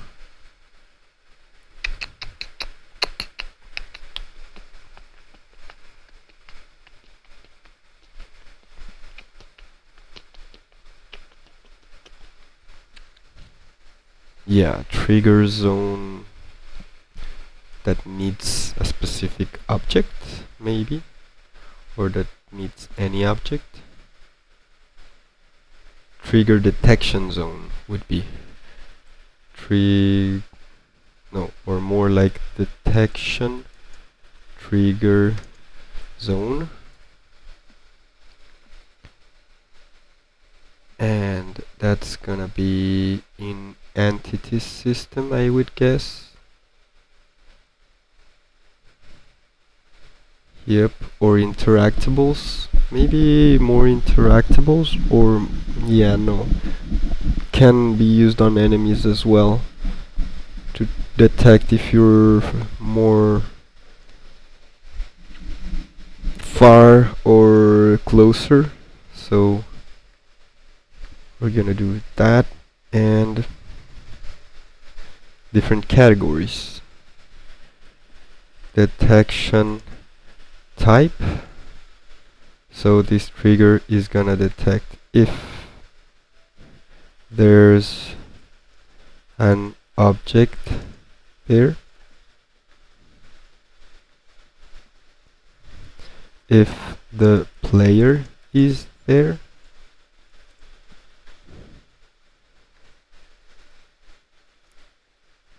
if there's a specific object there,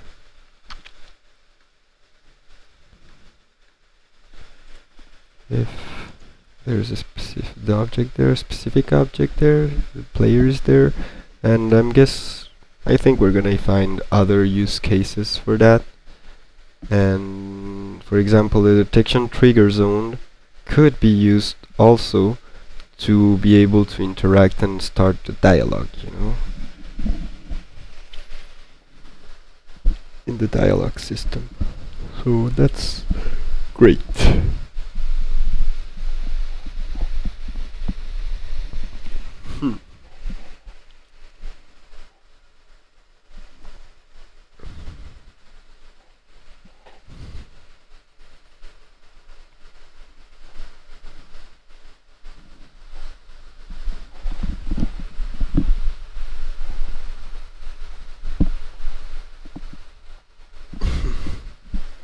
I think we're doing pretty good. So the enemy is gonna have multiple states, is gonna have spawn and despawn from rooms, and it's gonna have yeah, attacks and behavior like that. So that's gonna be handled in the enemy state machine. Then item pickup system, it's gonna be the collectibles, so health, abilities, collectibles. Hmm. But yeah, that would be more like simple interaction systems. Yeah. And automatic integration with the save system. Yeah. Here, simple dialogue framework. Yeah. Interactions. Branching of quest progression, which could be cool because there's this thing that is used. It's called Inkly. I don't know if it's still used. Unity. Yeah, Inkle. So Inkle is a very good way to use a dialogue system. I don't know if it has a localization because it should have. Ink player window, automatic custom inspector for ink files, to-dos and file relationships. That could be cool. Runtime API and ink syntax highlight. Yeah, but the dialog system that we're gonna do should be like made from home, you know. Like camera, boundaries for the camera. Yeah, we're gonna start putting that. So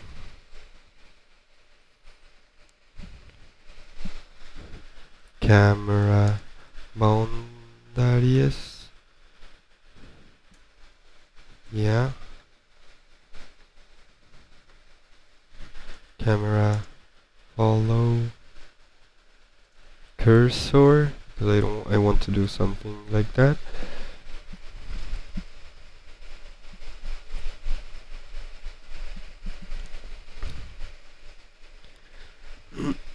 Then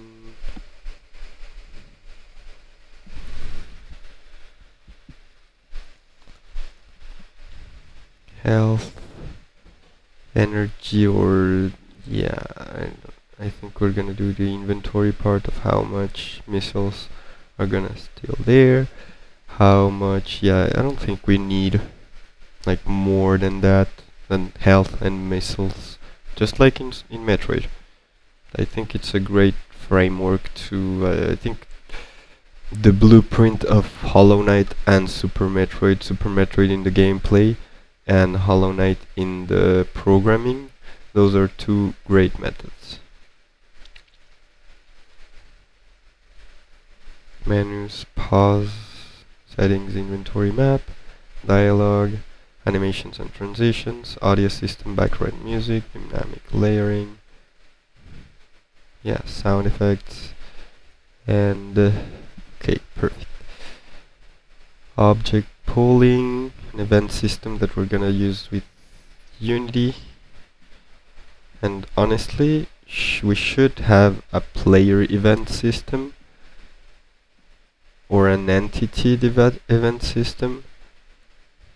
That way we can put an event system that's gonna be on the player, for example, on player death, on ability unlocked, and things like that.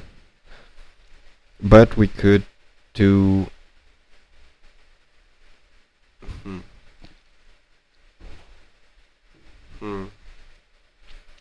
an entity event system. That way when it dies, it calls the event on enemy death, and that way we can put, I don't know, collectibles there or things like that. So I don't know if we should separate it, because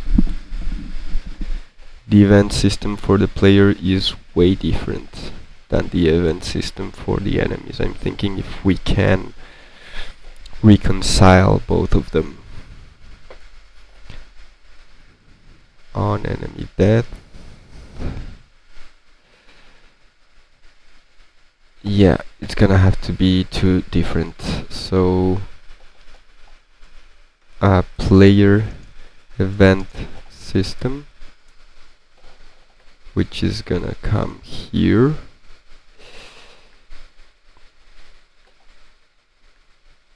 We're gonna do things like, for now, on player death. We're gonna put just examples, you know, just not to lose ourselves. Or something like on ability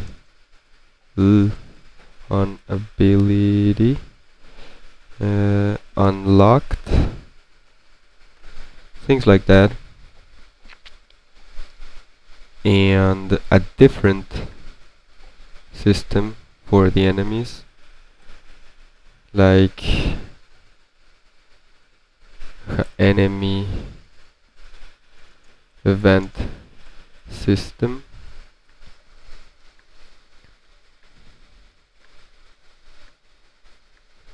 So the enemy event system, it's actually maybe, yeah, we're gonna do here something like, for example, on enemy death,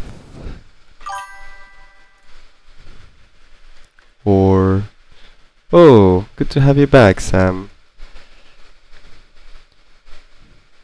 So the enemy event system would be on enemy death, on enemy hurt, on enemy appear, and things like on enemy attack, you know? Why is that like that, you know? Ah, okay, I know why. Yeah, there it is. Ugh. On enemy attack, so that's gonna make our event system better. The enemy event system. Maybe there's gonna be an event system with this, I'm not sure.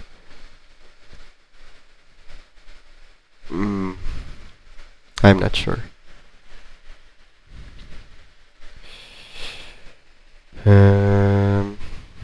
Yeah. Then we'll have the data, which is gonna be handled by the save system. Data config, debug tools. Yeah, the debug tools is gonna, yeah, that's something that I said that I was gonna research more later. Debugging and testing is gonna be way important in what we're doing right now. So we can put from the start a debugging and testing method, and that way we can build upon that and test and debug way easier if we think about that from the start. You know? Yeah. Yeah, set organization, naming convention, the setup for the GitHub, which is gonna be necessary. I'm gonna need also an achievements,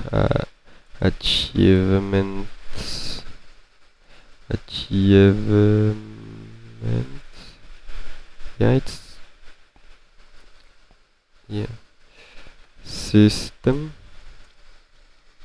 which is gonna go kind of, it's the same as the quest system, but the achievement system, it's gonna have the Steam. Like for me, it's, you have the quests that are gonna be in the main UI, like main quest, you have to rescue the princess over there or things like that. But a part of it, like besides that, you're gonna have the achievement system, which is gonna be like jump 100 times, you know, or something like that. Kill I don't know how many enemies. So an achievement system could be cool, and we can connect that directly to Steam, and that way we can perfectly use the achievement system, and every time that he has an achievement, the player has an achievement, it also has a Unity achievement, you know? I think we're pretty good.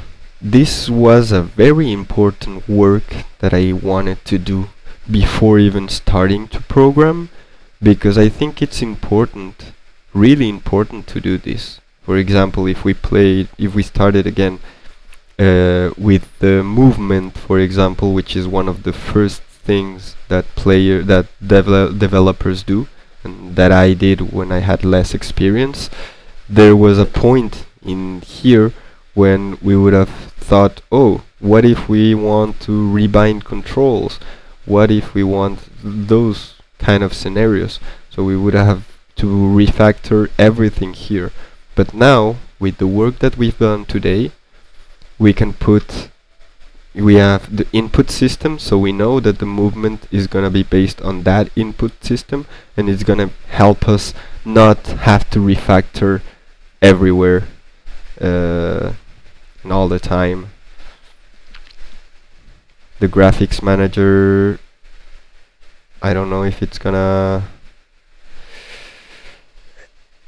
maybe have accessibility options. That's gonna be another thing that I'm gonna do later. So yeah, this is not bad at all. Cutscenes, that's another thing that I was forgetting, but I don't plan to do much of cutscenes, but I should. No, there's a few moments, for example, at the end of the game, or there are moments where a cutscene is gonna be necessary. So we do have to have a cutscene manager. Cutscene system and cutscene manager, I think we're gonna... Well, no, we may only need a cutscene system here, which is gonna be in...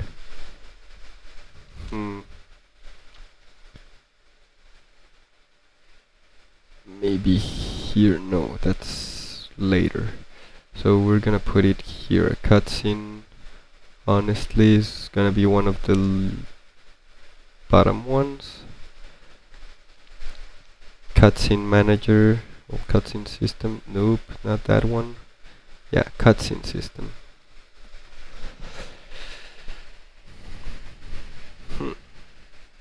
Okay, we're not so bad. I think that we're pretty good with this functionality and with this work. So I think we're gonna call it a day today, and I like it because I think that we have a better view of how the development is gonna go, and yeah, we're gonna have a lot of fun developing this. So yeah, I think this is gonna be the end of the stream.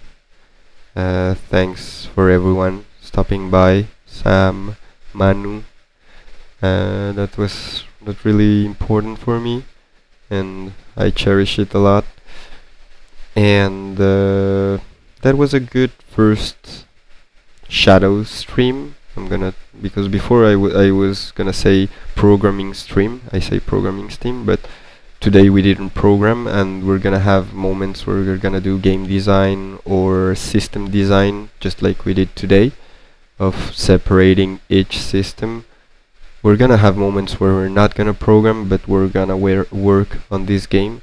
So I can't say that there are programming streams. So we're gonna say that there are design streams, or in this case there's gonna be shadow streams.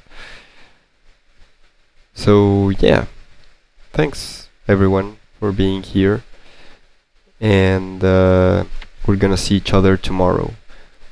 I don't know if tomorrow we're gonna do a shadow stream or if we're gonna do a gaming stream.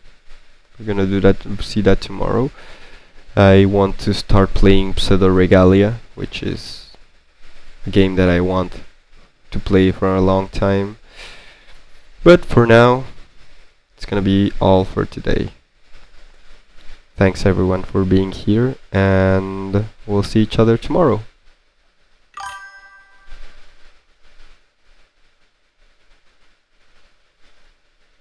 Bye.